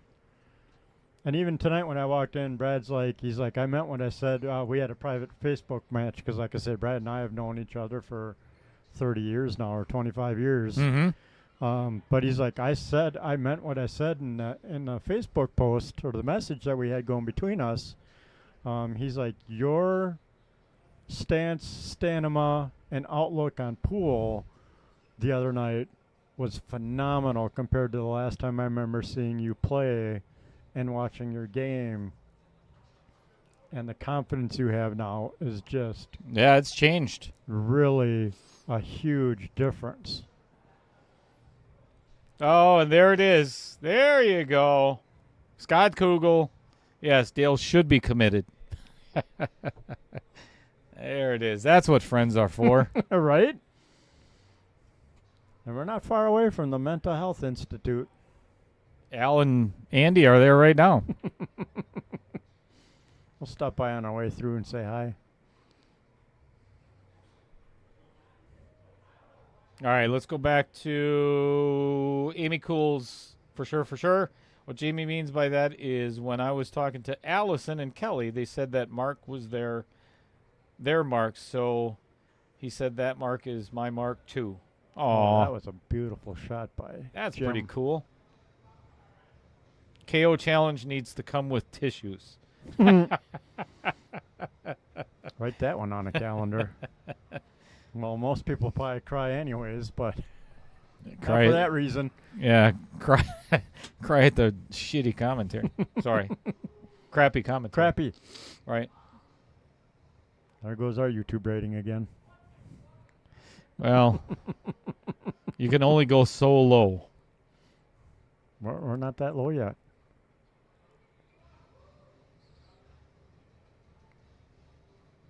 I would not draw on this shot. Nope, I'd be hitting top and go back and forth.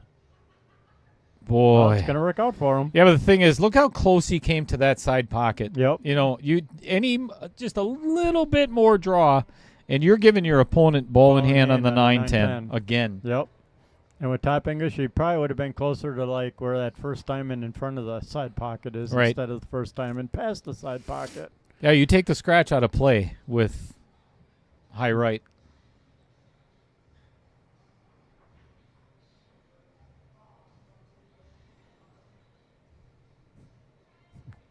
Yes, we can.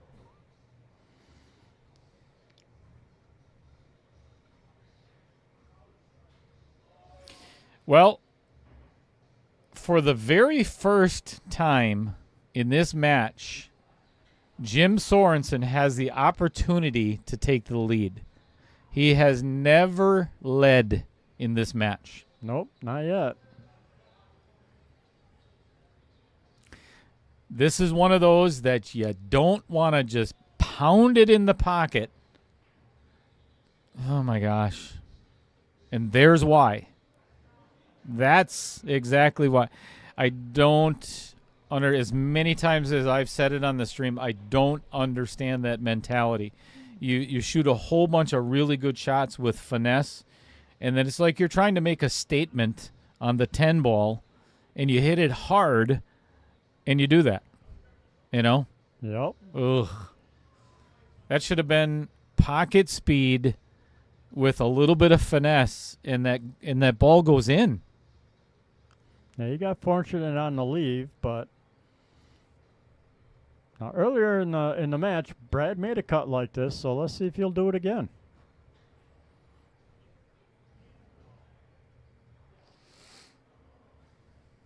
Yes, I agree, Nick.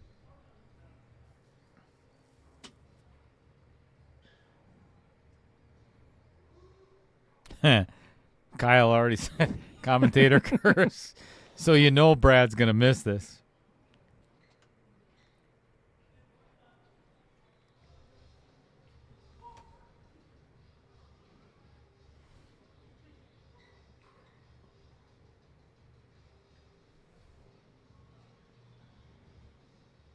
I love the fact that it's 9:15 at night on a Wednesday, and these two players are sweating bullets right now. Yep. On who's going to advance to the finals. That's exciting.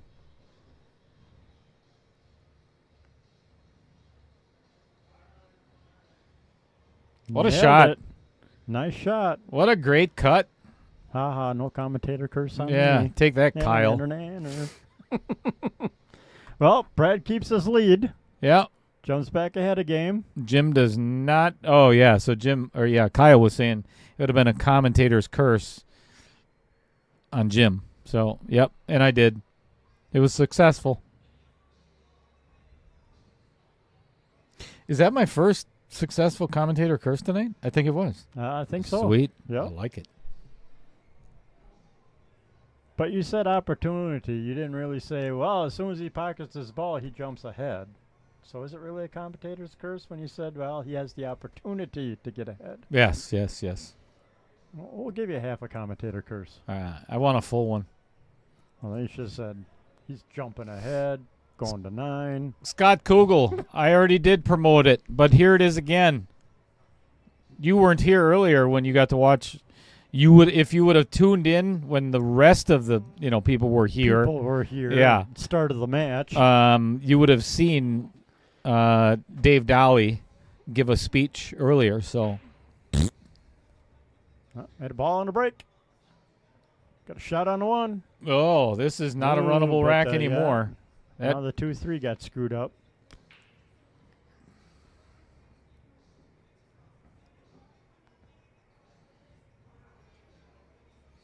So the question is, do either of you feel you could run $50 or $100 playing 14-1? Hope you don't mind I ask. Been getting into that more as I get older. I miss playing 14-1. Yes, I could. Yes, I do believe I could. I haven't played in forever. Man, it's been a long time since I played straight pool. Right? Holy Real long cow. Sharks Club for me. Yeah. There were a couple guys that used to play down there all the time, and on the 9-footers.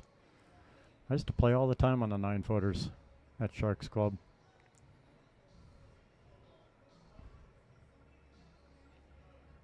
I sure hope he's looking at this for like a bank. On a Not 9-foot trying to kick it. on a 9-foot table, I'm not 100%. It's been so long since I played on a 9-foot table. I don't know if I could get to 100 anymore. I could on a bar box, but who plays 14-1 on a bar box? Right.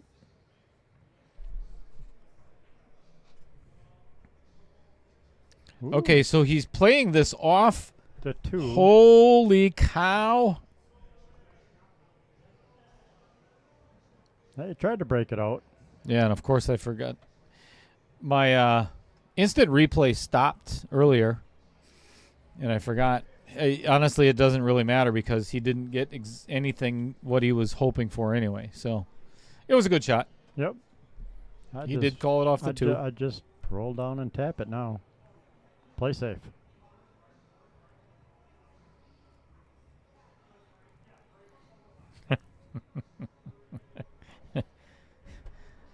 You are completely excused, my little sugar dumpling. It's one of those things that I just hate to admit, but I talk to Scott pretty often. You know, we all have our burdens to bear. You know? And yours is talking to Scott every day? Yes. I mean, life isn't always fair, Chris. You know that, right? It's, oh boy. Oh, Didn't want to do that. Why? I don't get. I would have hit that nice and soft. No, that's what I said. Hit it nice and soft, play safe.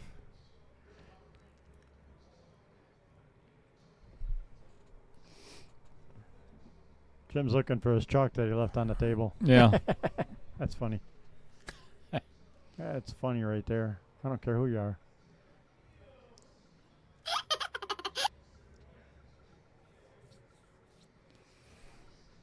I mean, you got the lead. You're near the end of the match, so now it's a short race. You got the lead. Play tight. That was... Wow. That's all I got to say.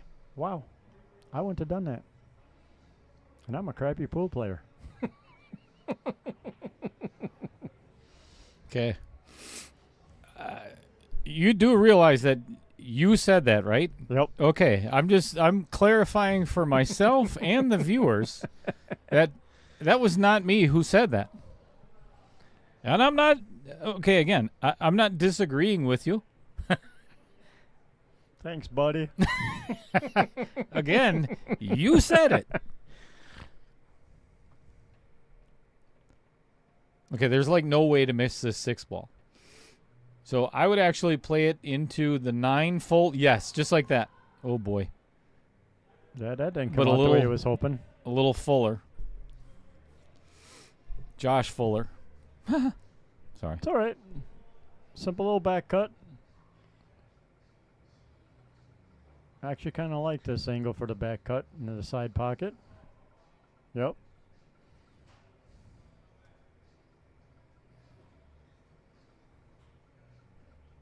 Because you can still control the cue ball a little bit and probably get about center table for the 3.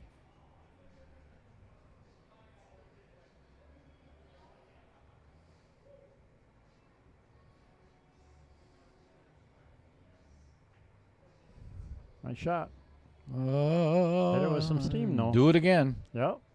Well, no, he doesn't really have a bank. Cut this one. He can. I'd cut it with inside, though, to try and get on that 4. Yeah, but if you do it with the inside English. Oh, yeah, and then you might hit the 5. Yeah, and there's this is tricky. 4-9 combo. I mean, what are you going to play if you do use inside? Yeah, but if you go outside, you're risking the scratch. I'm playing safe. I'm going to bank the 3 down by the 7 and try to get the cue ball behind the 9. Yep. Well, it looks like Dave Dolly and Scott Kugel are having their own conversation in the chat. Why don't you two rent a room or something or call each other? Snookums. My little lemon meringue. Oh, he's going offensive. These are the things that cost you matches. Yep. If the shot is harder than the safe, what do? Play to safe. Yes. Oh, missed the scratch. Made the 3. All right, do it again. Yeah. It's not getting any easier. Same shot. Yeah, now. Do it one more time. You're probably going to run into the 5 or try to draw out of that to not run into the 5. And now, oh boy, this is risky. And again, this is not a hard safe. He could just go straight forward and put the cue ball right on the back side of the 5. Yep. Pretty simple shot. He called it. Withdraw. He's drawing. That's what I said. Just go for it. You know? End up absolutely perfect. Perfect angle. All he's got to do is straight follow. Straight follow. Put a little pace on it. Hit the side rail and come across. You have no idea how bad I want to see this match go hill. Well, now that we've been here this long, we might as well make it hill now. Let's go to 11 o'clock, baby.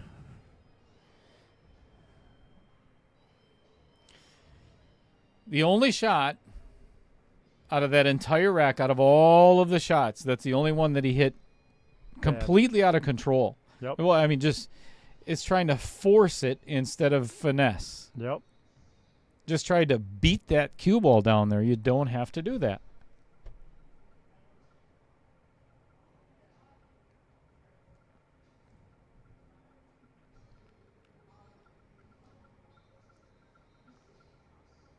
Man, I sure wish I could pronounce your name. You know what? Never mind. Spell that out for me, or something. Throw me a little bit of a bone here. How do you pronounce your name? Because man, I have no idea. Smart shot by Brad. Absolutely. Safe. Yep. And that's what's going to win you matches. I don't think Jim is a jumper either. Thanks for sharing. Been curious at what skill level a player could. Player could what? If you're referring to playing one of the KOs, no, he's talking about. This is the same gentleman, or I'm not sure who it is, but that's the one that was talking about 14.1. Oh, I just typed random keys. Are you kidding? Are you serious? So that your screen name really doesn't mean anything? Now I'm pissed. Now I am pissed off. Ooh, swing and a miss. You can't do that to us. There's the ball in hand Brad's looking for. I can ban him for 5 minutes just because. No. Okay. Just, I'm looking at his screen name. I was like, this might be somebody from Thailand. Or the Philippines or something. We can't pronounce his. Yeah, seriously, it means nothing. Yeah, he probably lives here in Oshkosh. Probably one of Roger Pregler's friends. Jerk. Next thing you get a text. Yeah, I'm sitting at table 14. Yeah. Oh, yeah. I would fly out of this booth. Except there's nobody here anymore, but... Yeah, that's true. A couple people up at the bar. That's about it. Yeah, a couple people at the bar and a couple people playing on table 24 over there. Other than that, everybody's safe at home. Except or for in the us. Ditch. Or in the ditch, yeah. They're still watching the stream, of course. They're just in the ditch doing it. Right? So I'd be doing, all right, I'm stuck here. Might as well just watch the stream now. Oh, we got a unlucky bad bump there. kick off the 10. I would have never played that 5-ball that way anyway. Indeed. Again, you're trying to draw into position where you should be following into position. Yep. My rotation game has come up so much, learning to follow into my position instead of trying to draw into my position, unless it's absolutely necessary. He's in Maryland. Nick says it's pronounced buddy. It's fabulous. I can't wait to get Nick. I don't think we've ever met, but if you better get to the final 16 or last 16 matches of the next one, the 1.4. Because if you're actually that funny in person, we need to have you on the stream. Right? Or we're going to pick on you. I guarantee you. That's just what we do. So now it's ball in hand for Jim, and let's see what he does. I bet you he draws. Nah, he's going to try and come around 2 rails. I think he's going to top it. You think so? Yep. He's going to try and force follow. I'd put the I think you're wrong. I'd put. You see how much he's chalking his cue right now? Well, maybe, but that's what I would do. I'd put the cue tight against the rail because the 7's a little bit off the rail, and I would try and force follow this. I would not.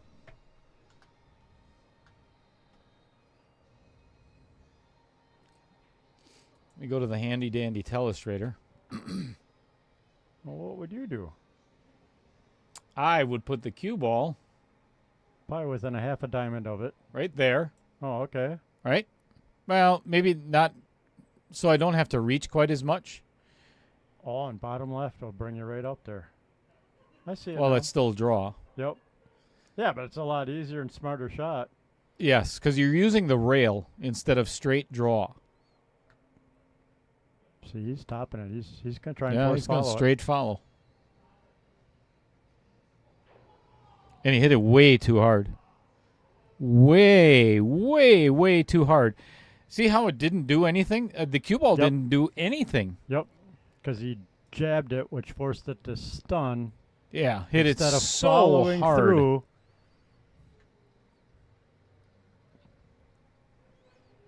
Yeah, I've actually changed my stroke a little bit, like on a top follow through like that, and I am getting crazy amounts of cue ball. Mm-hmm. And I'm like I played the other day with Volkman, and I kept burying myself out of position. And he's like, "What are you doing?" I says, "I am getting so much cue control or so much cue response all of a sudden by this little change in my stroke that these things are just taking off. It's like crazy." That was a nice cut. Oh, Nice and recovery. this is gonna end up perfect for the side pocket. Yeah, just a hair bit far, but Here's- still very doable. Every amateur that's in the chat, if you want to learn one thing, again, go back to what I said on Monday night about pre-shot routine. Here's the other assignment. If you want to get better at your game, just go to YouTube and watch the backhand of every pro. Yep.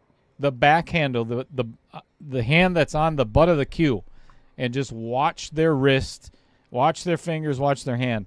You will never see a tight grip. Here's why I say that. The shot that Jim just took on that ball in hand on the 7 ball, I guarantee you he had so much tension and so much rigidness in his wrist and everything else. It goes back to exactly what Chris is talking about right now, is the fact that if you don't allow the cue to do the work and you try to force it, you're always going to get negative results, or you're never going to be consistent. The best way to be consistent is allowing, and actually Kendall has said this many times on his stream, is allowing, it's like you're throwing an arrow or you're throwing a dart. Yep. You have to release You have the to cue. release it. If you constantly have control of the cue through the follow through, it's never going to end up in a positive result. Or I shouldn't say never, but you're never going to Rarely. be consistent. Yep. I'm actually trying to get back to a little bit of a sliding stroke that I used to have in my 20s. But yeah, like you say, the cue is so loose that when I throw it forward and then I almost release the cue a little bit to let it actually slide on its own, and my fingers are just guiding it to keep it straight, that, oh my God, am I getting crazy amounts of follow, and I don't have to hit the cue that hard. What's It's going almost on? like a little tap, and that cue ball's sailing. What's going on, Game Cat? Here's a fun fact. Frowny the game cat. Here's a fun fact for everybody. It's 9-9 right now. The next 3 games are worth $1,500 per game. $1,500 per game for the rest of this match. How cool is that for a 525 and under? Right? Giddy up.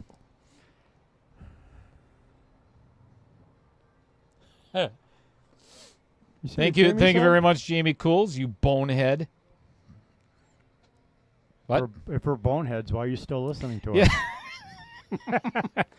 Who's the bigger bonehead, us or you still listening to us? I'm going to have to decide. This is not easy. I'm telling you right now, folks. I have to agree with Chris Green. I definitely have to side with him on this one. Nobody's forcing you to listen.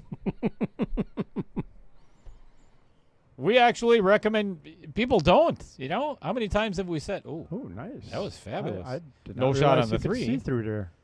No shot on the 3. He was hoping for a full stop shot, I think, but yeah, man. How many times have we recommended to people to put it on mute?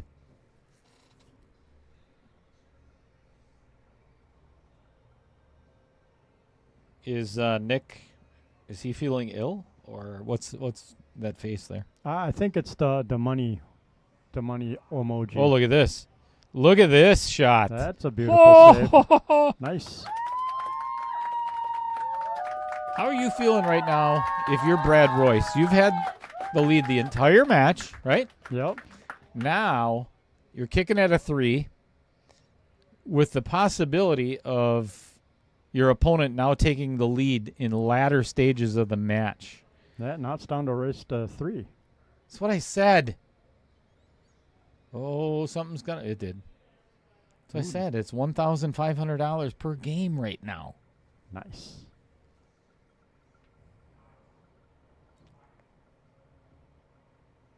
That could be fun to play for. Jamie says I didn't say I wasn't a bonehead. You're correct.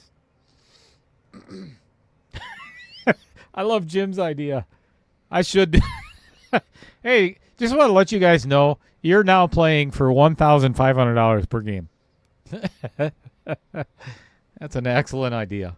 We should get Jim in to commentate. Right? Oh my gosh. What if this goes in? That would be crazy. That would be hilarious. Didn't I do that to you not too long ago? Yes. That would have been funny. Funny. Not for Brad. No. But yeah, it would have been funny.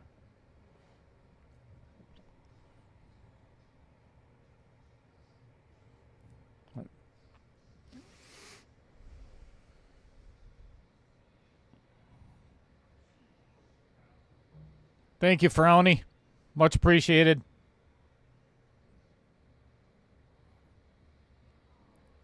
Did you just tune in, or were you here earlier as well when we got to talk to Mark White in Thailand? Because that was awesome. That was pretty cool. That was quite the honor.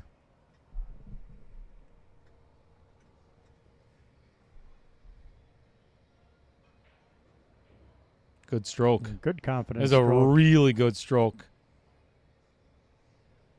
And it's almost, not really a stop shot. He just picked up the chalk. So kind of get on that angle, almost where the cue ball is now, because then he could play the 6 as a stop shot or just draw it straight back a little bit. And then he's got perfect shape for the 7. Yep. To come out for the 9 to get to the 10. Which is... It's really convenient when you're playing rotation. Amen to that. Oh, Game Cat says he just tuned in. Yeah, he's really late to the party.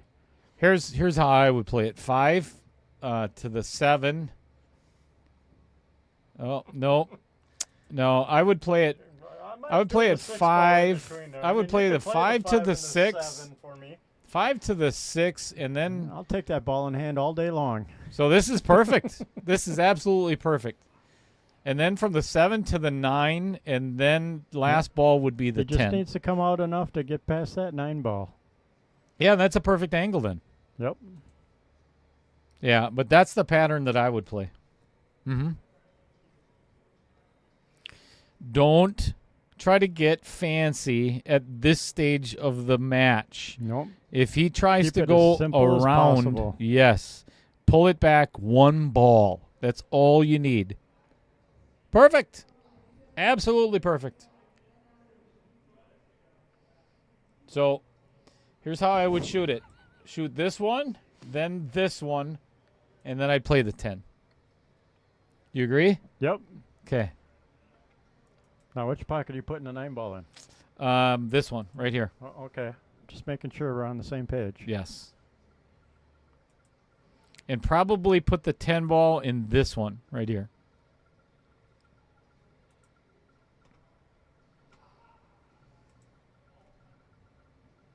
It's just my suggestion. This is the hardest shot in this part of the pattern. No. It's Yep. simple. You want Simple. You're afraid of under hitting it and you're afraid of overstroking it.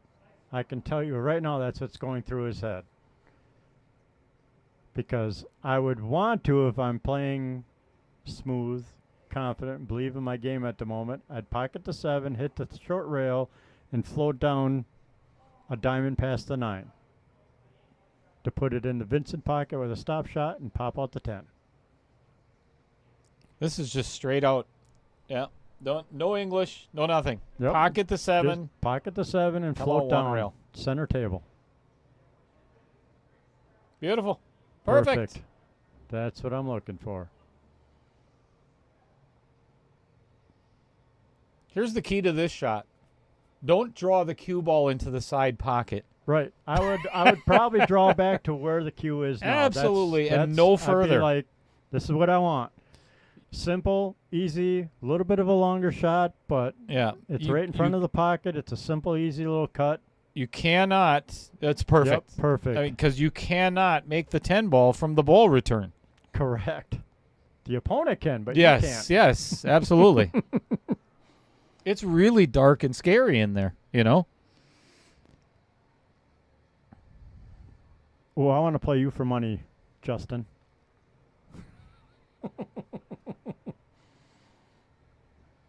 But you got to do 4 rails on every 10 ball.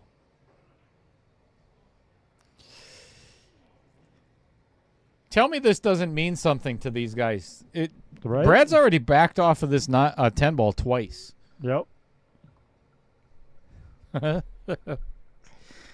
This just makes my day. Even better. Even better than... Not going to say it. Don't want a commentator's curse this late. A little bit of a teaser. I'll tell you what. It's a good thing that he hit that at pocket speed, A, and B, that we're not playing on the old cloth that was on this table. That would have stayed up. Jim would be shooting at that 10 ball right now. Because that would have not gone in. Wow.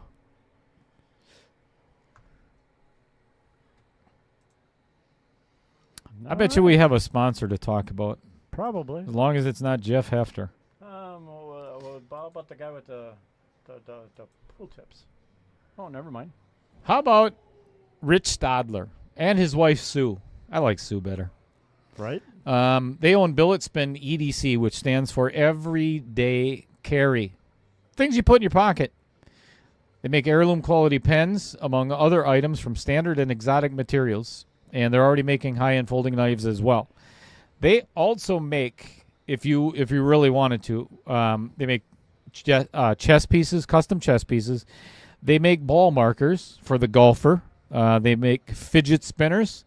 They make really cool. Oh, man, that cue ball got kicked like 3 times. Look at this break by Brad. That is a beautiful break. This is the best break of the match. Yep. This is the rack you want to get on the hill. Hardest shot is 3 to the 4, 4 to the 5.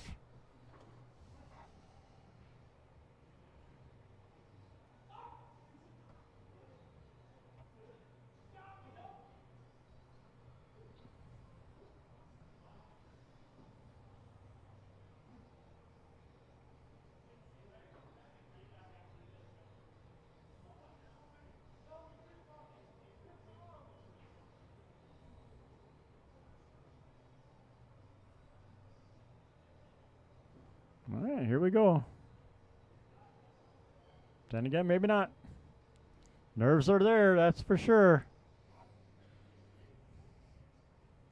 Just float it. You can make that 3 from anywhere on the table. Yep. Perfect. It's really not that difficult, but the only potential issue that I see here is from the 9 to the 10. That could be a problem. Potentially the 5 to the 7, but not really. 9 to the 10, or yeah, sorry, 8 to the 9, 9 to the 10. Yep. Would be the only. You know, like I said, worst case scenario, you hit this wrong and hook yourself behind the 7. That's why I thought maybe 3 to the 4 is the most difficult leave. But, you know, yeah, just get in between that window and you're fine.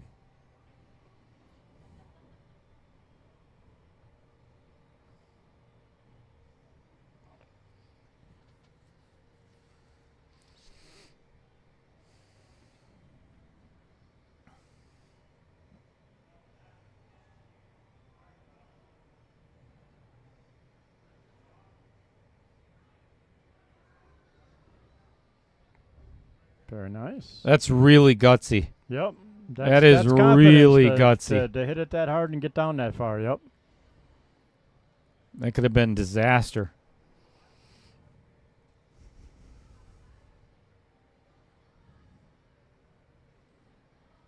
Now I'd come around. Let me get over off the bottom rail and come check around out. Jim's taking a nap over there. Oh, you just woke him up.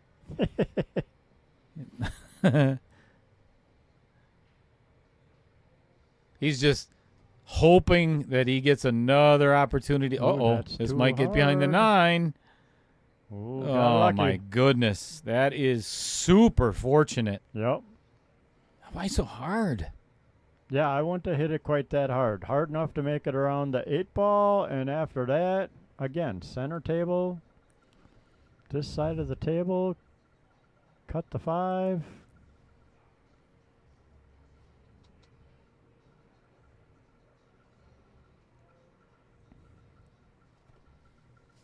But hey, so far it's working out for him, so.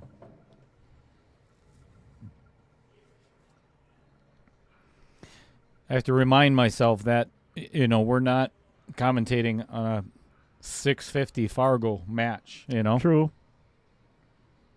And sometimes my mouth gets a little ahead of my brain. Well, like I say, pretty much all the time. There's a lot, we're lower rated. We got a lot of nerves going on right now. It's a lot of money. Hell, I'd be nervous. That was beautiful. That's Hair bit harder on that 4 ball would have been the perfect ideal leave that he hit that 5. But that is nice. I like that. Yep. Gave himself an angle to Yep. come one rail and out. Yep. I'd say hit the 7 about that same pace that he just hit that 5. To hit the rail and come about a diamond off the rail for the 8.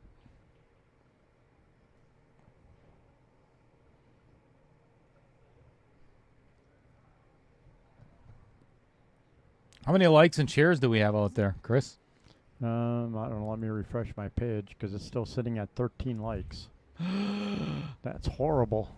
Better not be. 31 likes? Holy cow, out of 60 viewers, that's fantastic. Yeah, 50%. I like it. 51%. Thank you, everyone. And are you all subscribers? I love you. Now, if the other 29 of you would like, that'd be awesome. Very nice. Here's what I was talking about. 8 to the 9 isn't not a problem. 9 to the 10 might be a little more tricky. Don't want to get straight on and jacked up over the 10. Nope.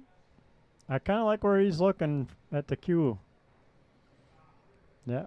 Put it right where it is now. Yep. I'd like the cue about where the 8 is. Maybe even another roll towards. Oh yeah, you got to get closer. Table, yep. You got to get closer to the 9 ball, because you got to make something happen with that 9 ball to get to the 10.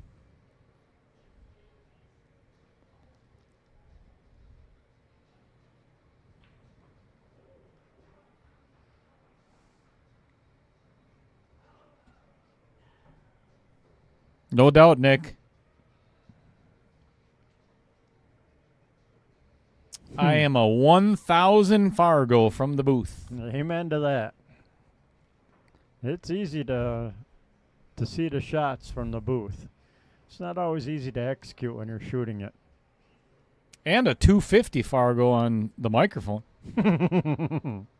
Is that funny, Chris? I think so. Okay. Just checking.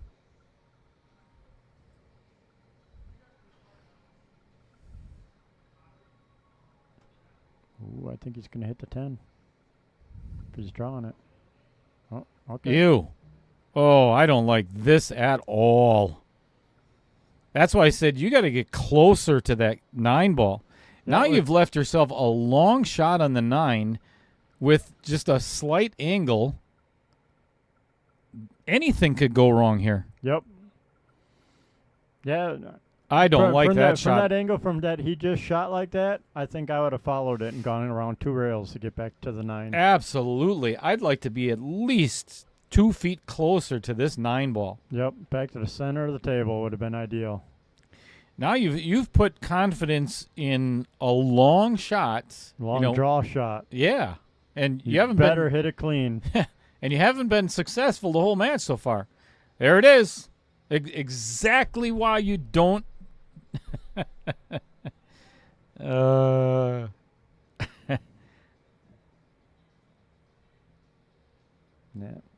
I called it 3 balls ago. You don't actually at the beginning of the rack already. Remember I said the 9 to the 10, either the 8 to the 9 or the 9 to the 10 is going to be the trouble. Yep.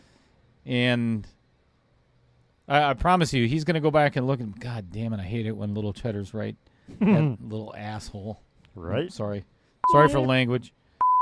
There goes our YouTube reading again. Again. Steve Kilberg identifies as a 250. Yeah, I'm right there with you, Steve. Well, really fortunate for Jim, and he's drawing. He's trying the same shot.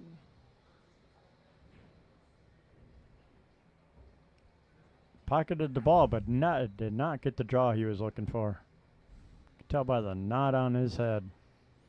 He thought he was coming down. Well,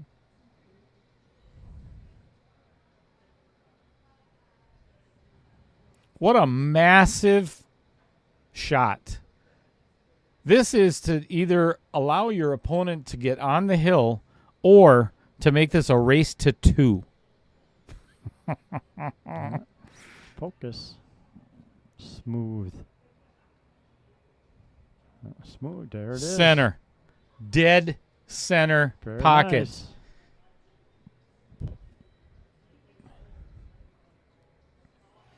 Ten, race to 2. It doesn't get any better than this. Wow. This is the best way to spend a crappy day in Wisconsin, or a crappy weather night. Sweating in a Wisconsin. match. Sweating a hill. Not yet, but man, it's. All right, now it's hill. Well, not hill, but it's tied. 10-10, baby. Woo, boy. Thanks for joining us, everybody. If you get an opportunity, you're not already a subscriber, we're going to have to kick you off. Please subscribe. Yep. If you're not subscribed already and you're in the chat right now, we're going to have to block you permanently. Can't watch the rest of the stream. And it's free. Am I right, Chris? You are right. It is 100% free. Yes. For the entire month of March, it costs nothing to be a subscriber. No. 1 ball. Nothing down. Nope. Man, I hate to have to go to the bathroom right now, but I can't hold it. I'm out of here, folks. I'll be back shortly. Yes, please. Since we're still here. Be here for at least another hour.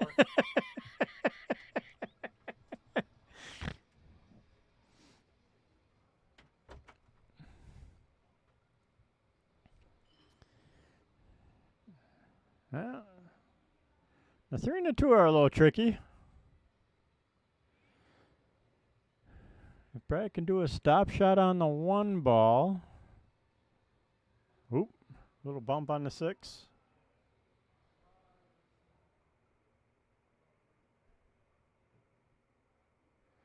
All right, they chose to leave the 6 where it's at because we're only playing cue ball fouls, so Brad will get away with that. Not that he moved it that much, but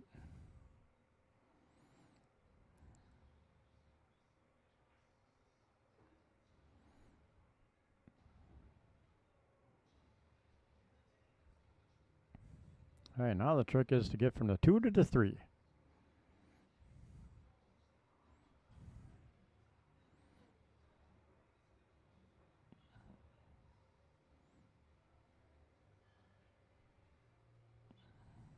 My plan is pocket the 2, try and get on the 3. If I don't, safety.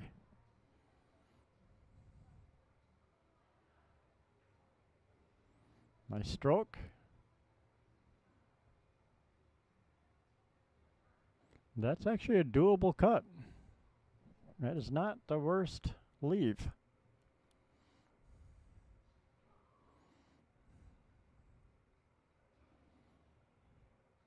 Take a little bit off of the same stroke that he just hit to go across, hit the second rail, and come out about mid-table would be ideal for the 4 on the side.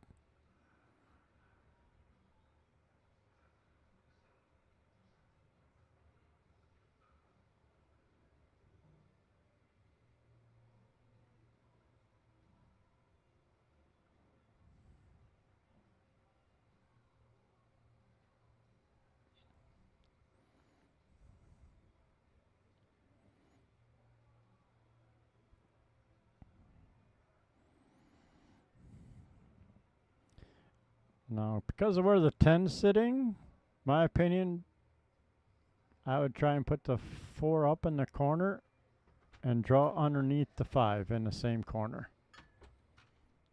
Thank you. Welcome.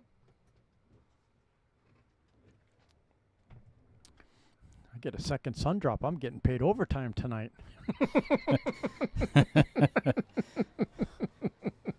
I'll be honest with you. I thought the way this match was starting out, I figured we would be done like about 9:30. Yep, that's what I was guessing too. So whoever guessed 10:30 is going to be much, much closer. I think Heather actually guessed 10:50, if I remember correctly.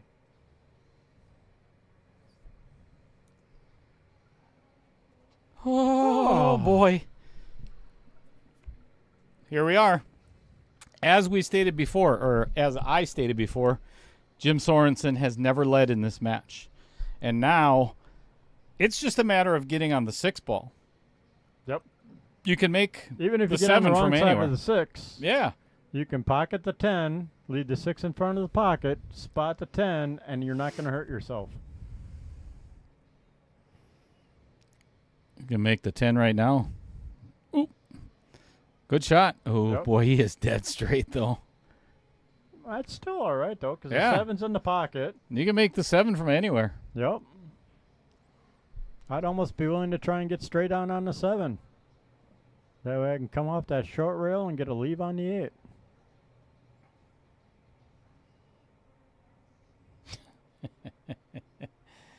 Yeah. I get a kick out of Amy. I'm new here. How do I do that? Yeah, right. Nick, you have no idea who you're talking to, do you? Okay, why do you do what? Why would you do that? Oh my gosh, there's no way I would have done that. Nope. I would have much rather had the other angle Yep. from the low side and be able to get the cue ball to where it is now to play the 8 in the side. Yep. Now he's got to draw Now you out gotta, of this. you got to play it off that short rail. Or, yeah, he just made this a lot harder. I would have just floated forward on that 6 ball. This is so hard to control. Oh, look at this. He's gonna This is get away going to with turn it, out though. absolutely perfect. Yep. Nice shot.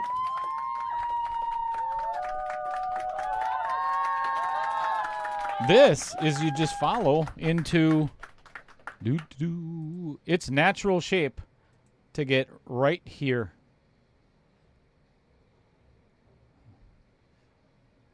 Yep. Bit of an overhit side. or underhit, but Yep, quite still all right. Very doable. Yep.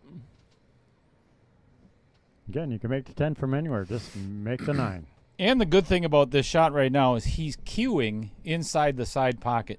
Yep. So he can pretty much do anything with the cue ball.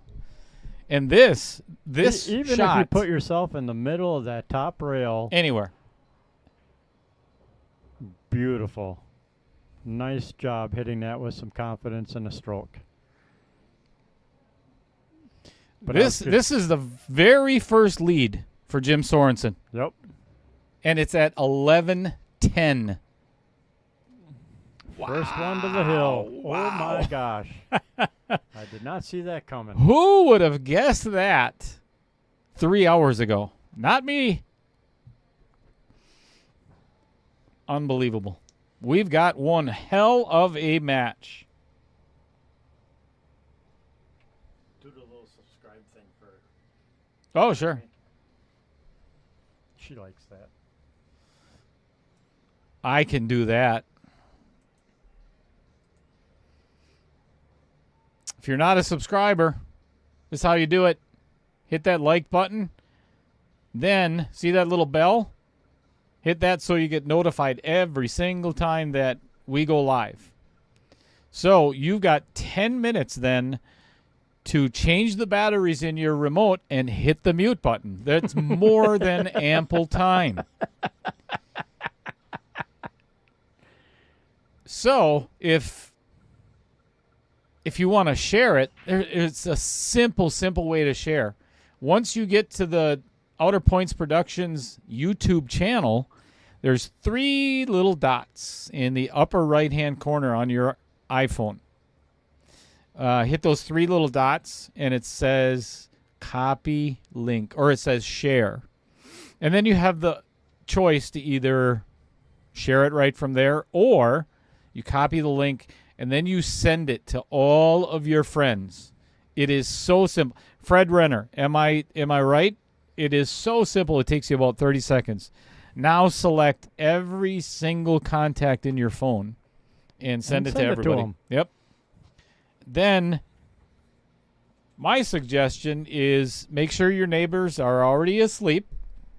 Walk into their house, grab all of their phones, and then do the same thing. I wouldn't recommend that. It's a good way to get shot. Jason Harlan. I'd push. Jason Harlan is in the chat, folks. The only man with a reserved seat in the finals. He is going to be taking on the winner of this match in about 6 months. Kidding, Jason. Kinda. Maybe. What's going on, ding-a-ling? I mean, Mark Bell. Ding, ding.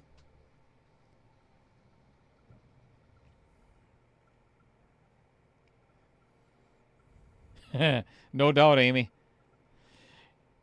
Here's one of the things that I was talking about. I think it was with Chris. I'm pretty sure, but I go back. Again, it's been a year, and it blows my mind. But I was sitting here the other day with the lights were off, cameras, computer was shut down.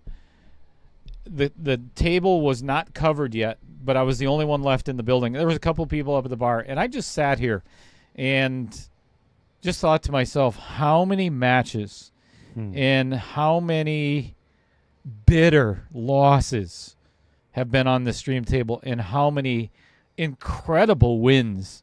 I mean, come from behind victories, just awesome victories have occurred on this table. And I mean, just shattered dreams, but dreams come true as well. You know, it's such an honor. Chance, another day. Yeah, it's such an honor to be bringing that. Best comeback in all of Knockout Challenge history was Tim Stockinger and Terrence Beck. And I think that was the 600 to 625. Oh, my God, that was a match. Oh, my God. It was unbelievable. I mean, Tim was down, I think, 8-2 in a race to a 10 Yep, or something like that. And came back rattled and off won it. a 7-pack. And I think, I don't know if it went hill or whatever, but Tim, oh, my God, did he hit that hard. But Tim came back and won that match, and it was just unbelievable. And again, hats off to Terrence Beck. Who cares? Terrence, his favorite, if you know Terry Beck. He's had about 186 different Facebook profiles.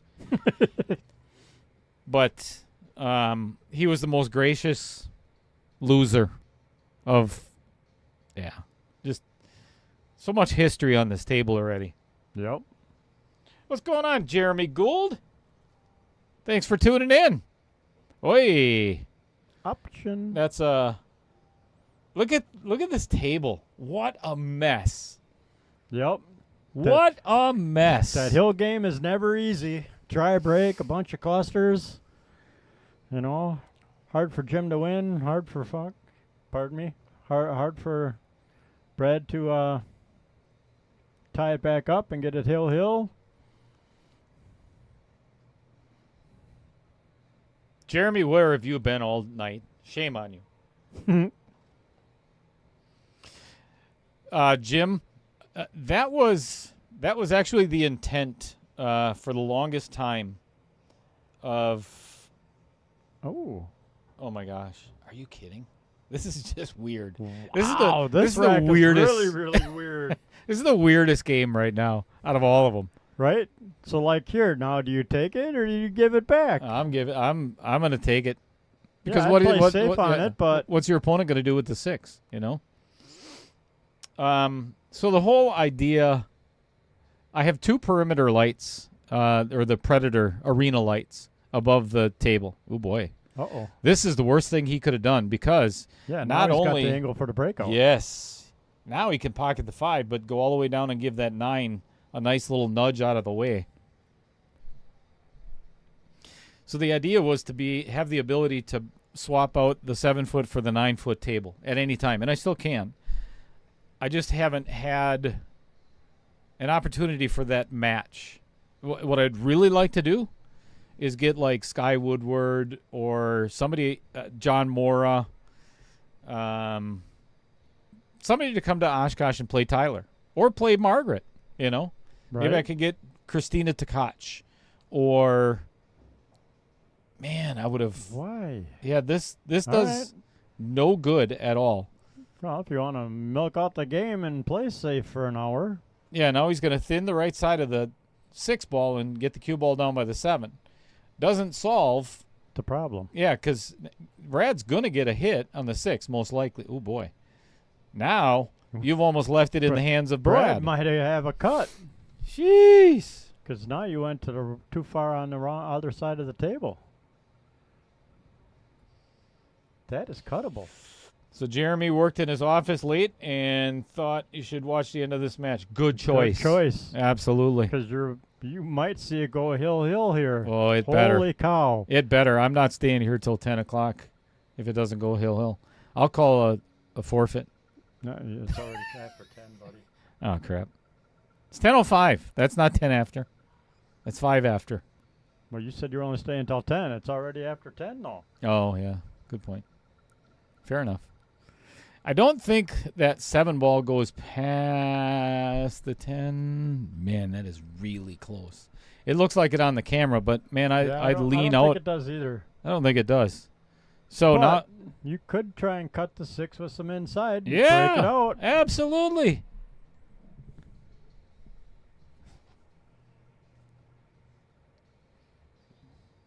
You can't tell me neither one of these guys are about ready to crap their drawers either. Right. Jim's falling asleep over there. He's literally falling asleep. Here, let me see if we can get look at that. Here, let's see if we can get that on camera. Oh, he moved. He's meditating.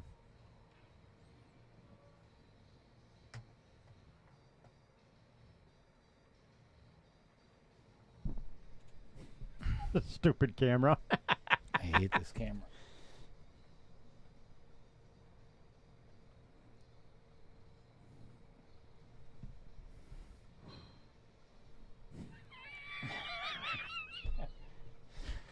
crap. Never It's mind. not working. Stupid remote. Good thing Jim's not looking at the TV over there right now. Right? He's still meditating. He's going, please give me one more shot. Tim Feinfrock says, "Are you guys Canadian?" Nope. No. Are you? Oh. What? What's a Feinfrock? A Feinfrock. I don't know. What nationality is that, Tim? Or is that just a screen name? Is that like Dusty Tables? Or Dr. Barry Can't say it.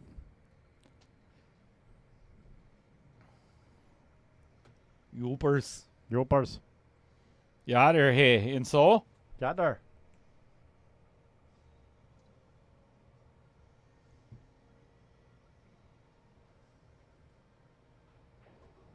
Boy, Jim really likes that draw shot. Yep. Now what do?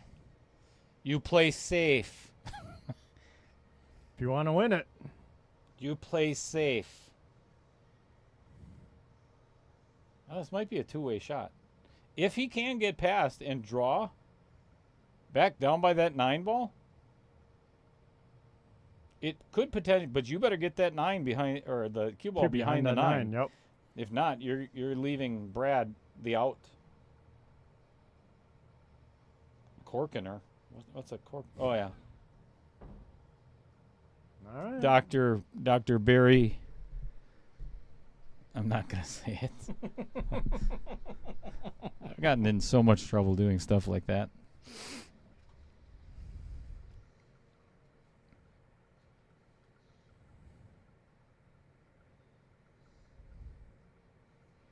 How do you feel if you're Brad Royce right now? Oh, look at this. Does he get away with it? Nope.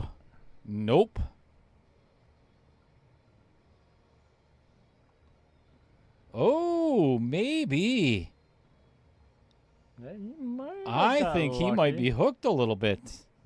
So he might have to mass A around this 10 ball a smidge. And the drama continues.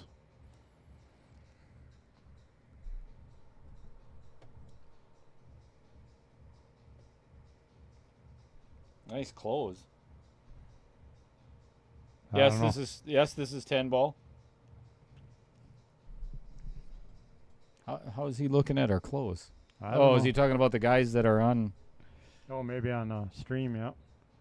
Oh, we got it. And look Oh, at this. Oh, no. No justice. I don't think he even has the bank. But if he can see the right side of the 8, man, what an easy safe. Yep. Just put the cue ball right where it is now. That's all you got to do. Simple as that. Piece of cake.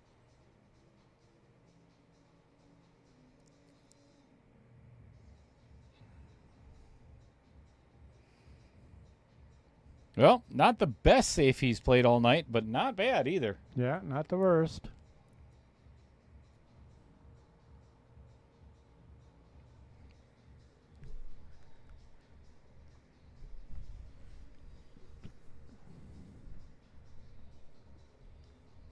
So anyway, like I was saying, how do you feel if you're Brad Royce? You've been ahead the entire match.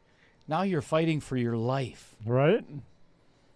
Messed up on the last 2 games. Or the race to the last 2 games. I'd be thinking to myself, what did I do wrong? Yeah. Uh-oh. Nice This might be it. Yeah, Oh. Could be. That is really good. That 8 ball did not settle on the rail.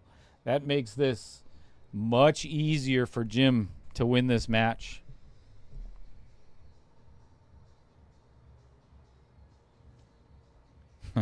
Not saying that one either, Jason. Nice try.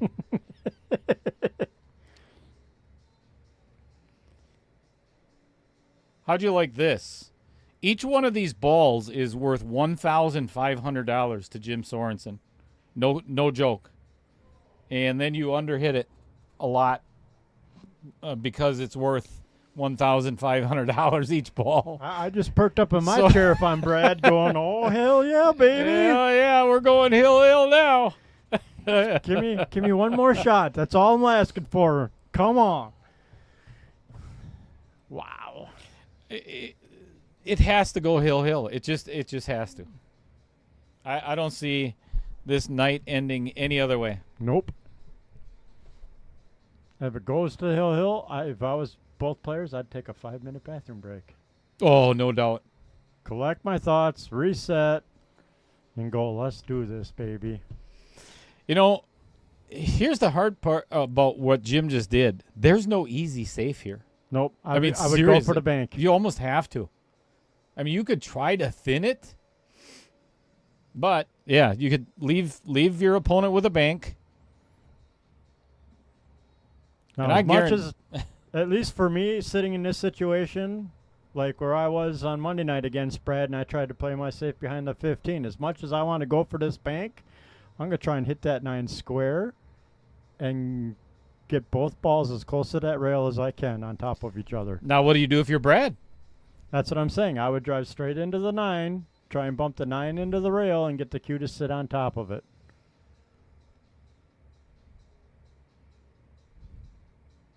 Because if you go for this bank and miss it, you just sold out. Oh, you could also try to get the cue ball down by the 10.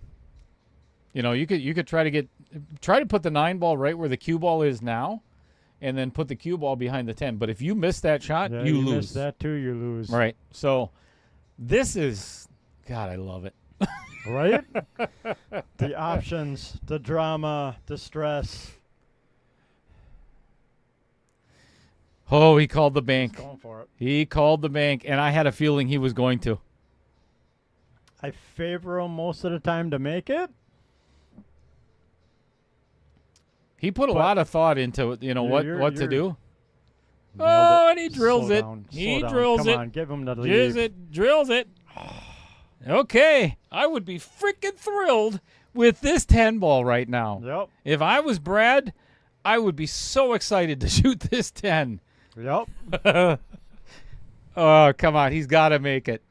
He has to make this.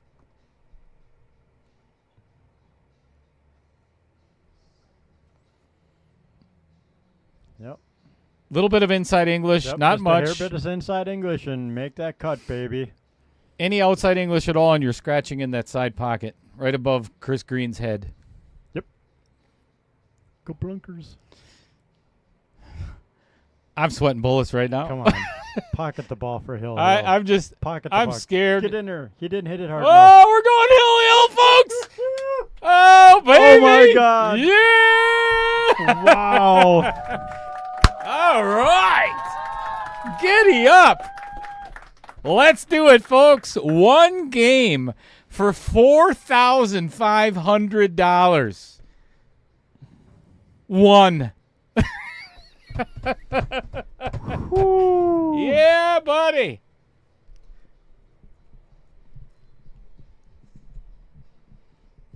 Did I mention one game? For $4,000. Why didn't we just skip the last? What time is it? 10. Why didn't we just skip the last 5 hours and just play one game? Right? What fun would that be? Hill. Brad For would have right- loved it since he won the first game. Right there it is, folks. $2,500 for the winner of this game, plus $2,000 in the player auction, with an opportunity to play Jason Harlan For the $8,000. for $8,000. But you're guaranteed 45. Hell yeah. Woo, baby. I think we need some air conditioning. It just Right? got really warm in here. If you are not Wow. excited about this, There's something wrong with you. okay, first of all, Avenue Auto, Derek, Justin, I'm gonna jump right through this. He says back it and jacket. No. Yeah, I got to work in the morning. Oh, this is gonna be dry. And this is the weirdest thing about this rack. How many times have we seen it, Chris, where it's the hill game and everything is messed up on the table. Well, even the last track was even worse. You Yeah. know, for This for is Jim wide being on the open. hill and hitting it. Yep. This is wide open other than the first shot. Well, back cut the one. No. What do you mean no? No. What are you gonna do with the one? Back cut it in that corner. Back cut it? What corner? The corner he's standing in. You're talking banking it, not back cut. banking. Well, whatever. Okay, there's a huge Back difference. bank. There's a huge difference between the two. Look at this. And no shot on the 2. That's why I wouldn't have done that. I would have not taken that shot. You know how easy it was to get the cue ball behind that 8 and play safe? Now, you're giving your opponent another opportunity at the table.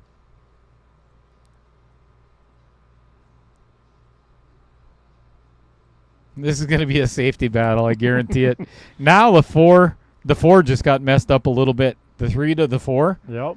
So here we go again. This is going to be a half-hour game. I guarantee it. So look at it. This game is maybe not quite a half hour. At least a good 20 minutes. This game is not going to end till probably 10:40. Yep. Agreed.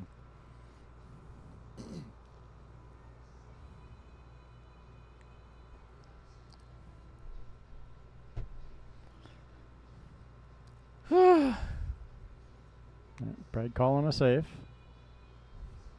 Not sure which way he's going. I'd put the cue ball behind the 8. No, you hit it good. Yeah. Good speed, but now you're... I would have liked to have gone the other way because this is an easy hit for Jim and anything can happen. If he had put the cue ball down there and the cue where the 2 is, or the 2 where the cue is, it much harder. See? Oh, it's going to come out. Oh, look at this. Now he's got a combo. Good thing we're not playing 9-ball. Right? 2-9 combo to win or lose. It even, you know, the way this is going, it would probably be take the 2-9 and the 9 hangs in the pocket.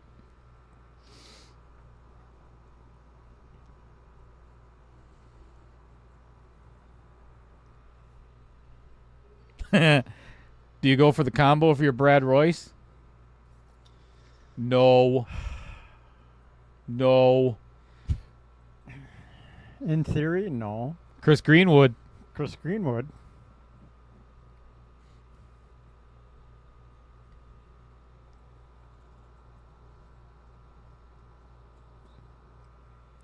Chris Green's trying to learn not to, but he probably still would go for this. Oh, I know you would. Because nobody talks about that safety shot.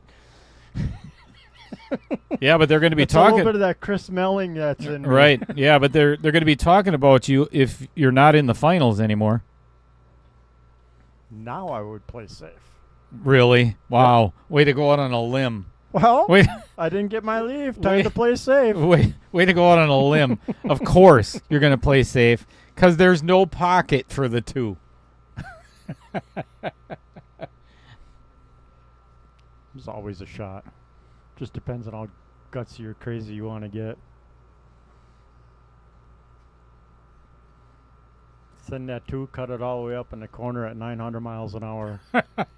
Pray to God the cue doesn't get to 6 and stretch in the corner. Why wouldn't you? It's only $4,500 and a chance at $8,000. Yeah, why not? Made this far, I'm happy. Let's go for it. No, I'd seriously play safe off that shot. Good shot. Easy hit, but good shot.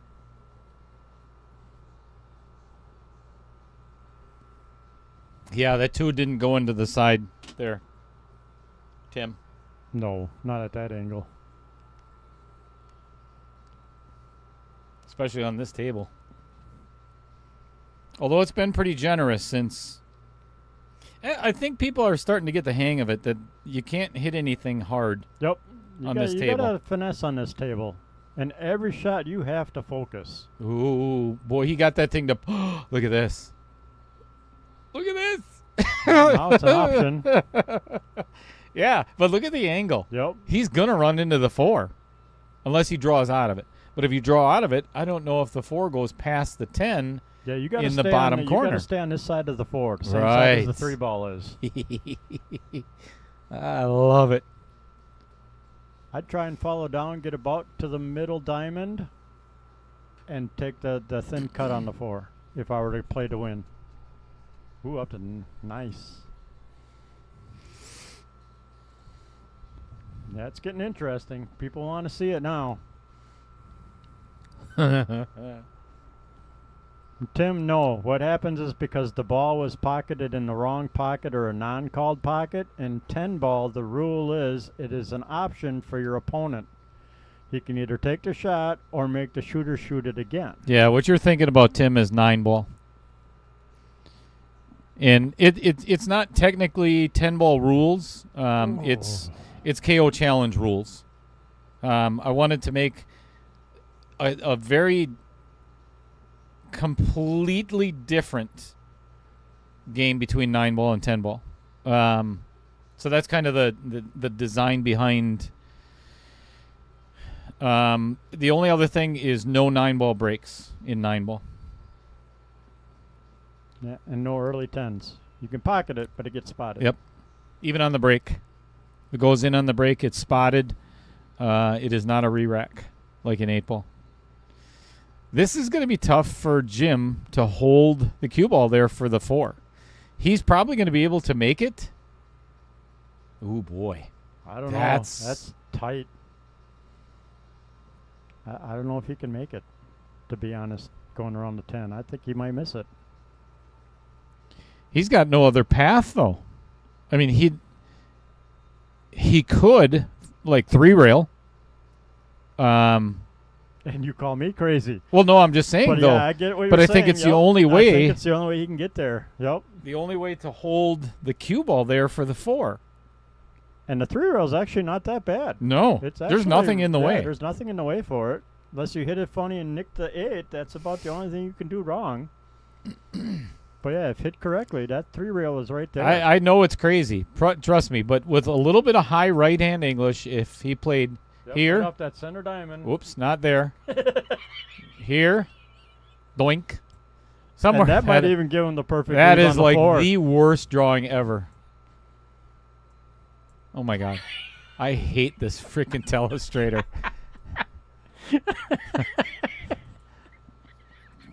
Jeez. Oh, too much fun at Lordy. 10:25 at night. Oh, he's going to try and come off the rail. Let's see if he can nick it. It's going to be close. See, that was the issue. Yep. That's what I didn't like about it. Now. What do I do? Yeah, what do you do? I'm not even sure what I'd do. I think I would. I think I'd be cut calling the 4 on the right-hand side to push it behind the 10. Yes. And put the cue as close to that corner pocket as I can. Agreed. I like that shot. Right after I called my mom. I think I'd want to call my mom right now. Right? And or maybe phone a friend. Phone a friend. The problem is trying to hold your nerves to hit this soft and delicate to keep the 4 and the cue on each side of the 10 and not leak them out.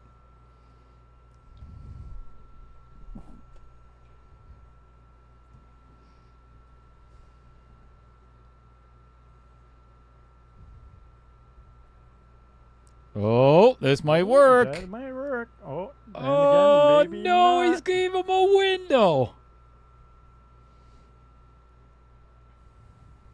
Thing is, you're straight on. Dead straight on. How do you get on the 5? You have to draw past the 6. You better trust your draw stroke on this one. Yeah, you come up and hit the backside of the 6 and you're hooked. Then all kinds of ugly things that could happen. Right? Did you see what Al just said about you?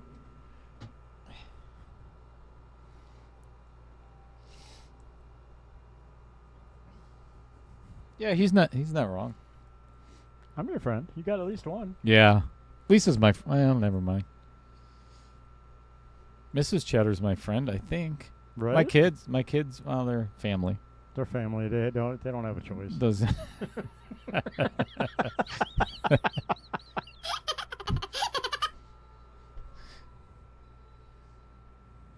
He's going middle ball. This blows my mind. Stun out. That's not a bad shot. Yeah, and rattle the 4. Nope. Uh-oh. Oh, look at this. Ooh. He got really good on this 5 ball. Really good. That is, I'm sorry, that's kind of fortunate. Yep. I don't think that was intentional. Nope. But is anything intentional at this point? Right? Yeah, I think he was hoping to stun out just past the 6. Or past the 6 enough to try and cut the 5 up in that upper corner. He's got to jack up on this 5 ball.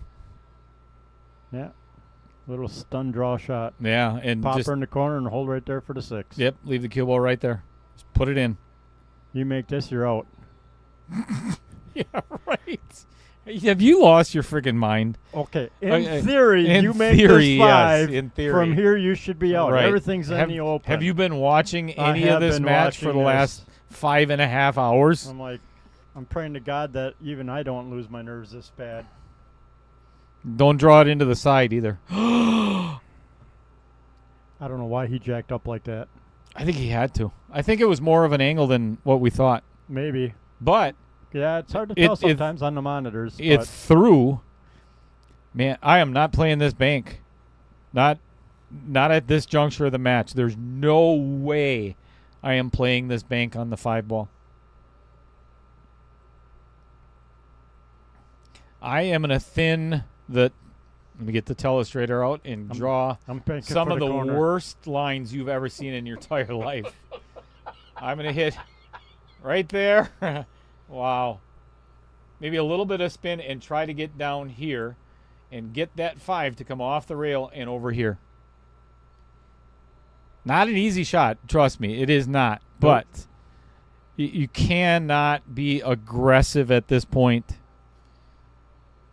Again, it's $4,500. Oh, boy.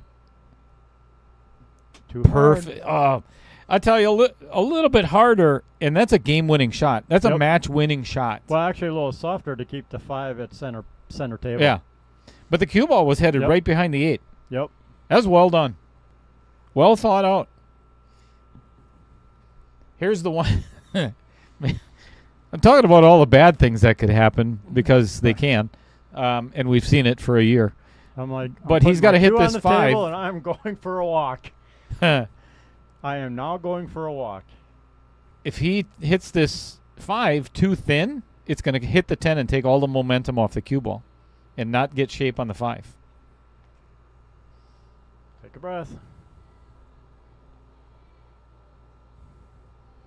Amy, there is no waiting list on the $4.99 and under. It is open for business. So have that person send me a private message, and I'll get them signed up. That is going to be double what this field was. 128-player field. We've got almost half full. Or getting close to getting half full. And he lost the leave on the 6.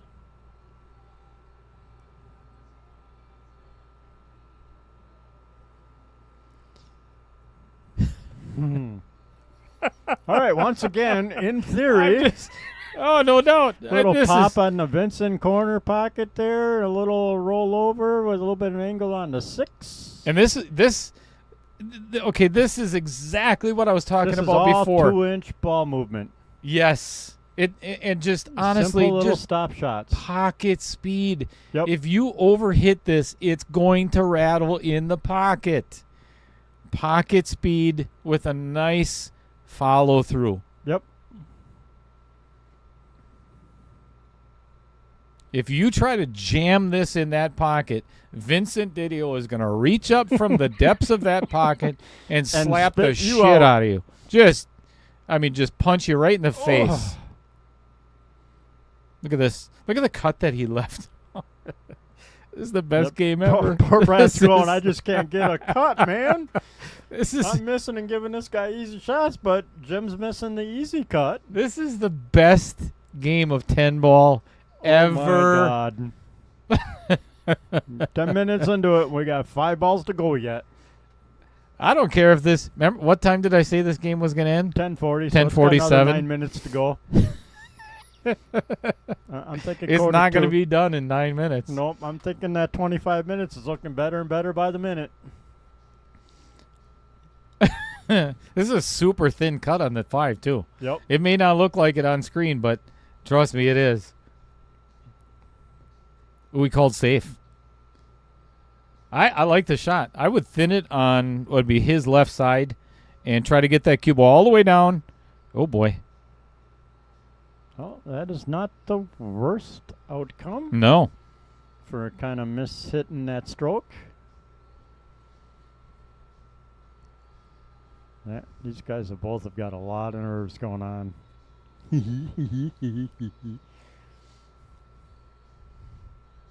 Part of me wishes it was me, but part of me can sit here and laugh. I like what Jim just did here. He called. He called the bank, didn't he? Yes. So he called. Could be a good two-way shot here. Called the 5 right there. So I like this. If it does two-way, that's oh man.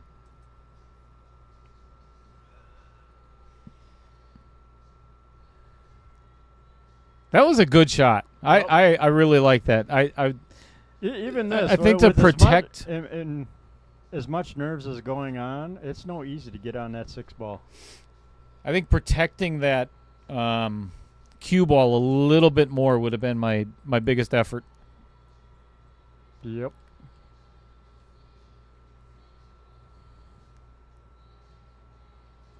Oh boy. Oh boy. Like I said, This because is of tough. the nerves going on, you're tentative on trying to pocket this ball. Again, a little more pace. Come off the bottom 2 to come on, swinging out of them 2 rails. Yeah, you'd probably be closer to about where the 7 ball is, but you'd have a much easier cut on that 6 ball.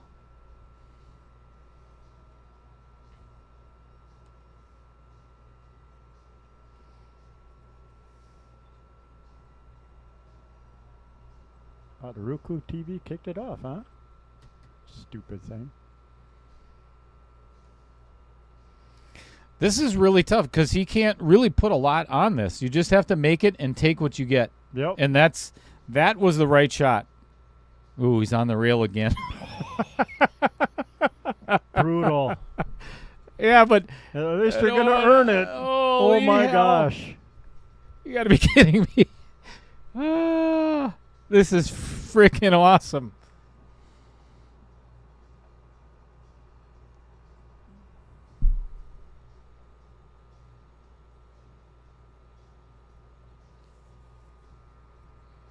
Very nice compliment from Dave Dolly.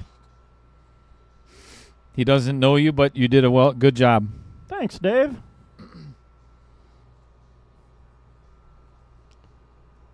All right, Brad's cleaned his shaft twice now. Yes, Tim, it's a 7-footer bar box. 10. 6 minutes. Come on. 6 minutes. Let's see if it ends at 10:40. 10:43.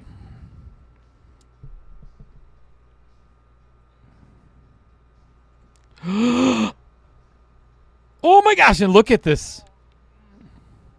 Yeah, he's praying to the gods right now. Thank God for that leave.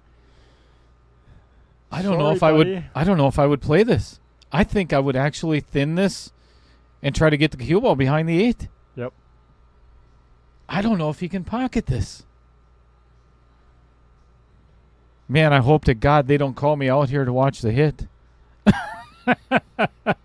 Better you than me. I don't think he can make this.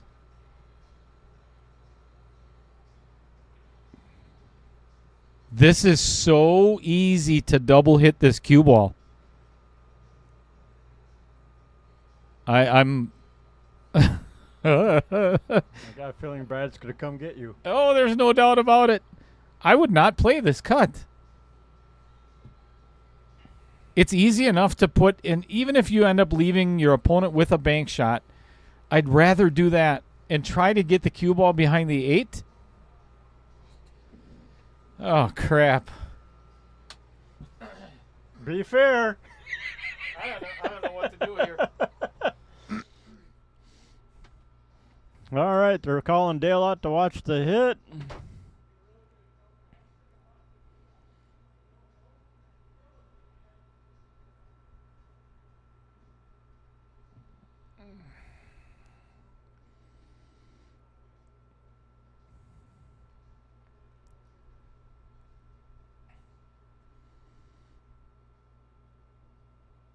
All right, Jim's wiping his hands and cleaning his cue shaft. I know I would be.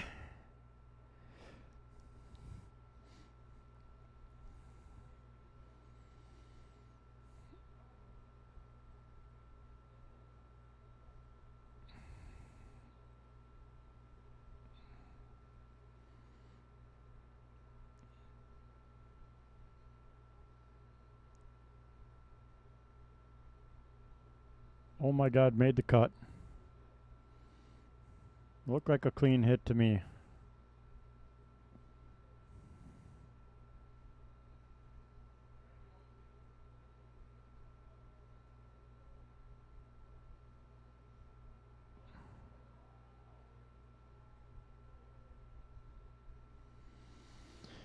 All right. Shot made. I'm still puckered up. That was a phenomenal cut. Holy cow.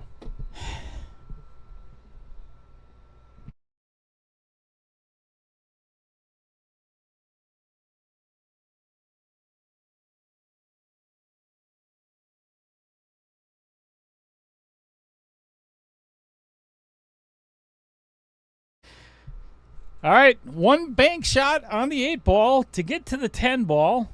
Hopefully keep the cue ball on the table, because there's a good chance. Well, I'm not going to say a word. Just. I can't believe he tried to cut that. And ball in hand. I cannot believe he just tried to cut that.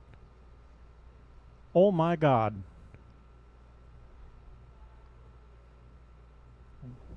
I'm dumbfounded.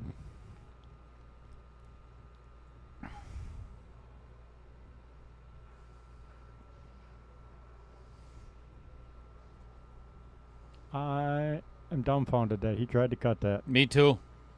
I'd have banked that all day long. There's no. I would either play safe or bank that. Actually, I don't even think I would have banked it. There's no way.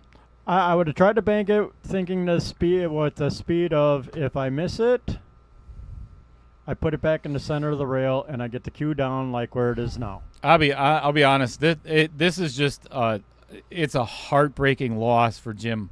I feel bad. He kept in the match the entire time, stayed right on Brad's heels, managed to pull ahead, got to the hill first. I get it. I'd be super disappointed myself. Oh, brutal. To lose this way, and it's not done yet. Oh boy, he's back up and out of the shot too.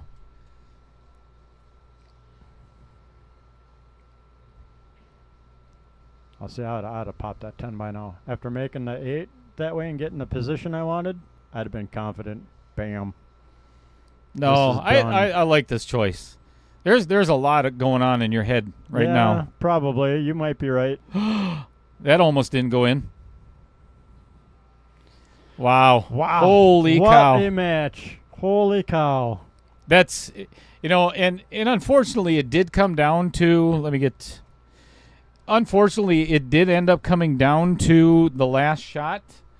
But, this is one of those instances where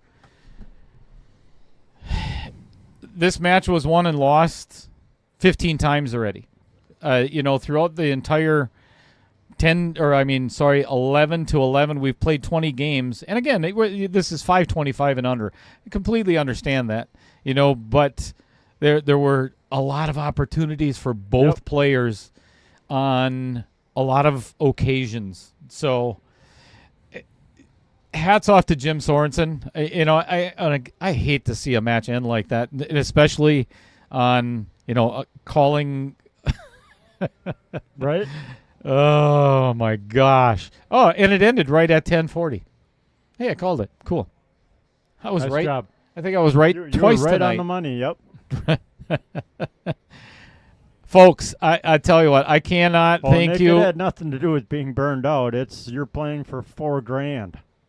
Yeah, I don't think it's you're playing for $4,000 for the first time in your life in a pool match. Yeah, this is, I promise you, this has never happened for either one of these guys or anybody that's ever played in the KO Challenge. So, I mean, outside of the KO Challenge, my bad. But anyway, I got to go out and talk to the players, and I'll tell you what a monumental evening for Outer Points Productions. Thank you to Amy Cools. Thank you to everybody that was here, and a huge shout out to Mark White. Hope he's doing well in Thailand. He had his physio, as he called it, physical therapy this morning. Yep. So look for it on. So Garrett Troop is the one that it's SPM social media or SPM Billiards. When you get an opportunity, go over there and check out, because I'm going to check out what Mark White, how his health is doing and how he's progressing, and we wish him all the best. But thank you, everybody, for tuning in tonight. Yes, thank you, everybody. Semifinals of Stroke Zone, 4 o'clock and 6 o'clock on Sunday afternoon.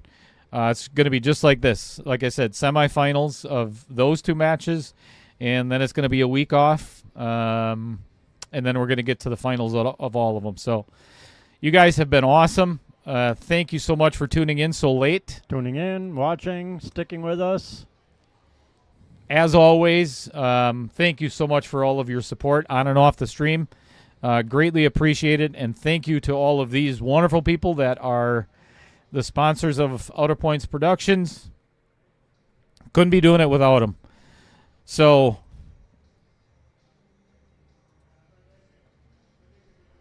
I'm going to let that run through. If you know of anybody that wants to play in the $4.99 and under, please have them get a hold of Dale. Yep, have them contact me, and we're going to make somebody else's dream come true as an amateur player twice as much as today. $11,000 for first place up for grabs. That's without the player auction.